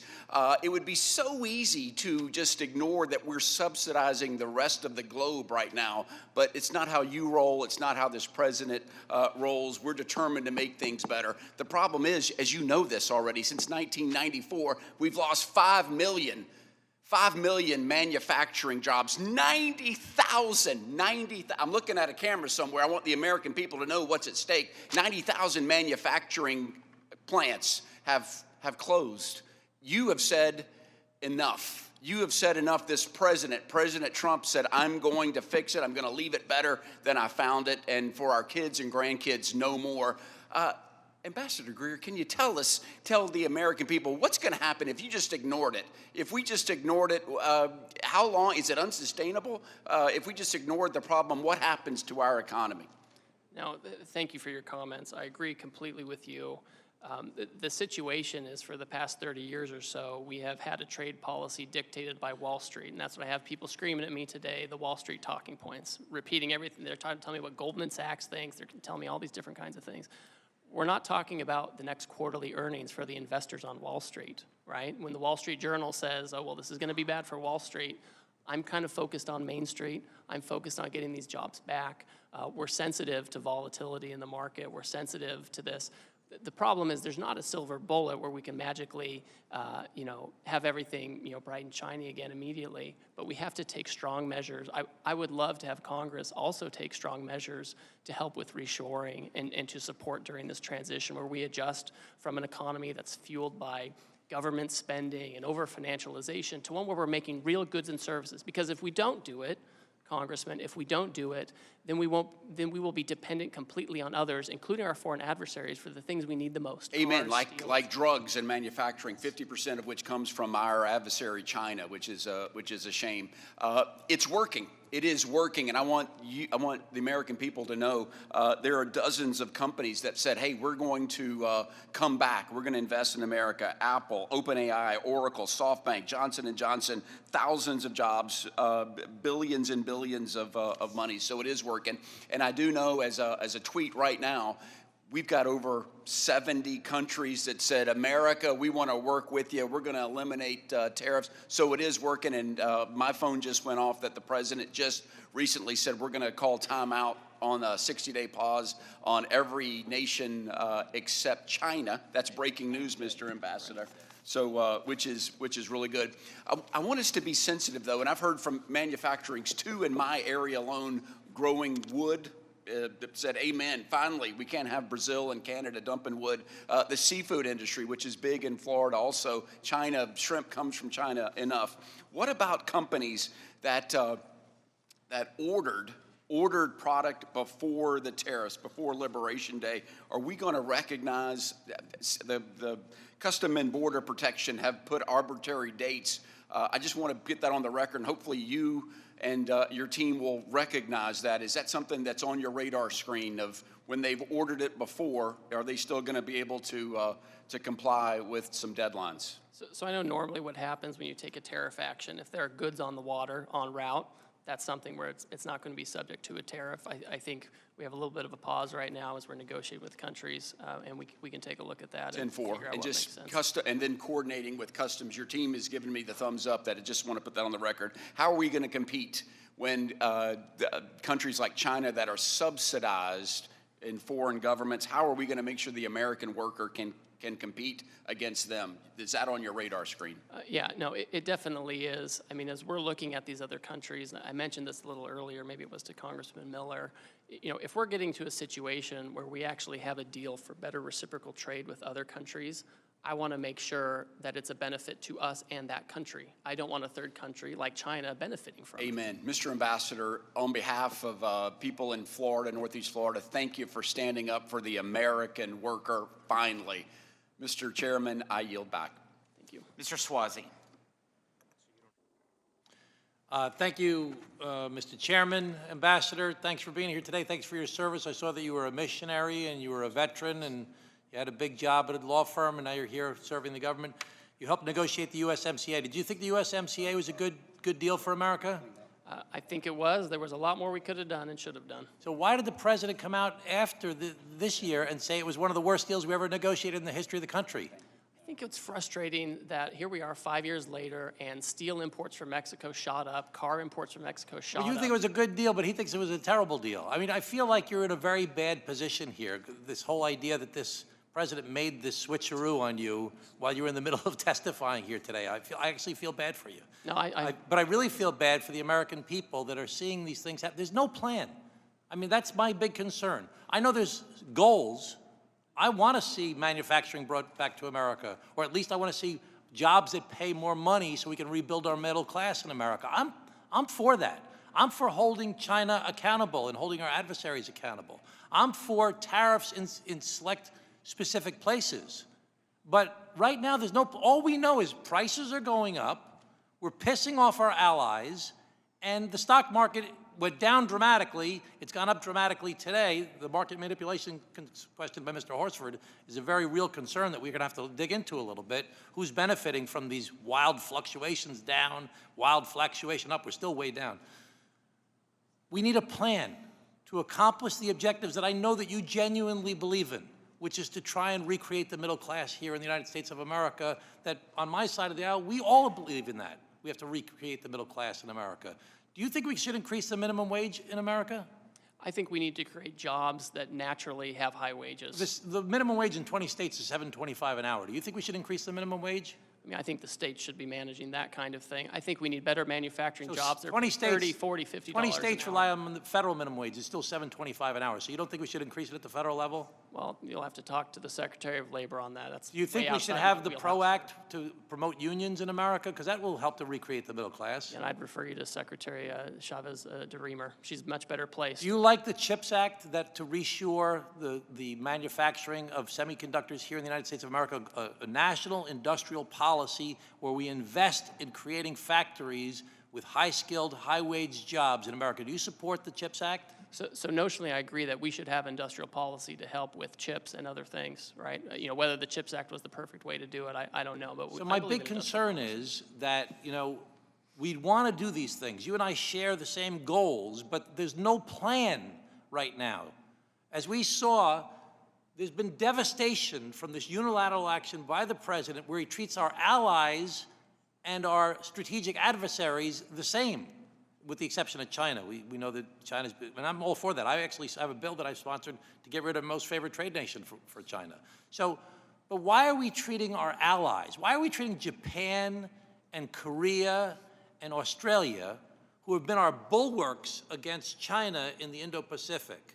And Vietnam, even though they don't share our philosophy, they're sick of China as well. And we were building a relationship with them to help us be a bulwark against China. Why are we treating our allies in the Indo-Pacific, who are our main allies against China, the same as we're treating our adversaries? We aren't treating them the same. They have substantially lower tariffs than I know, China. but we just kind of, Substantially. we really They're kind of completely different. bombarded them. I mean, it's the same as USMCA. We negotiated a bipartisan trade agreement that everybody agreed upon, that the president praised as being the best deal ever, and now he pulls the rug, like he pulled the rugs out from under you today. He pulled the rug out from under Canada and Mexico.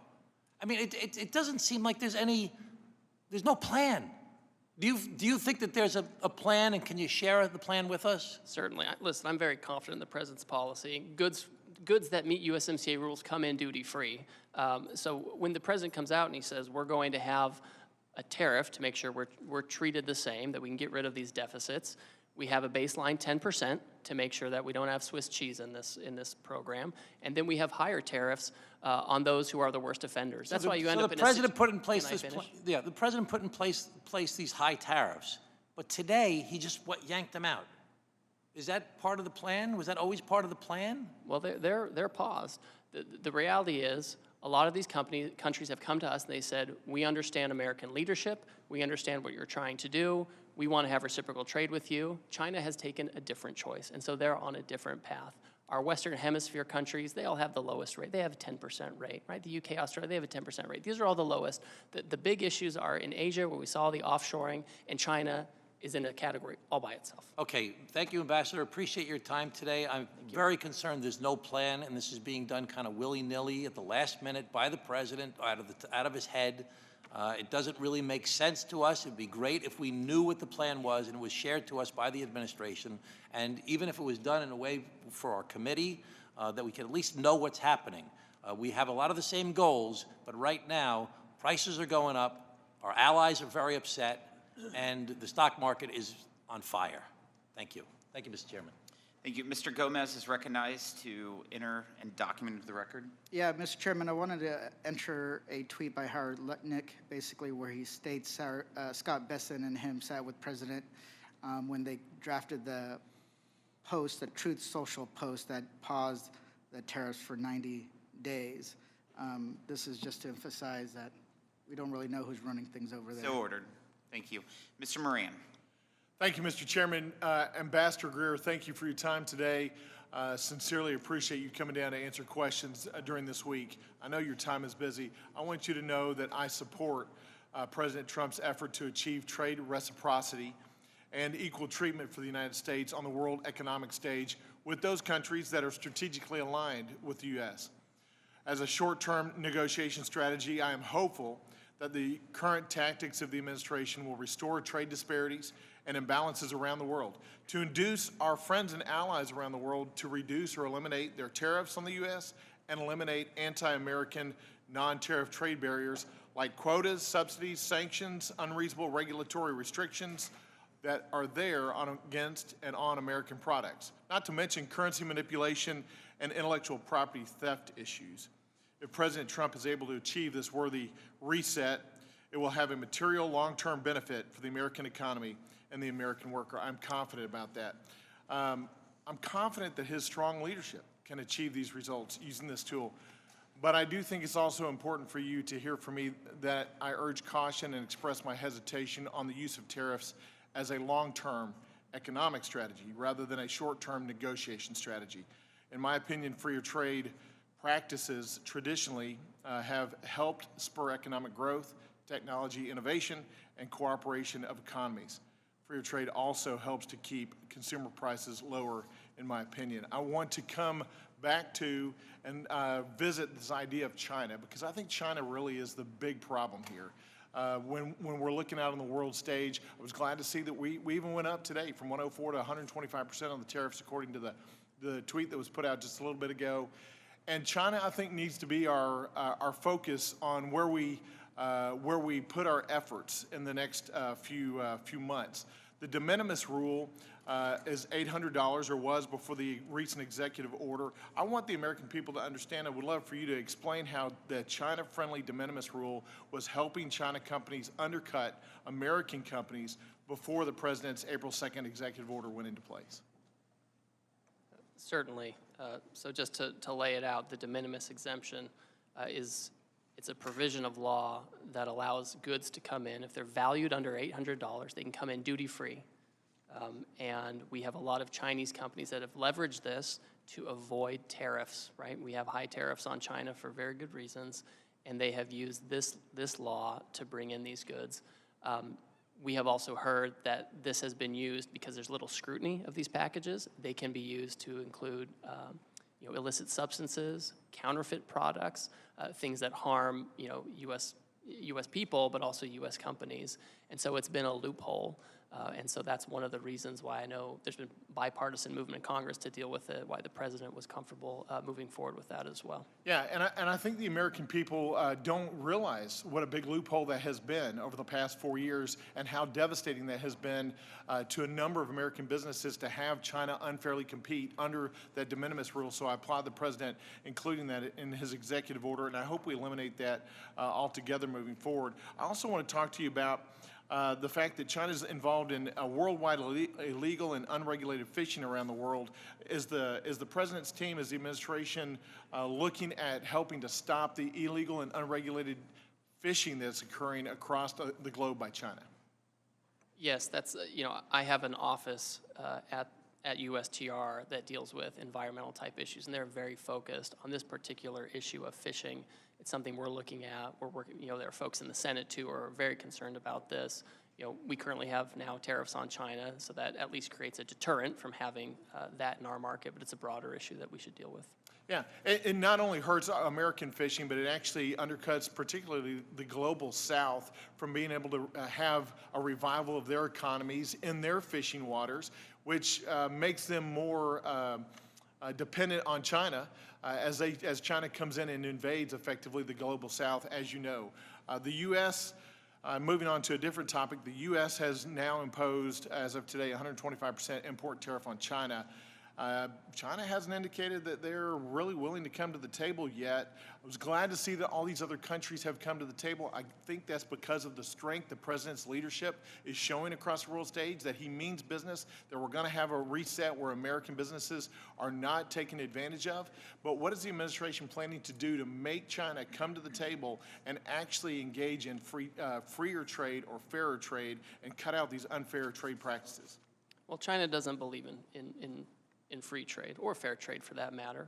We had an agreement with them under Trump 1, and they started to comply with some of that. In the Biden administration, there was no enforcement.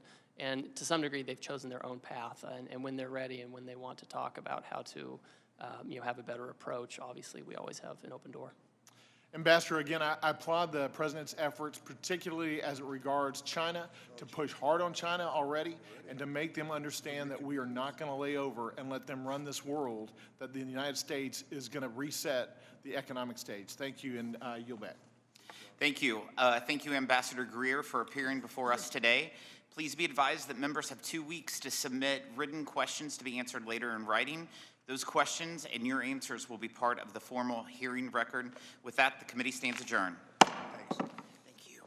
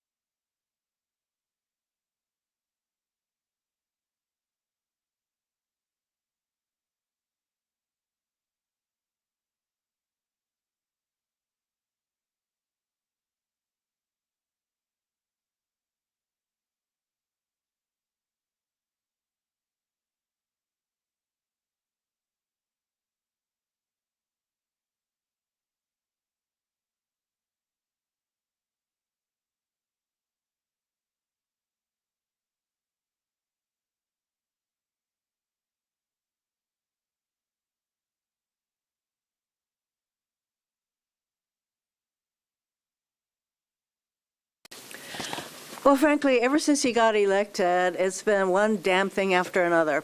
So governing by executive order, most of them are illegal. There are over 100 lawsuits now to prevent him from doing all these things that he shouldn't even be doing.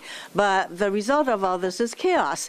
And when we talk about chaos, it actually impacts real-life people. Maybe Trump and his billionaire buddies can withstand all of this chaos that they have put into our communities, into our country, but Real life people can't. I just had a chance to talk with some students from New Mexico, and they know that the president is trying to get rid of the U.S. Department of Education and what that would mean for their educational opportunities. And one of them asked me, what is the thing that bothers me the most about everything that's going on? And I said, we have a president who is doing all these things, causing great harm, and he doesn't care. He doesn't give a rip. We can stand here and talk about people's 401ks and IRAs tanking.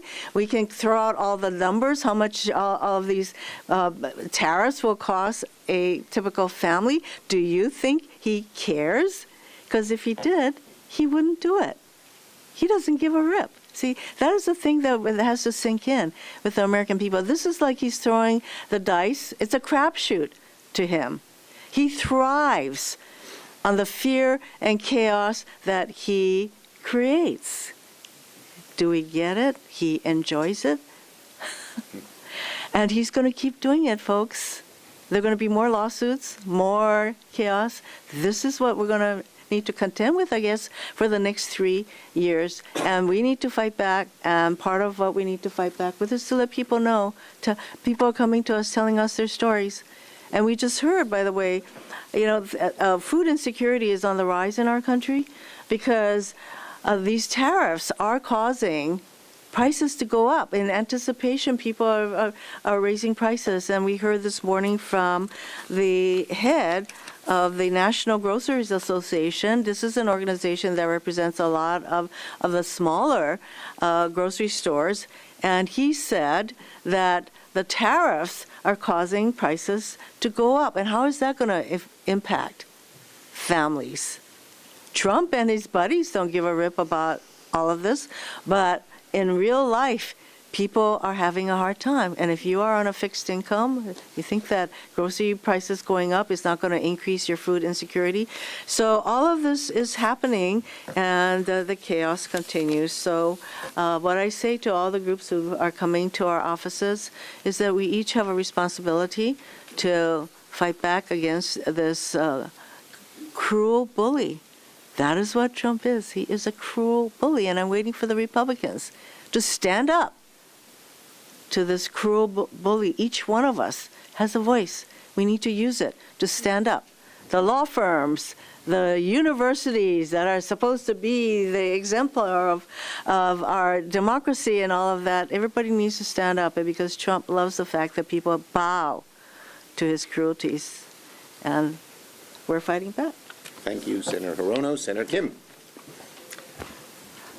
I had the chance to talk to some constituents back in New Jersey about their reaction to what has just happened, especially business owners, and they said two things to me. They said the damage has already been done and that uncertainty remains. And I think that that's really important to hit home. I mean, this is something where we've seen, as Senator Gillibrand mentioned, trillions of dollars of damage when it comes to our economy, but also when it comes to these small businesses, because the uncertainty remains, because we don't know what's going to happen after the 90 days. We don't know what's going to happen next. Just the fact that he's making just these major decisions on a whim, it's going to continue to affect the prices that small businesses in particular are going to be paying, because they're saying just the prospect of additional tariffs down the road, whether it's 90 days or not, is going to keep their prices up. The last thing I'll say, as someone who's worked in national security before, engaged a lot on U.S.-China challenges on this front, if Trump is continuing to try to keep the pressure on Trump, he's doing it in the wrong way. If we're trying to take on and think about economic tools when it comes to tariffs, the best way would have been to be able to do it in a multilateral way, to work alongside other countries to join us in an effort to take on an economy as strong as China. But what we see right now is that America right now, we're not a global leader, we're a global outlier. We are causing so much of the damage in this way, and our allies and our partners who we've abandoned, or Trump has abandoned and gone after, we're going to make it harder for us to be able to take the kind of efforts on the national and the global stage that is necessary. And you see very clearly right now that America first to Donald Trump when it comes to foreign policy means America alone. Look how alone we are right now in this moment. It is shameful, and it is something that, as myself, I've worked in national security, I've never seen this level of isolation of the United States as I do right now, and that is so damaging on so many different fronts. Thanks, Andy. So look, you can't undo the damage. The Trump slump is upon us now, and whatever he will try to do in the future does not undo the damage. This chaos seems to be just a game for Donald Trump, but it is really real, very real, for people's lives, people's livelihoods, people's retirements, people's income. Meanwhile, Trump seems to be playing a game of red light, green light. He's playing red light, green light with our economy. One day this, one day that. I have never seen such a chaotic administration action when it comes to something so vital and that affects everybody everywhere. It's just unprecedented how bad this administration is. And as I said, the Trump slump is upon us, and virtually nothing he can do can make the damage that's already been done go away. Yes? Senator Schumer, the administration argues that these massive tariffs that he announced, that he has now paused, now the 10%, have brought many countries to the table to negotiate lower trade barriers, and that there will be positive results from this going forward. How can you believe anything they say when they change their opinion from hour to hour, day to day, week to week? I don't have any faith in the fact that this has been thought out, planned out, and will lead to any good result at all. Yes?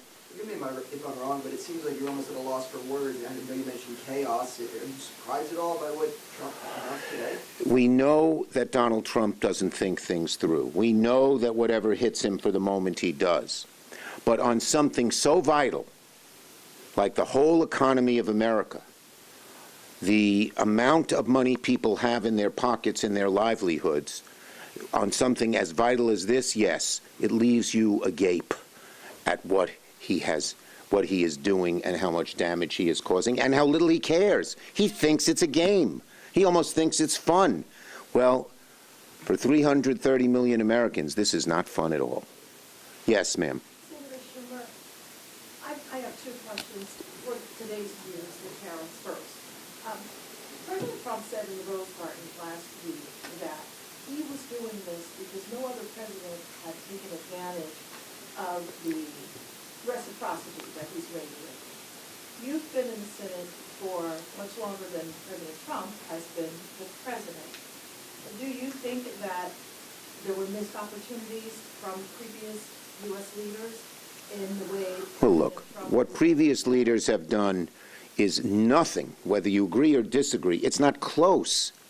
The damage that he has done here is just magnitudes worse than any other damage that's been done with tariffs, maybe since Smoot-Hawley. So it's incredible. Next. He's continuing the tariffs on China and that strategy in an effort to try to, create some kind of balance in trade there. Do you agree with that strategy at all? Look, there needs to be, when you have a tariff strategy, it needs to be pinpointed and focused.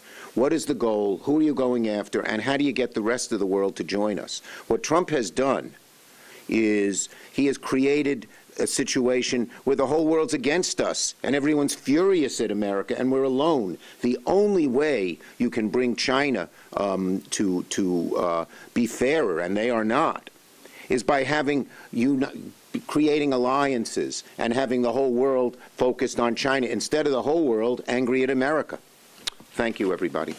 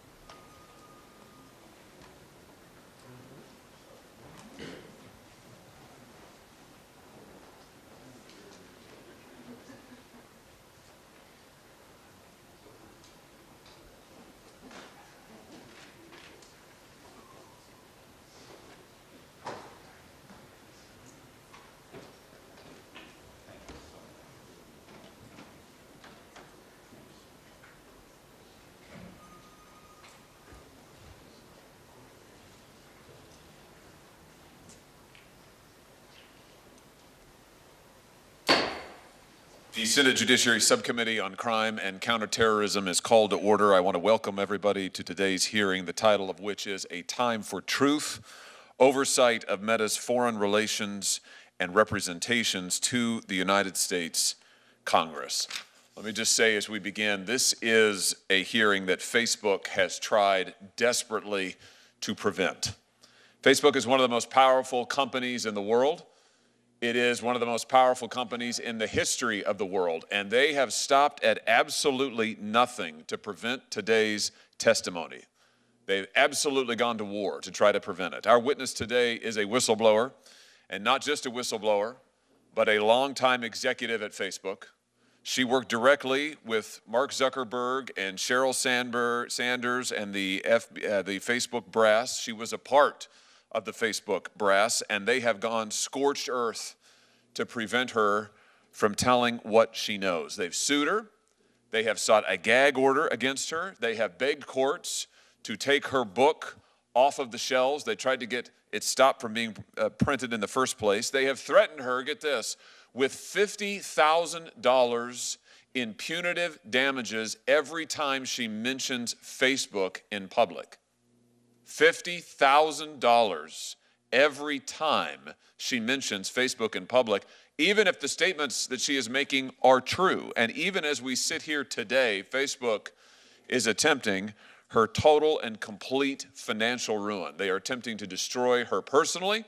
They are attempting to destroy her reputation. And I think the question is why? Why is it that Facebook is so desperate to prevent this witness from telling what she knows? What is it that they are so afraid of? Well, we're going to find out today. And I think that we've already got a sense of it. Sarah Wynne Williams knows the truth about Facebook.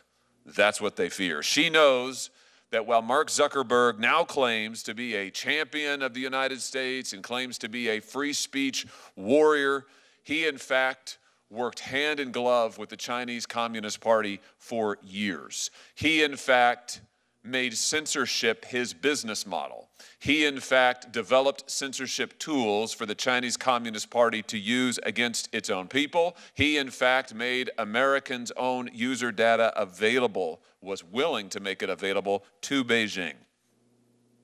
The truth is, Facebook and Mark Zuckerberg have lied to the American people repeatedly. And I think as we'll see today, they have lied to Congress as well.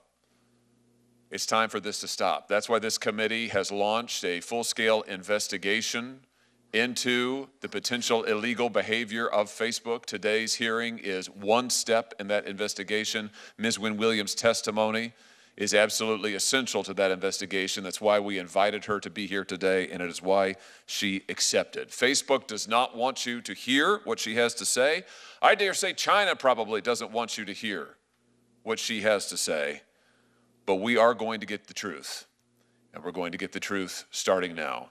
I'm delighted to have with me the ranking member, both for the subcommittee and for the full Judiciary Committee, Senator Durbin, and I'll turn it over to him. Thanks, Chairman Hawley, for holding this hearing. Thank you, Ms. Wynne Williams, for agreeing to testify, particularly under these circumstances. You join other whistleblowers, including Francis Haugen and Arturo Bejar, who have bravely come before Congress to detail how Meta, aka Facebook, one of the biggest companies in the world, consistently chooses profits and growth over people and safety. Meta chooses to target vulnerable teenagers to drive engagement and increase ad spending, knowing the risk it poses to teen mental health. Meta chooses to feed its users inflammatory content to drive engagement and increase ad spending, knowing the harm it can cause. Meta chooses to put human rights concerns aside if it means access to more users, more growth, more dollars.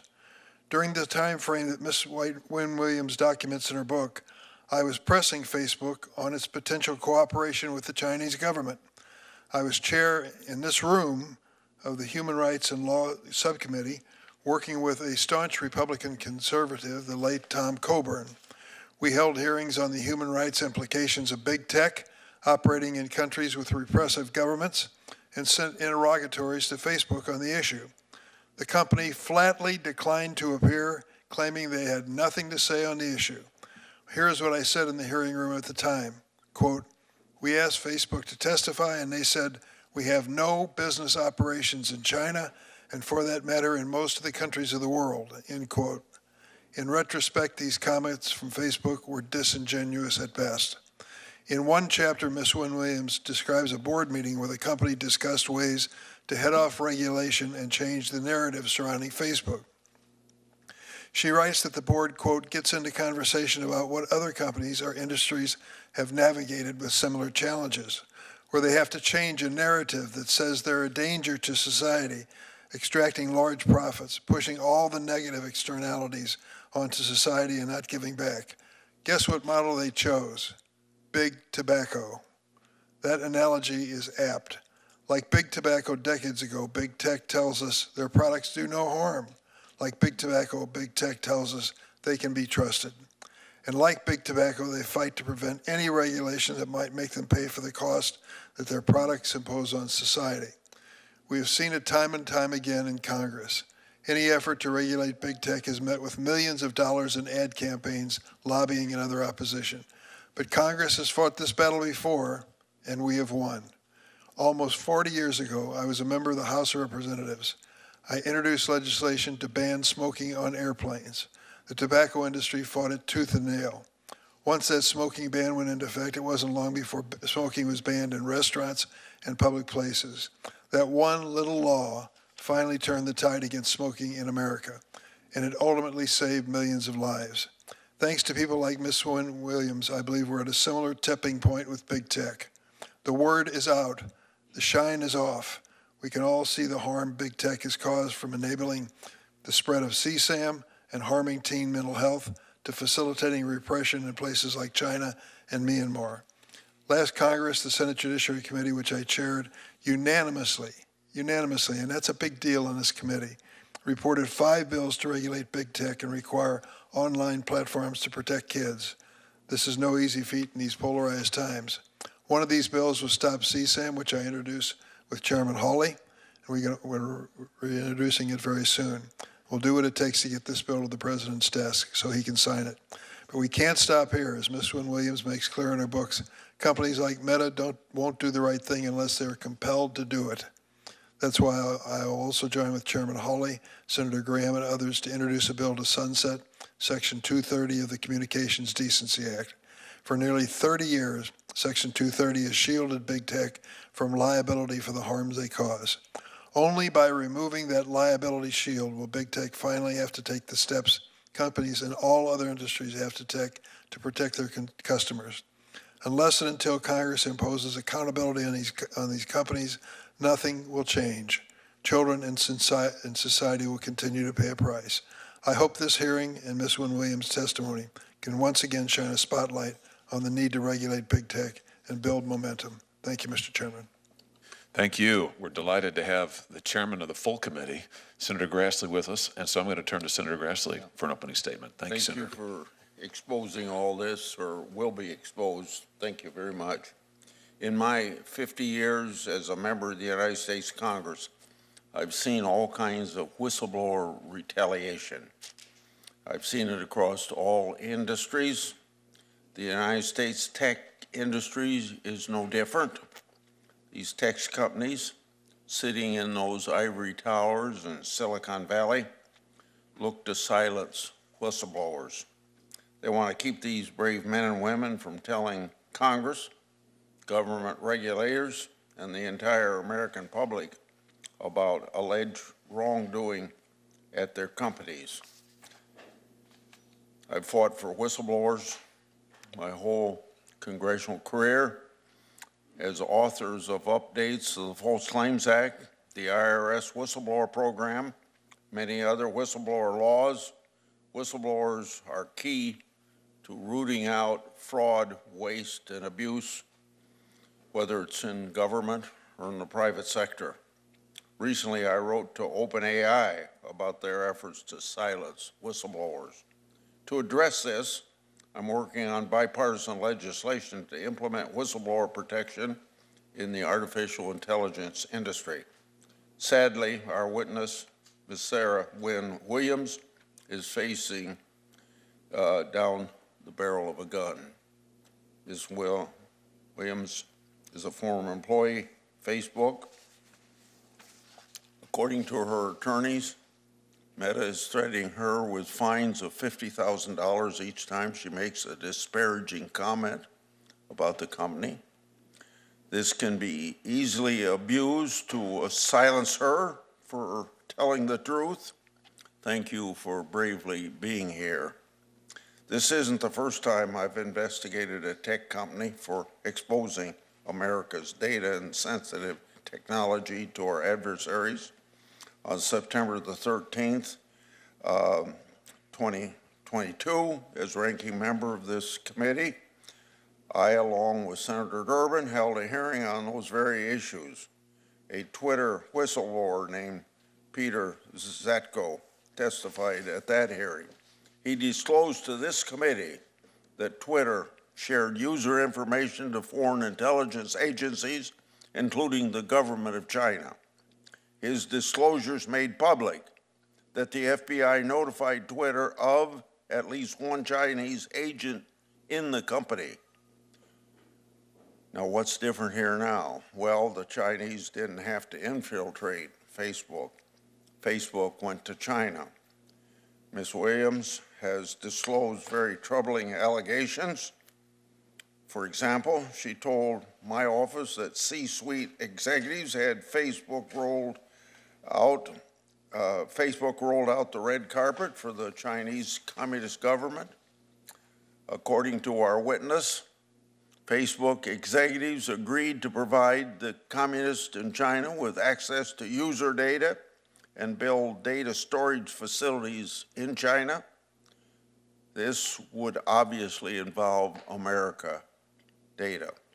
Allegedly, Facebook also built censorship tools to block certain content from Chinese users. According to Ms. Williams, Facebook also gave the ruling Communist Party and its People's Liberation Army briefings on artificial intelligence software.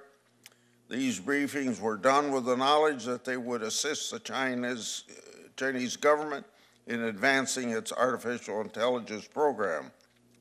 These actions have and can have dire consequences. These disclosures to Congress are exactly how it ought to be done. This whistleblower, in my view, has absolutely done the right thing.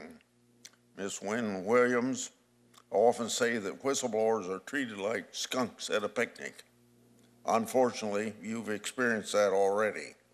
Thank you for your courage and bravery for coming forward to Congress. We'll be conducting a thorough investigation and ask Meta to fully cooperate.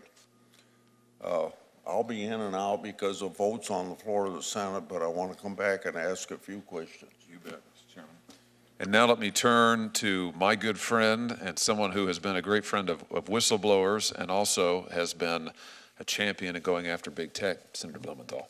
Thank you, Senator Hawley, and thank you for your leadership on this subcommittee and having this hearing, and also on the subcommittee that we chaired together on technology and the law, and I'm still hoping we will continue our work on AI. But your experience as a former law enforcement official, as Attorney General of your state, as I was of mine, gives you a solid backing and interest, and I think it reflects the importance of this subcommittee's work that both the chairman and the ranking member of the full committee are here, and that we have a bipartisan group determined to get the truth. And let me just say right at the start, I just so tremendously admire your courage, Ms. Williams, in standing up to Meta, a gigantic economic and political force, and to China that would like to see you silenced as well and is cheering from the sidelines, or maybe not even from the sidelines, what Meta is doing. And what it is doing is absolutely despicable. It is disgusting and the height of hypocrisy for a supposed free speech champion, Mark Zuckerberg and Meta, to use a campaign of threats and intimidation to try to silence you, but it is part of a pattern. Meta is trying to buy and even bribe and pander its way out of any accountability. It has donated $1 million to Trump's inaugural fund. It started ripping up its policies on hate speech and letting fraud and abuse run rampant on its platforms. And appallingly, according to the Wall Street Journal, Zuckerberg has recently visited the White House 3 times to get the president to order the Federal Trade Commission to drop its antitrust case. Meta will stop at nothing to dispel and disguise and deceive, and it has done it to Congress. It has done it to Congress and to the American people. Meta lied about the generational harm it was doing to young people, suicide, eating disorders, and depression. In fact, as we know from another brave whistleblower who came to the Commerce Committee, one document provided to us showed that it was part of the Facebook, Meta, business model to, in effect, addict kids to toxic content and destroy their lives.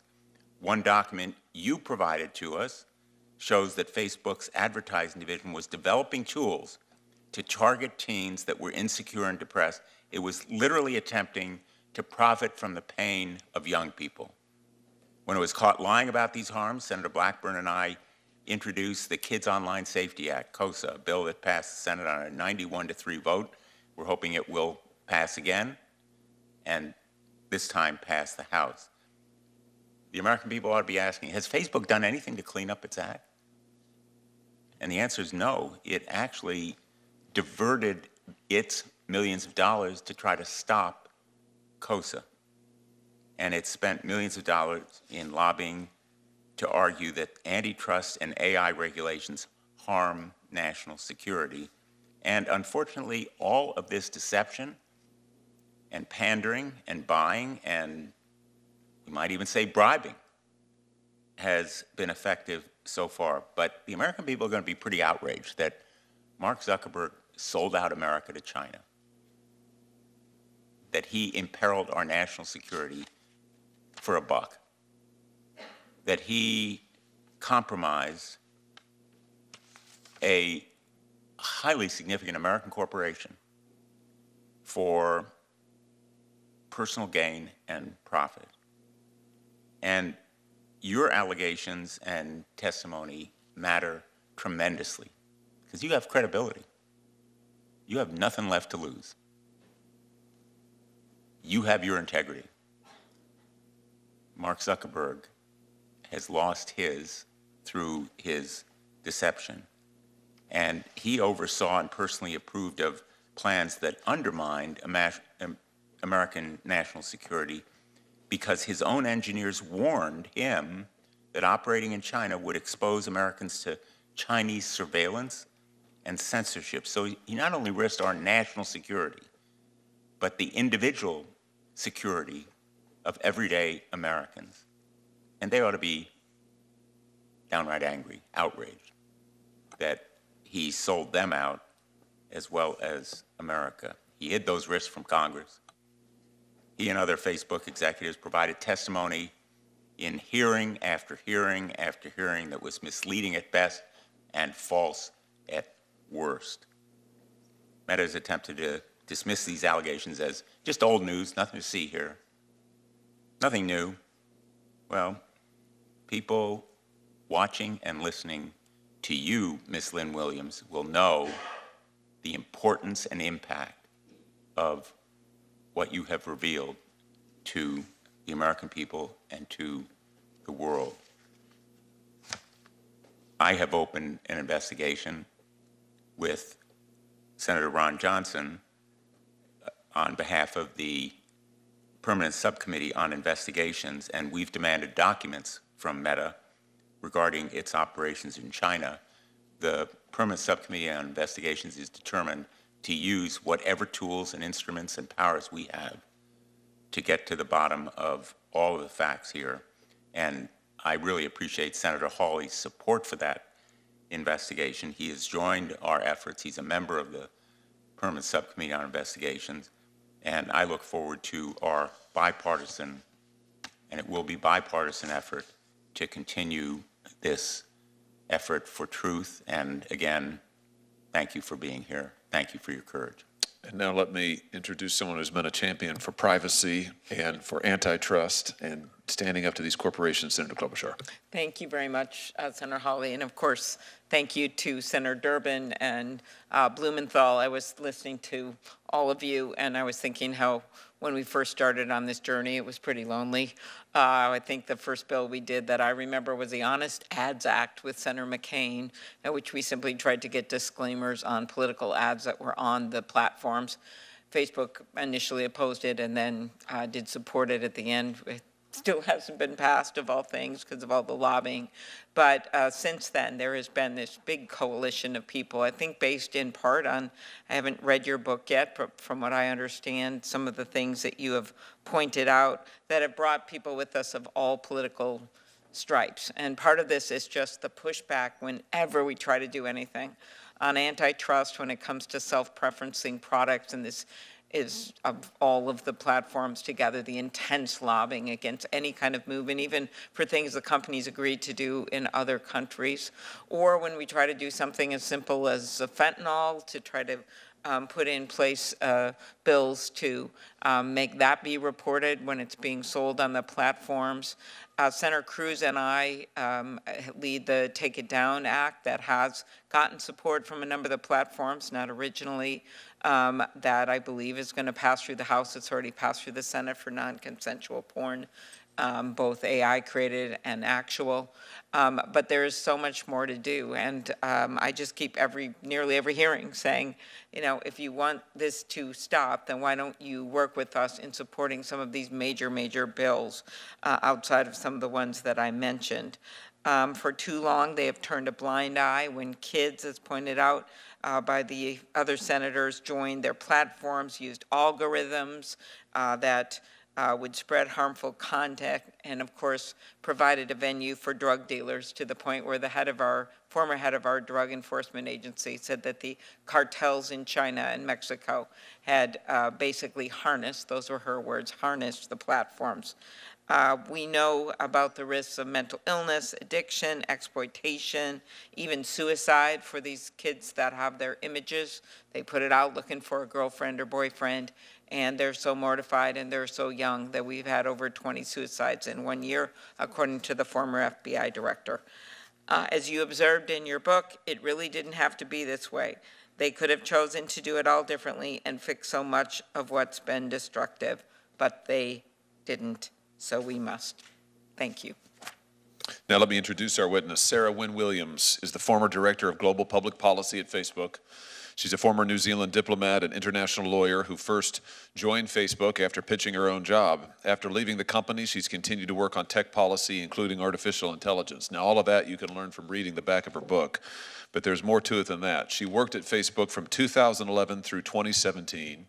She witnessed Facebook's rise from a niche tech company to a global superpower capable of bullying nation states. And she wasn't just some mid-level functionary. She worked closely with Mark Zuckerberg and Sheryl Sandberg. She arranged their meetings with world leaders across the globe. She heard their plans for China. She's no ordinary whistleblower, and she comes to tell us not merely about what has happened, but also what is coming. Now, it is our practice, Ms. Wynne Williams, and the Judiciary Committee and its subcommittees to swear in our witnesses before they testify. So if you would, let me invite you to rise and raise your right hand, and we'll get started. Do you swear that the testimony you're about to give is the truth, the whole truth, and nothing but the truth, so help you God? Thank you very much. We'd love to hear your opening statement. Take as long as you need. Chairman Hawley, Ranking Member Durbin, and distinguished members of the committee, thank you for the opportunity to speak with you today. My name is Sarah Wynne Williams, and I served as the Director of Global Public Policy at Facebook, now Meta, for nearly 7 years, starting in 2011. Throughout those 7 years, I saw Meta executives repeatedly undermine US national security and betray American values. They did these things in secret to win favor with Beijing and build an $18 billion business in China. We are engaged in a high-stakes AI arms race against China. And during my time at Meta, company executives lied about what they were doing with the Chinese Communist Party to employees, shareholders, Congress, and the American public. I sit before this committee today to set the record straight about these illegal and dangerous activities. Meta's dishonesty started with the betrayal of core American values. Mark Zuckerberg pledged himself a free speech champion. Yet I witnessed Meta work hand in glove with the Chinese Communist Party to construct and test custom-built censorship tools that silenced and censored their critics. When Beijing demanded that Facebook delete the account of a prominent Chinese dissident living on American soil, they did it, and then lied to Congress when asked about the incident in a Senate hearing. The willingness to censor was not the only troubling thing I witnessed. I watched as executives decided to provide the Chinese Communist Party with access to Meta user data, including that of Americans. Meta does not dispute these facts. They can't. I have the documents. As recently as this Monday, they claim that they do not operate their services in China. Another lie. In fact, they began offering products and services in China as early as 2014. That hasn't stopped. Their own SEC filings from last year show that China is now Meta's second biggest market. Meanwhile, Meta's AI model, Llama, has contributed significantly to Chinese advances in AI technologies like DeepSeek. Facebook's secret mission to get into China was called Project Aldrin and was restricted to need-to-know staff. There was no bridge too far.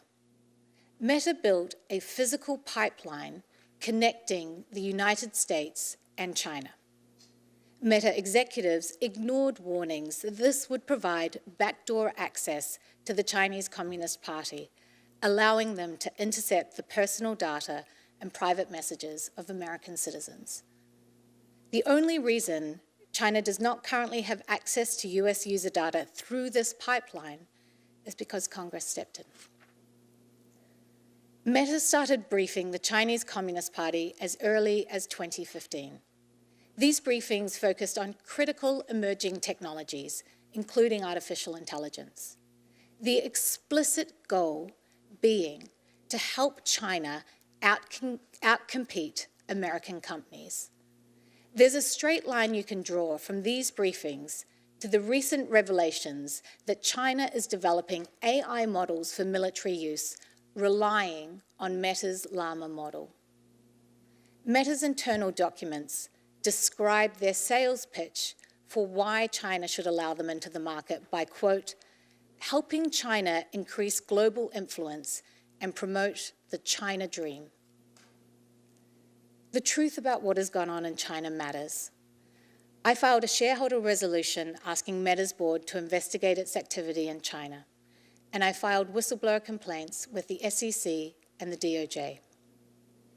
The measure of how important these truths are is directly proportionate to the ferocity of Meta's efforts to censor and intimidate me. I relied on their commitment given in 2018 that they would waive their rights to pursue forced arbitration. Despite that public commitment, they've brought a case against me for hundreds of millions of dollars. Now, they have a legal gag order that silences me, even as Meta and their proxies spread lies about me. This order is so expansive that it prohibits me from speaking with members of Congress. The gag order was sought by a company whose CEO claims to be a champion of free speech. The American people deserve to know the truth. Meta has been willing to compromise its values, sacrifice the security of its users, and undermine American interests to build its China business. It's been happening for years, covered up by lies, and continues to this day. I am here at considerable personal risk because you have the power and the authority to hold them accountable. Thank you. Thank you, Ms. Wynne-Williams. We're going to have 8-minute rounds of questioning, and I will start. Let me just start with something that you referenced, Ms. Wynne-Williams, a moment ago. Facebook, Meta, issued a statement again last night saying that they don't do business in China. Now, is that true? Facebook, Meta is not doing business in China? Is that accurate? That is not accurate, Chairman Hawley. Facebook has a $18.3 billion business in China. And to give just one example, in 2014, it launched Oculus in China with a strategy of playing dumb. And Oculus has continued to grow as a significant part of their business. In fact, they have, since 2014, 2015, they have launched multiple apps in China, often without, well, always without seeking authorization from this government, not informing their shareholders, not informing Congress, not informing the public. And now they have employees in China. Is that accurate? They have a partnership with Tencent in China. Is that accurate? Their Oculus VR business is in China. Is that accurate? So tell me this, why has Facebook, Meta, been so obsessed, if I can use that word, with breaking into the Chinese market? What is this all about? It is incredibly valuable for Meta. Monetarily. Absolutely. So we're talking about profit at the end of the day. We are absolutely talking about profit. Profit and power. Let's talk about what Meta has been willing to do for profit and power. You said just a moment ago that Meta's dishonesty started with the betrayal of core American values, and you mentioned that Mark Zuckerberg has pledged himself as a free speech champion. I notice he talks a lot now in the American media about free speech. I notice he talks a lot when he goes to the White House about free speech and how Facebook won't censor and Facebook will protect the rights of all. Have you ever known Mark Zuckerberg to censor on behalf of China? Yes, Chairman Hawley. Let's talk about a few specific instances. In 2017, the Chinese dissident Guo Wengyi suddenly had his Facebook profile shut down. Now, Facebook at first said that this was a temporary glitch. Was that true to your knowledge? No, Senator Hawley. In fact, Facebook shut down this dissident's page. This dissident, as you pointed out a moment ago, was living on American soil at the time.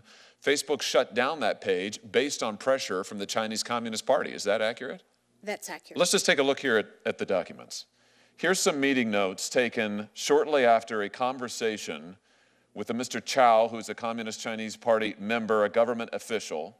Here, Mr. Chow asks Facebook, it says to Facebook that they want Mr. Guo's Facebook page dealt with. The notes say that Chow wants Facebook in China, but there are others who don't, so we Facebook need to take measures and do more in such situations to demonstrate we can address mutual interests.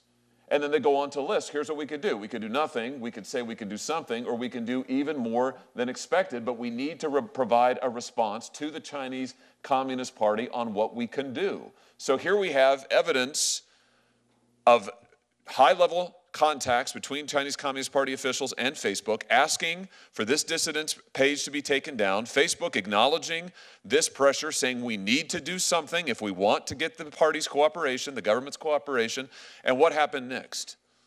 Well, Senator Hawley, one thing the Chinese Communist Party and Mark Zuckerberg share is that they want to silence their critics. I can say that from a personal experience.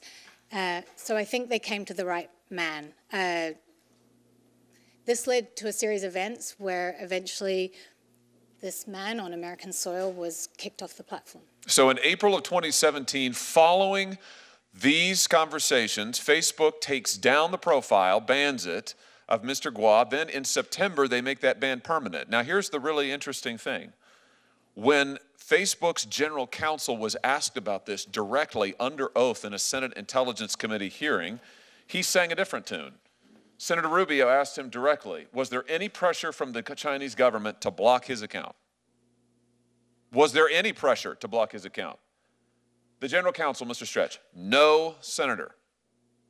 We reviewed a report on that account and analyzed it through regular channels using regular procedures. Was this truthful testimony, Ms. Williams? No, Senator. It's in fact an outright lie, is it not? It is, Senator. We just saw the documentation. Facebook received not just a request, Facebook received direct pressure from the Chinese Communist Party and bowed to it and discussed it internally and planned it and then lied about it to Congress. Let's talk about what else they've been able to do, been willing to do in order to get this access to the Chinese market. Let's look at some more meeting notes. Here's a readout of a group of Facebook engineers offering to create a censorship regime that will allow Facebook to block all traffic the Chinese Communist Party doesn't want. Phase 0, this is an internal chat. Phase 0, we identify all traffic that are currently blocked in China and we, Facebook, block them. This is a test for us to see whether we can actually identify all traffic from China. And then the chat continues, yes, good way to build trust. And another conversant says, great stuff, guys, let's do it. What do they, give us some context here, Ms. Williams. What are they talking about doing here? When they say block all content that China wants, we, Facebook, do it for them. What are they talking about? They're talking about activating their censorship tools on behalf of the Chinese Communist Party. So Facebook creates censorship tools that will allow them to assume the burden, if you like, of censorship, where they will do all of the censoring that the Chinese government was doing. Facebook would do it on their behalf. Is that right? That's my understanding, sir. And here you have Facebook employees celebrating it. Good way to build trust. They mean build trust with the Communist Chinese Party, right? Correct, Senator. And great stuff, guys, let's do it. Meaning they greenlit this and went forward to see if they could make it happen. Is that accurate? That's my understanding, Senator. All of this, let's be clear, for a murderous regime in China, the most barbaric, most evil regime on the face of the planet, and our free speech champion, Mark Zuckerberg, is here with his team of engineers actively working to make Facebook censor on their behalf. Let me ask you this. What about user data, Ms. Williams? Facebook has said publicly many times, we would never compromise user data. It's a red line in the sand. We'd never do that. Never, never, never. Was Facebook ever willing to share user data with the Chinese Communist Party? Yes, Senator. In fact, they had a plan for that, didn't they? Here's some more documents, internal documents. Update, I spoke with the China team yesterday. They flagged a potential complication arising from our negotiations with the Chinese government. I emphasize this is a Facebook document now. These are Facebook executives. In exchange for the ability to do operations in China, Facebook will agree to grant the Chinese government access to Chinese user data. There it is in black and white. Facebook will agree to grant the Chinese government access to Chinese user data, including Hong Kongese user data. And then they talk about they're going to have to get their Hong Kong citizens to re-agree to terms of service so they can slide this right by them. This is extraordinary. Can I just ask you, Ms. Williams, was Americans' user data ever compromised? Or they ever planned to compromise American user data in any way, do you know? One of the challenges with the servicing a market as big as China was the internet infrastructure that would underpin that. So I mentioned the cable that they joined between the US and China, and that would be very helpful, but in servicing this market. But it would still mean that the service would be slow. So they contemplated using POP servers. And POP servers is a technical data server that brings the data closer to the end user. The challenge with POP servers is that you can't segregate data. It would have American data, it would have Chinese user data, and it would be on Chinese soil. So I want to just be clear about this. Here in this document, Facebook is talking about making Chinese user data available to the Chinese government because they're going to store that data in China. Is that correct? Correct. But when you store that data in China, Americans who exchange messages or other information with Chinese Facebook users, that would mean the Chinese government could get access to the American data as well. Is that correct? Through the POP servers, potentially, yes. And Facebook was willing to take that risk? Yes, there was a lot of discussion about this, and ultimately, yes. I mean, this is extraordinary. This is exactly contrary to what Facebook has represented for years. Here, they're willing to build data centers, store data in China. They are willing explicitly to give the Chinese government access to it. And if that means that American user data is also compromised, they're willing to do that too. All for profits in China. There was virtually nothing they weren't willing to do. Chairman Grassley? And I'm only sitting over here because of your chart.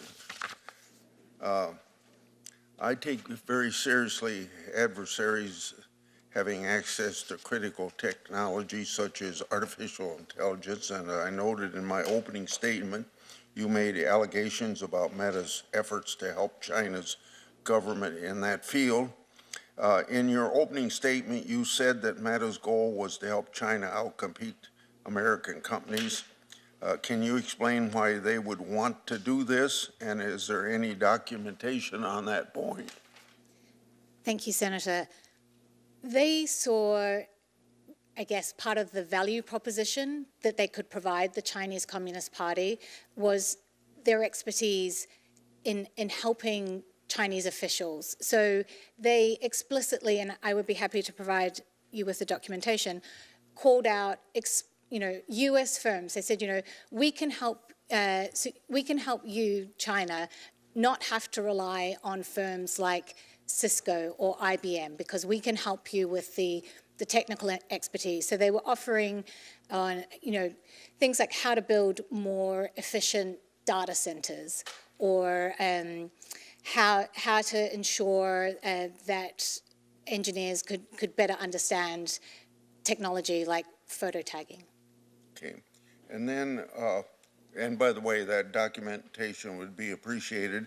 What was Meta's ultimate goal when they briefed Chinese government on artificial intelligence technology, and what information and technology did they provide?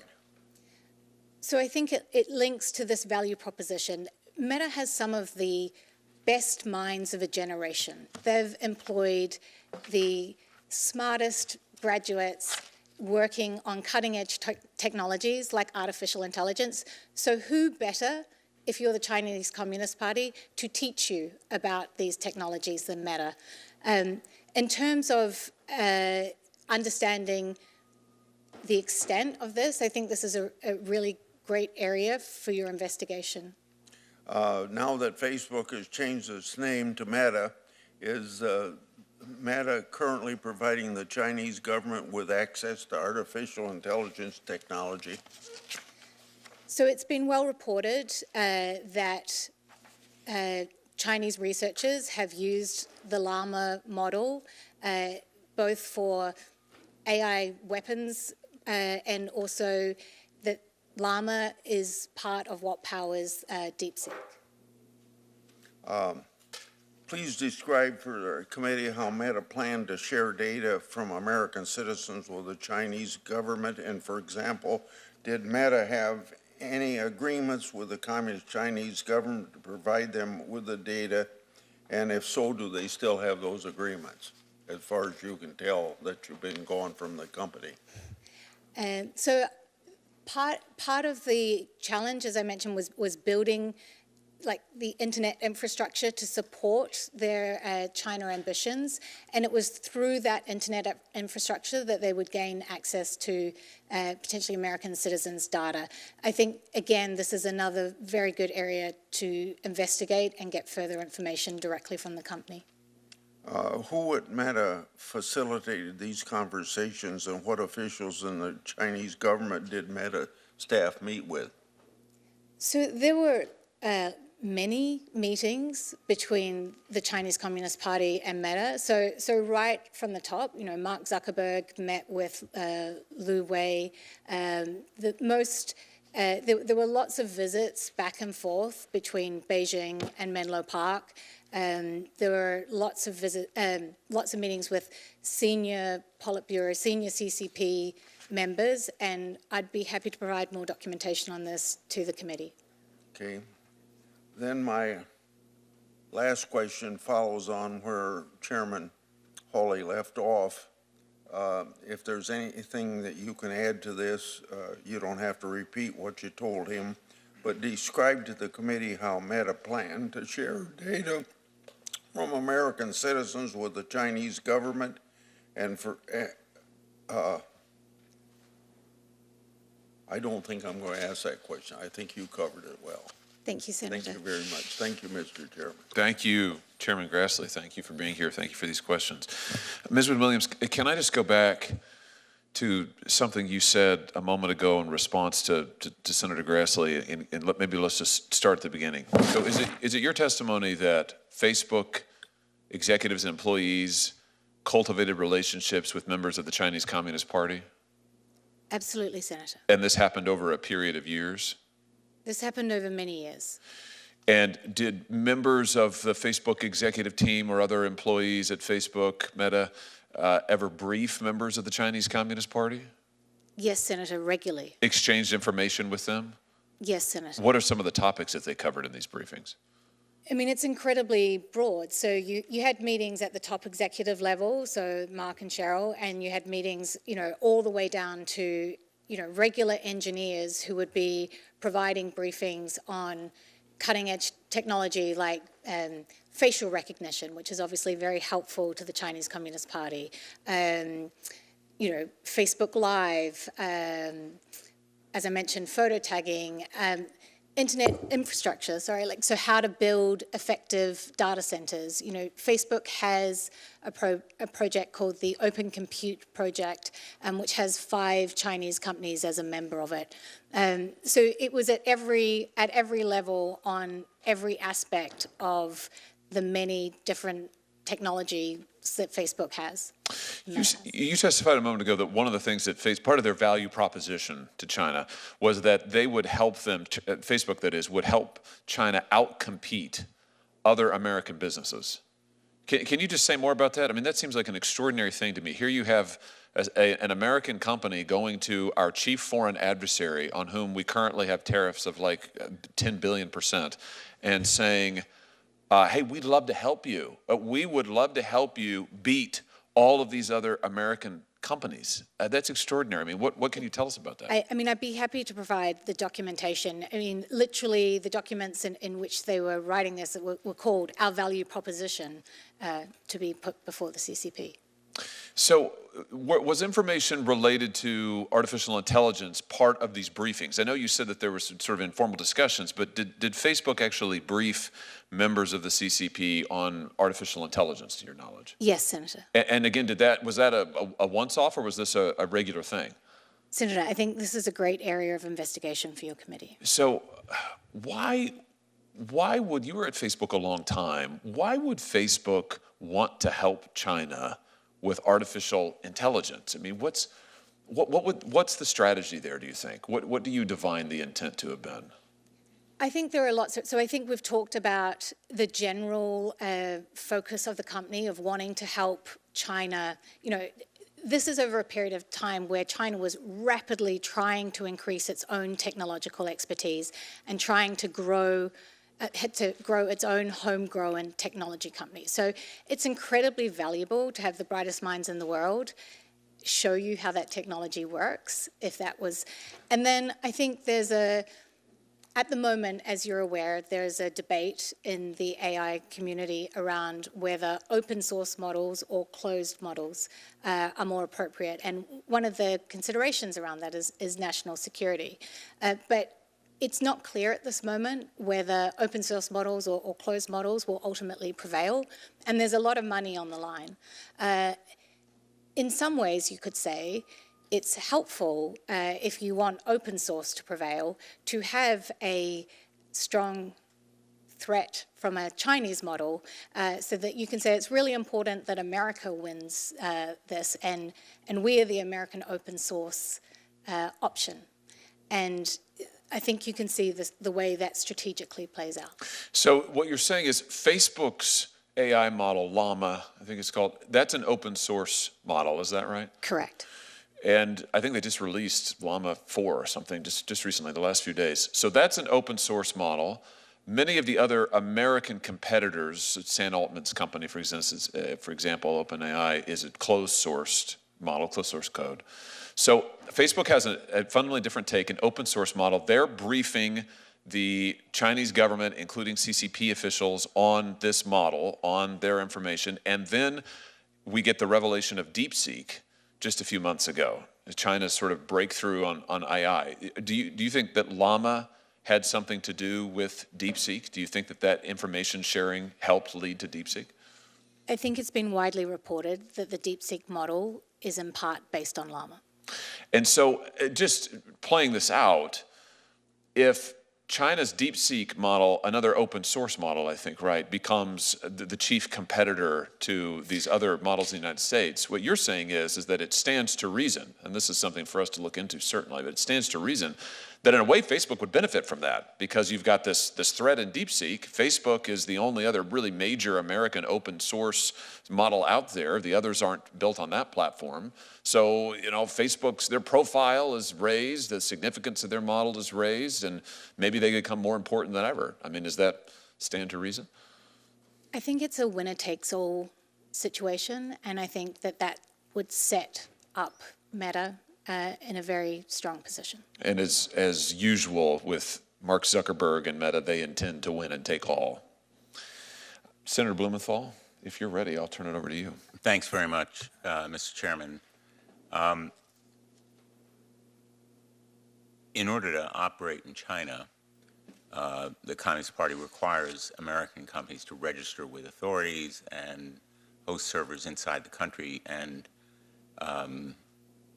I think it's pretty well known that Chinese law requires that security services are allowed access to any data hosted within the country. Did any of Facebook's security team or its engineers raise concerns to management about Americans' private information being exposed to Chinese spying? Yes, Senator, they did. How did they do that? They documented their concern in a number of ways. They noted that this would happen, that the Chinese would get access to the data, and they also noted their concern in other discussions and other documentation, saying, my red line as a security engineer is to not be comfortable with this, but my red line is not Mark Zuckerberg's red line. Maybe you can explain what you mean by that. The engineer was saying that they were not comfortable with the way the China project was structured that would allow the Chinese Communist Party to potentially access American citizens' data. But in saying that, they noted that, that's a red line for me as a security engineer. That's not Mark Zuckerberg's red line. Did you sense he had any red line? I did not. If he did, you don't know what it was? I don't. If you have more information related to these spying risks, would you be willing to share it with the committee? I would, Senator. And Mark Zuckerberg was knowledgeable about the planning, and do you know whether he was knowledgeable about the risks as well? My understanding is that the risk is the hardest part of the plan, so it's unthinkable that he was not aware of the risk. Nothing happened here without his approval and knowledge. This was a project unlike any other project I worked on during my time at Meta, in that it was so centrally led by Mark Zuckerberg, and he was so personally invested in this project. He learnt Mandarin. He traveled to China more than any other country. He had weekly Mandarin sessions with employees. It's hard to overstate how different this project was. to any other project I experienced in my many years at the company. So there would be no credibility to his denying that he knew about the risks, he knew about the concerns raised by his engineers and his China team, and he was intimately involved in not only the planning and the engineering, but also in taking those risks. Senator, he was traveling to Beijing. In the documents submitted to the subcommittee, Facebook appears to have been willing to provide the data of users in Hong Kong to the Chinese government at a time when pro-democracy protesters were opposing Beijing's crackdown. Is that impression correct? And how did Facebook treat Taiwan or Hong Kong? So that impression is correct. One of the more surprising things is that as part of the censorship tool that was developed, there were virality counters. So anytime a piece of content got over 10,000 views, that would automatically trigger it being reviewed by what they called the chief editor. And what was particularly surprising is that the virality counters were not just installed, but activated in Hong Kong and also in Taiwan. Let me ask you, I raised in my remarks, and I know that a number of other colleagues did as well, the record of misrepresentation and deceit. One of our former colleagues, Senator Leahy, asked Mark Zuckerberg in 2018 whether Facebook would comply with Chinese censorship and surveillance demand. He even asked if Facebook had built censorship tools to enter the Chinese market, and Zuckerberg responded, I'm quoting, "Because Facebook has been blocked in China since 2009, we are not in a position to know exactly how the government would seek to apply its laws and regulations on content were we permitted to offer our service to Chinese users." Ms. Wynne-Williams, was that accurate? That is not accurate. You know, hundreds of decisions had been made, and by 2018, they'd been in dialogue directly with the Chinese Communist Party for 4 years. The fact is, by 2018, Facebook built, it even turned on censorship and surveillance tools that it developed for Chinese security officials, correct? It developed, and those Chinese Communist Party officials tested the censorship tool and would give feedback and say, this needs to change, or we need this, or we need confidence that you can capture images and filter images we don't want seen. You know, we talk a lot about 1984. Facebook developed a virility counter tool that directed any posts of over 10,000 views to be reviewed by an Orwellian-named, quote-unquote, chief editor. Is that correct? That's correct. And was the chief editor's geographic reach limited to mainland China, or did they plan to cover other locations? They plan to cover Hong Kong and Taiwan, is my understanding. So their surveillance operation was directed at Taiwan? That's my understanding, Senator. And Hong Kong? That's my understanding. Was the editor-in-chief's or the chief editor's power limited to reviewing viral posts? Oh, no, it's extensive power. The chief editor would be able to turn off the entire service in specific regions, for example, Xinjiang, or would also be able to turn off or manage the service on significant anniversaries like the anniversary of Tiananmen Square. So the chief editor, a creation of Facebook, was an Orwellian censor that applied to locations outside mainland China, to Taiwan and Hong Kong, to people not within the legal jurisdiction of China, but also obviously the Chinese themselves. And it was designed and implemented by Meta and Mark Zuckerberg. Correct, Senator. Even though its very existence was denied before this committee in 2018. That's correct, Senator.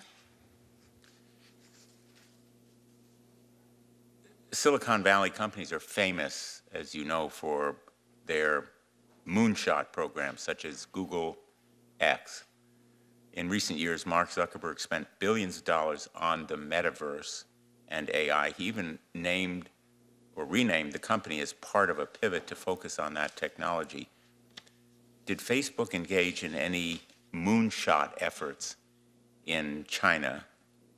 And were these efforts walled off or protected from the Communist Party? They did, Senator, and I'd be happy to follow up with the committee on this point. You'd prefer to follow up privately? Yeah. Just one last question. I'm interested in how much of a national champion Meta actually is for the United States. Did Facebook share information about its facial recognition, artificial intelligence models, and other sensitive technologies to Chinese security officials? In other words, did it share that significant technology regarding facial recognition and other surveillance methods? Look, the greatest trick Mark Zuckerberg ever pulled was wrapping the American flag around himself and calling himself a patriot and saying he didn't offer services in China while he spent the last decade building an $18 billion business there. And he wrapped the flag around himself even as he disclosed sensitive technologies that enabled the Chinese to gain the upper hand on surveilling its citizens, but also the upper hand in engaging with us. And he continues to wrap the flag around himself as we move into the next era of artificial intelligence. Thank you, Mr. Chairman. Thank you, Senator. Senator Blackburn. Thank you, Mr. Chairman. I am delighted that we are having this hearing today. I thank you for this. And Ms. Wynne Williams, I want to thank you for stepping forward and for speaking. Senator Blumenthal and I last year brought forward the Kids Online Safety Act, and this is a piece of legislation we have worked on for years. It came through the Senate on a 91-3 vote.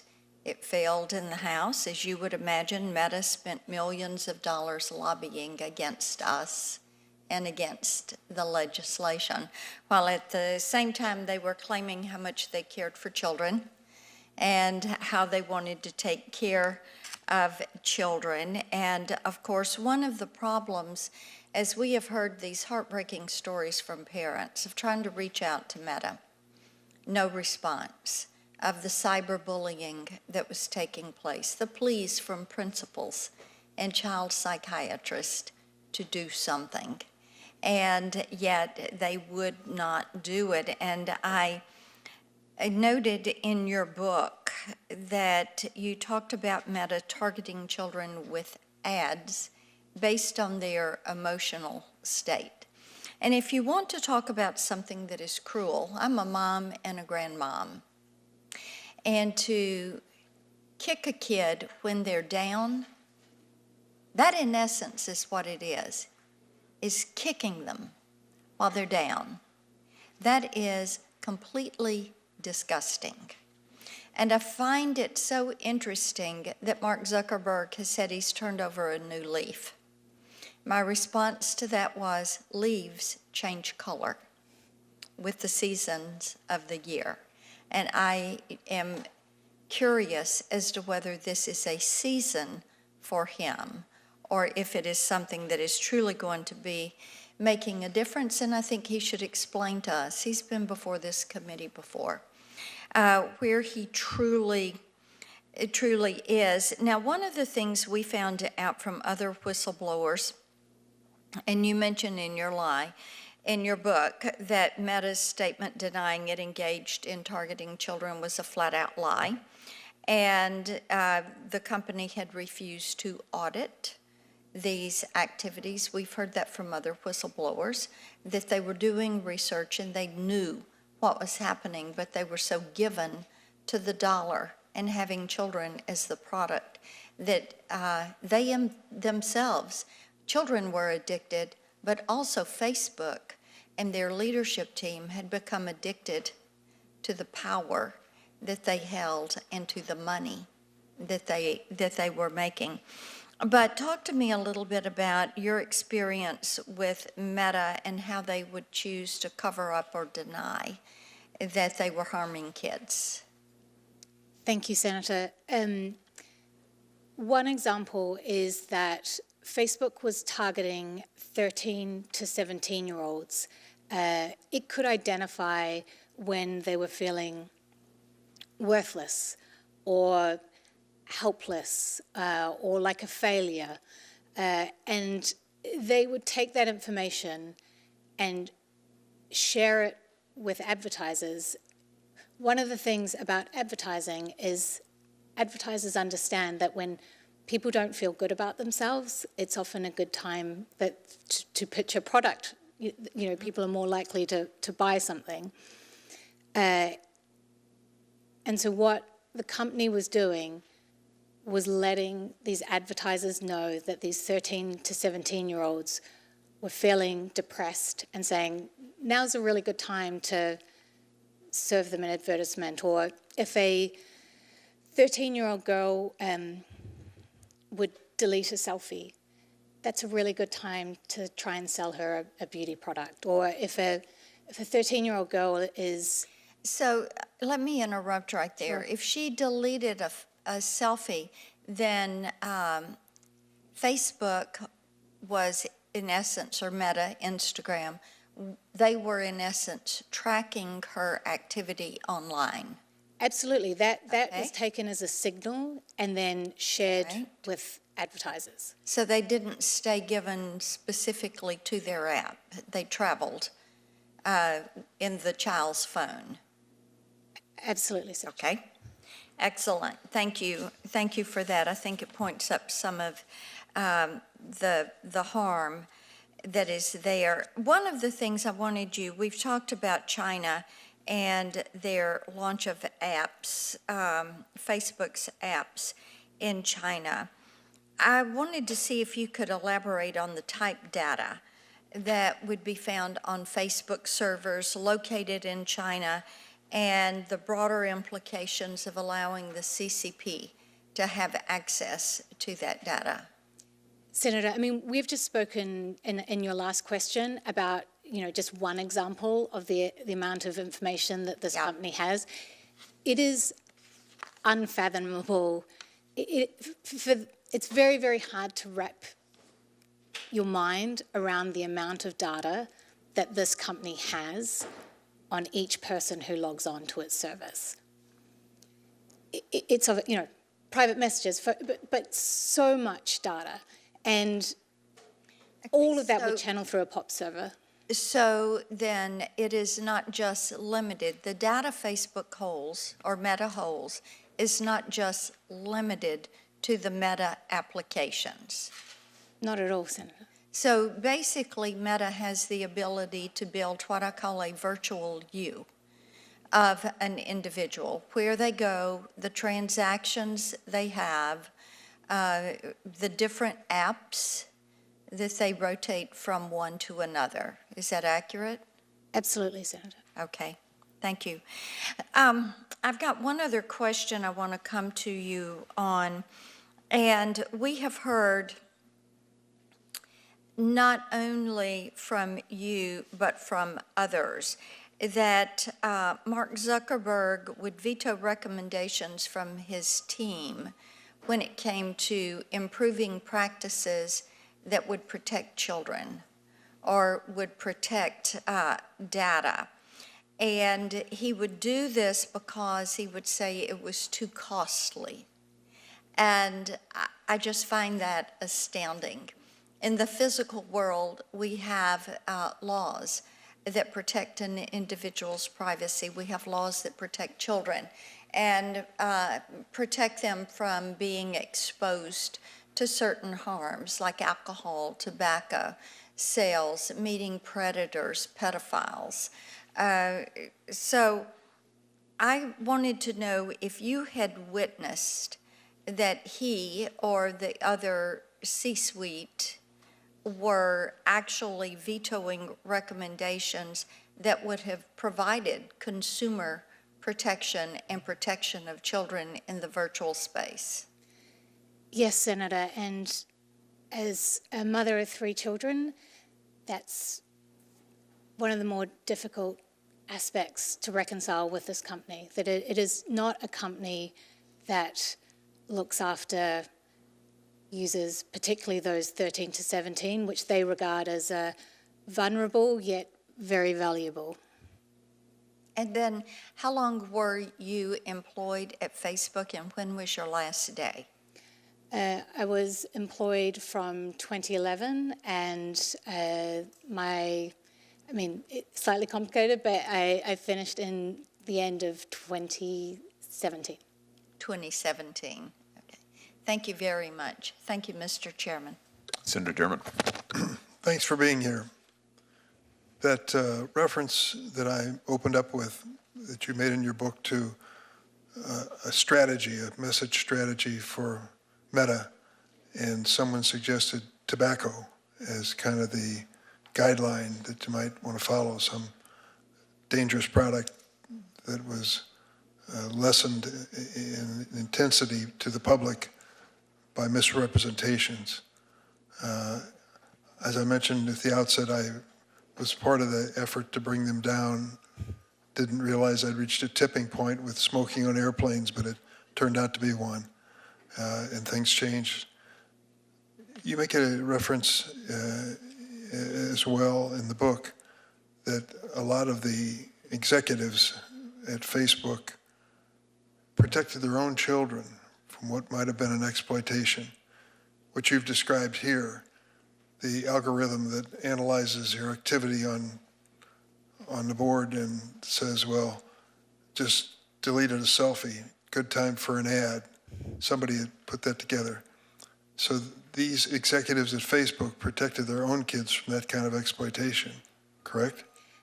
Senator, that was one of the things that shocked me when I moved to Silicon Valley, is that it's a place full of, wooden Montessori toys, and, executives would always speak about how they have screen bans in the house, or, I would say, oh, has your teen used the new product we're about to launch? And they're like, my teenager's not allowed on Facebook. I don't have my teenager on Instagram. Like, these executives, they know the harm that this product does. They don't allow their own teenagers to use the products that Meta develops. I mean, the hypocrisy is at every level. So I wanted to just tell you a follow-up to that story.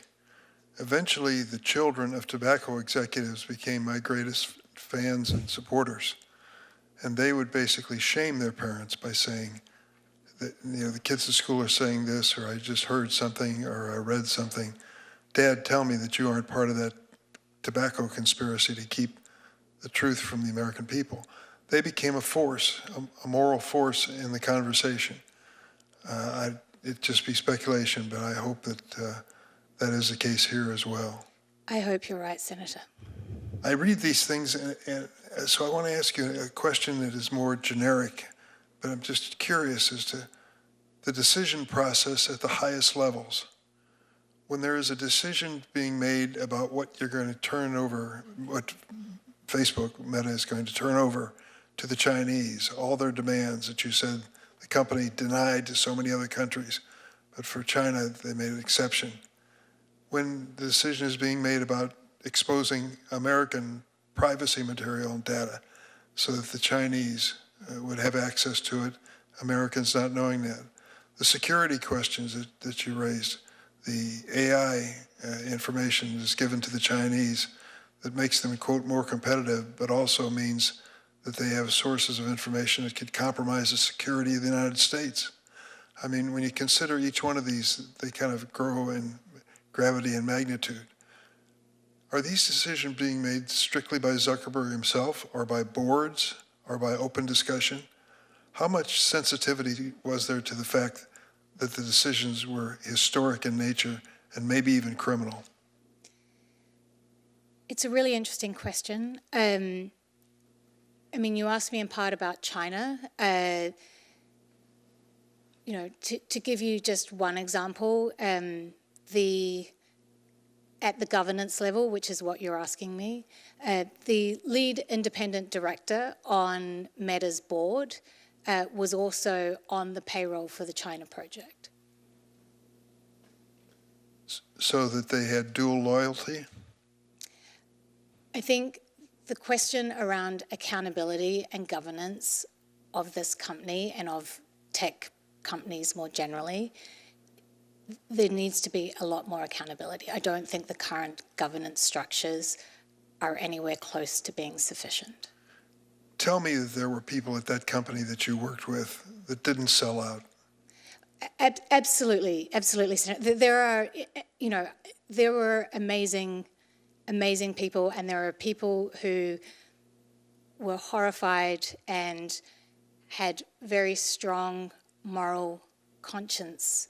And there are many of these people who've been in touch who, since these revelations have come out, have said, you know, I was in those meetings, I remember this. You know, there were people who spoke up, there were people, I regret to say that many of the people who spoke up are no longer at the company, but there are good people there, and there are people who have moral beliefs, and there certainly were, but that wasn't happening at the top of the company. That wasn't happening at the executive level, and what was striking was the absence of those types of discussions at the top of the company compared to what was happening with your average people who are working at the company. And you say Mr. Zuckerberg himself prides himself on being a loyal American? I think Mr. Zuckerberg would say he does. Yes. But I don't want to speak for him. No, of course not. But I think the evidence that you've given us points in the other direction. Lying to Congress may be in the realm of a mortal sin, depending on your faith conviction, but certainly selling out the security and privacy of the United States is about as low as they go when it comes to big tech. Have you been in any conversations involving Section 230? No, Senator. All right, well, that's certainly a law that we're taking a close look at here, which shields companies like this from personal civil liability. Many of us believe the committee has voted accordingly that if they could be held accountable for their decisions in a court of law and find damages, money to money, that this would have more impact than some of the best speeches we could put together as members of Congress. So we're going to work on that. Mr. Chairman, I thank you for this hearing, but I particularly thank you because you've referred to in your testimony what you call in the book 3 pistols, which I think is your reference to your 3 children. You've done a great thing for them and for kids all across the world. Thank you for testifying today. Thank you, Senator. Ms. Wynne-Williams, let me ask you a little bit more about the censorship tools that you've been asked about today, you've testified about, that were actually deployed in Hong Kong and Taiwan. And let's just, if we can, let's just look again at the privacy team email. Not that one. That one. Yeah, so this is, and just so members of the press understand, the committee's in possession of this document. We have blacked out, as you can see, we've blacked out the names of individuals here, but in the documents, we have those names. Of course, we'll follow all appropriate legal procedures, but just so the press understands, the committee is committed to doing a full investigation. We do understand and know who the people are on this chain. We can see who they are, and we can see the full course of the discussion. But I just want to emphasize something here. The update is they spoke with the China team. They flagged a potential course of potential complication, of course, of negotiations with the Chinese government. Let's just stop there for a second. Someone pointed out to you that Mark Zuckerberg testified under oath that he didn't know what the Chinese government's terms would be to operate Facebook in China because they were banned, quote unquote, in China. So he just had no idea. He was saying this as late as 2017, 2018. He just had no idea what the terms would be. That's just categorically false, isn't it? Absolutely, Senator. And this email shows that it is false, correct? Correct. In fact, what this email shows is Facebook is in very regularly close contact with members of the Chinese government, down to specifying how they want the censorship tools to work. They're giving feedback on it, back and forth and back and forth. And here they've agreed on a set of censorship tools to deploy in Hong Kong, down to the fact that they say we're going to have to actually re-TOS. Does that mean terms of service? Correct. So in other words, they're going to have to push out to Hong Kong users a new click thing for them to click on, which they won't, of course, really understand or know because it's almost impossible to decipher. But in fact, what they're doing is it's allowing Facebook to stand up new censorship tools on behalf of the Chinese government. Is that correct? That's correct. Now, here's another interesting point. Back in 2012, the FTC here in this country, the FTC entered a consent decree with Facebook about privacy. Do you remember, Ms. Wynne-Williams, this would have been early on in your time at the company, but do you remember roughly any of the terms of that FTC consent decree? Because they are relevant here. I do, Senator. They were intended to prevent Meta from deceiving people about the extent to which they collect and share their data. Yes, so the part of the order is, and let me just quote, Facebook shall, quote, shall not misrepresent in any manner, expressly or by implication, the extent to which it maintains the privacy or security of covered information, end quote, which is user data. Now, Facebook is under a consent decree with the FTC on this basis, and yet they are deliberately misrepresenting across the world the security of user data. They are negotiating with the Chinese government to turn over user data, grant the Chinese government access to Chinese user data, including the Hong Kongese, including Taiwan, and yet they're representing to American government officials, no, we don't do that. We don't do that. In fact, they testified under oath. We don't make user data available. All of that was just lies. Is that fair to say, Ms. Wynne-Williams? Senator, many, many decisions have been made, and they were all premised on the basis that Meta would hand over Chinese user data to the Chinese Communist Party. So in addition to lying to Congress on what seems like a fairly regular basis, lying about suppressing dissidents, lying about setting up censorship tools, they've also arguably violated FTC consent decrees. And we have the documentation. This isn't just Ms. Wynne-Williams' opinion. This isn't just her recollection. We have the documentation with the Facebook employees, who I might add are high-level, executive-level employees, who are planning this and doing this. It's really...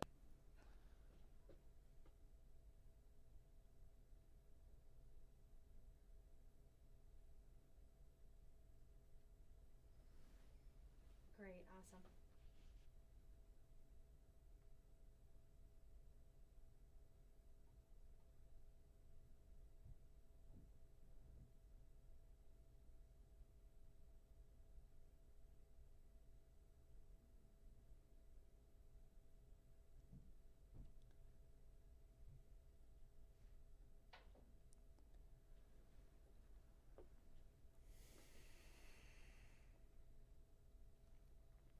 They're not talking to me about boxes, right?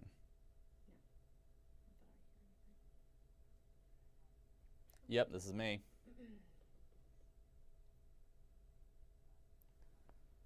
Okay.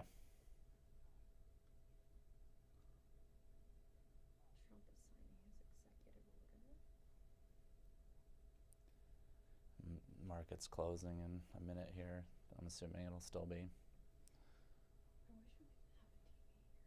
You can usually. It's just, it's not that big of a deal this time. If I was going to be here for like several hits straight. Mic check, 1, 2, 3, 4, 5. Mic check, 1, 2, 3.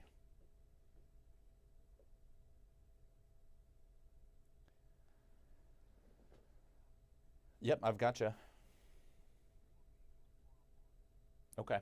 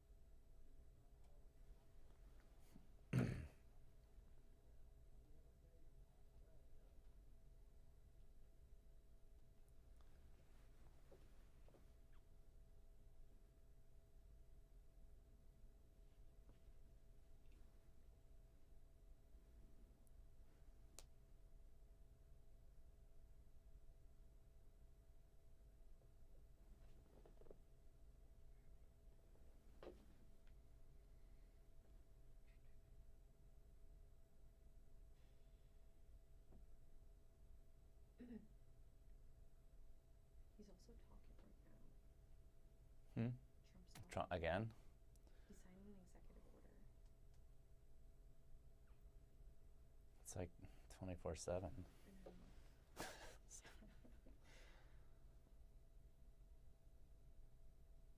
I feel like the White House people are just like chasing him around 24/7. It's like they're sweating right out. It's like we're inside, or we're on one side with Besant, and they're over with the NASCAR, and then they're in the Oval Office. It's like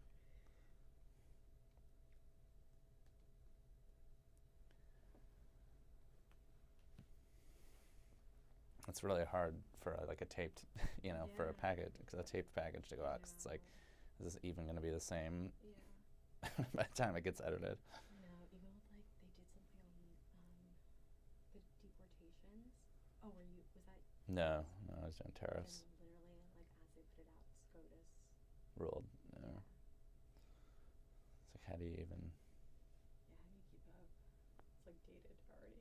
Greg and like, we'll just do anchor tag.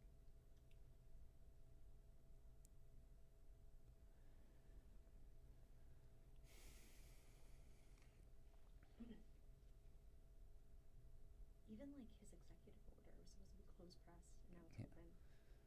And then it turned into a press conference. And there's like 20 of them a day.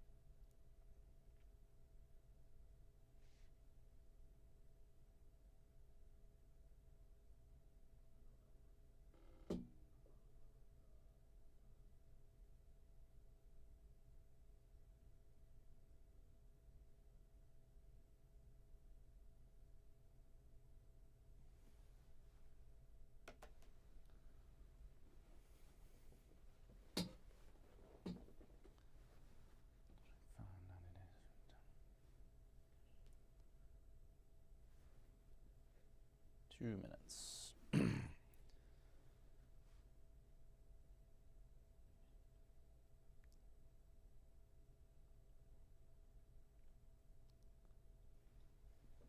don't think this is going to happen, but if it's like 1609 and like you're still going, I'll just like tell you to wrap it. Yeah, no, that won't happen. Don't worry. Okay. That'd be like their whole show.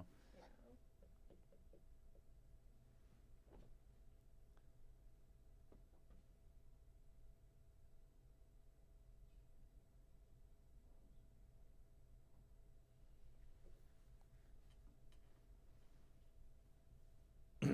'It's Evan, you said?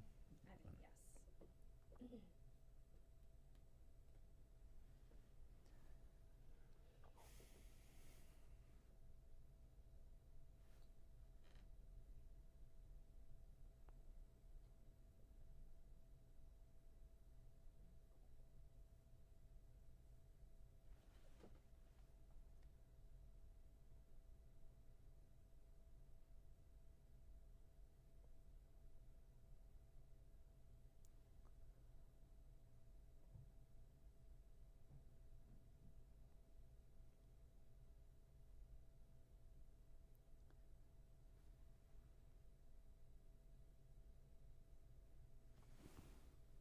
One minute.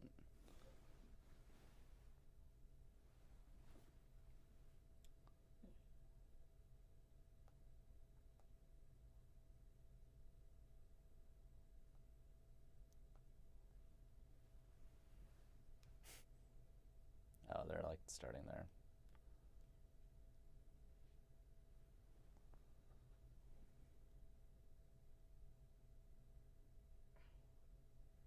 That's what they're doing right after. Yeah.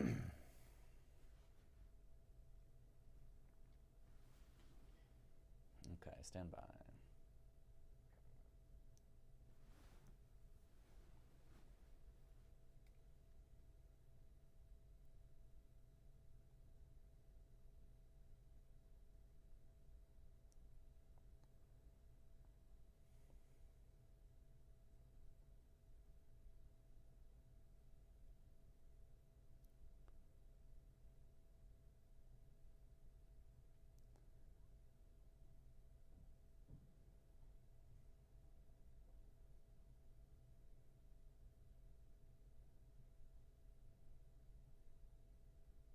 Well, that's right, Evan. A lot to unpack from just one Truth Social post from President Trump, and we've heard a lot from him and his Treasury Secretary, Scott Bessent, since that went out. But basically, he upped tariffs on China to 125%, as you mentioned, in response to their last increase in tariffs. But the big news really coming from that is that 90-day pause on tariffs with other countries that are having these conversations and coming to the table to negotiate with the U.S. Now, that brings them to a standard 10% tariff, which in most cases is way lower than what the Trump administration had put in place before. And that news sent stocks soaring earlier this afternoon as the markets close right about now.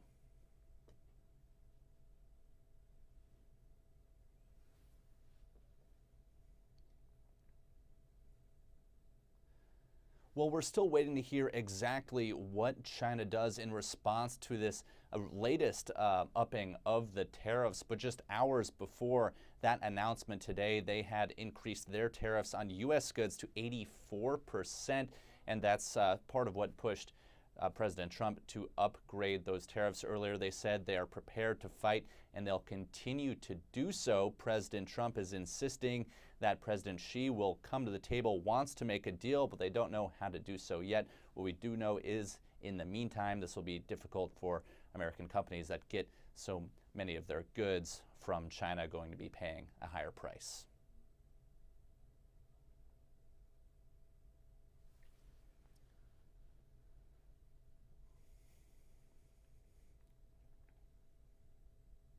Yeah, that's right. It's been a really tumultuous week since these tariffs were first announced last week, but they really have soared since this announcement that there will be a 90-day pause on all of these countries. Scott Bessent, the Treasury Secretary, said around 75 countries are already coming to them trying to negotiate. You know, things got a little bit dicey heading into today, especially in the bond market. A lot of concern over a sell-off of U.S. bonds, people getting really nervous, saying that could be a sign of a future recession to come. Even President Trump saying today in a brief news conference that people were getting very antsy and nervous about that. Scott Bessent, Treasury Secretary, did say earlier today that this has all been part of their plan all along and kind of put China in a position where they want them. So where we go from here, of course, is unclear, but a huge boost for Wall Street following that news.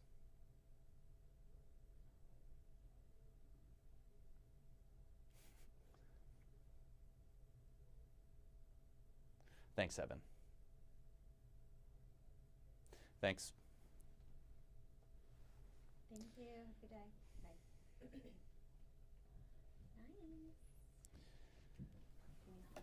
No, I'm good. Thank you, though. He was like, oh, live in the nation's capital. Oh, no.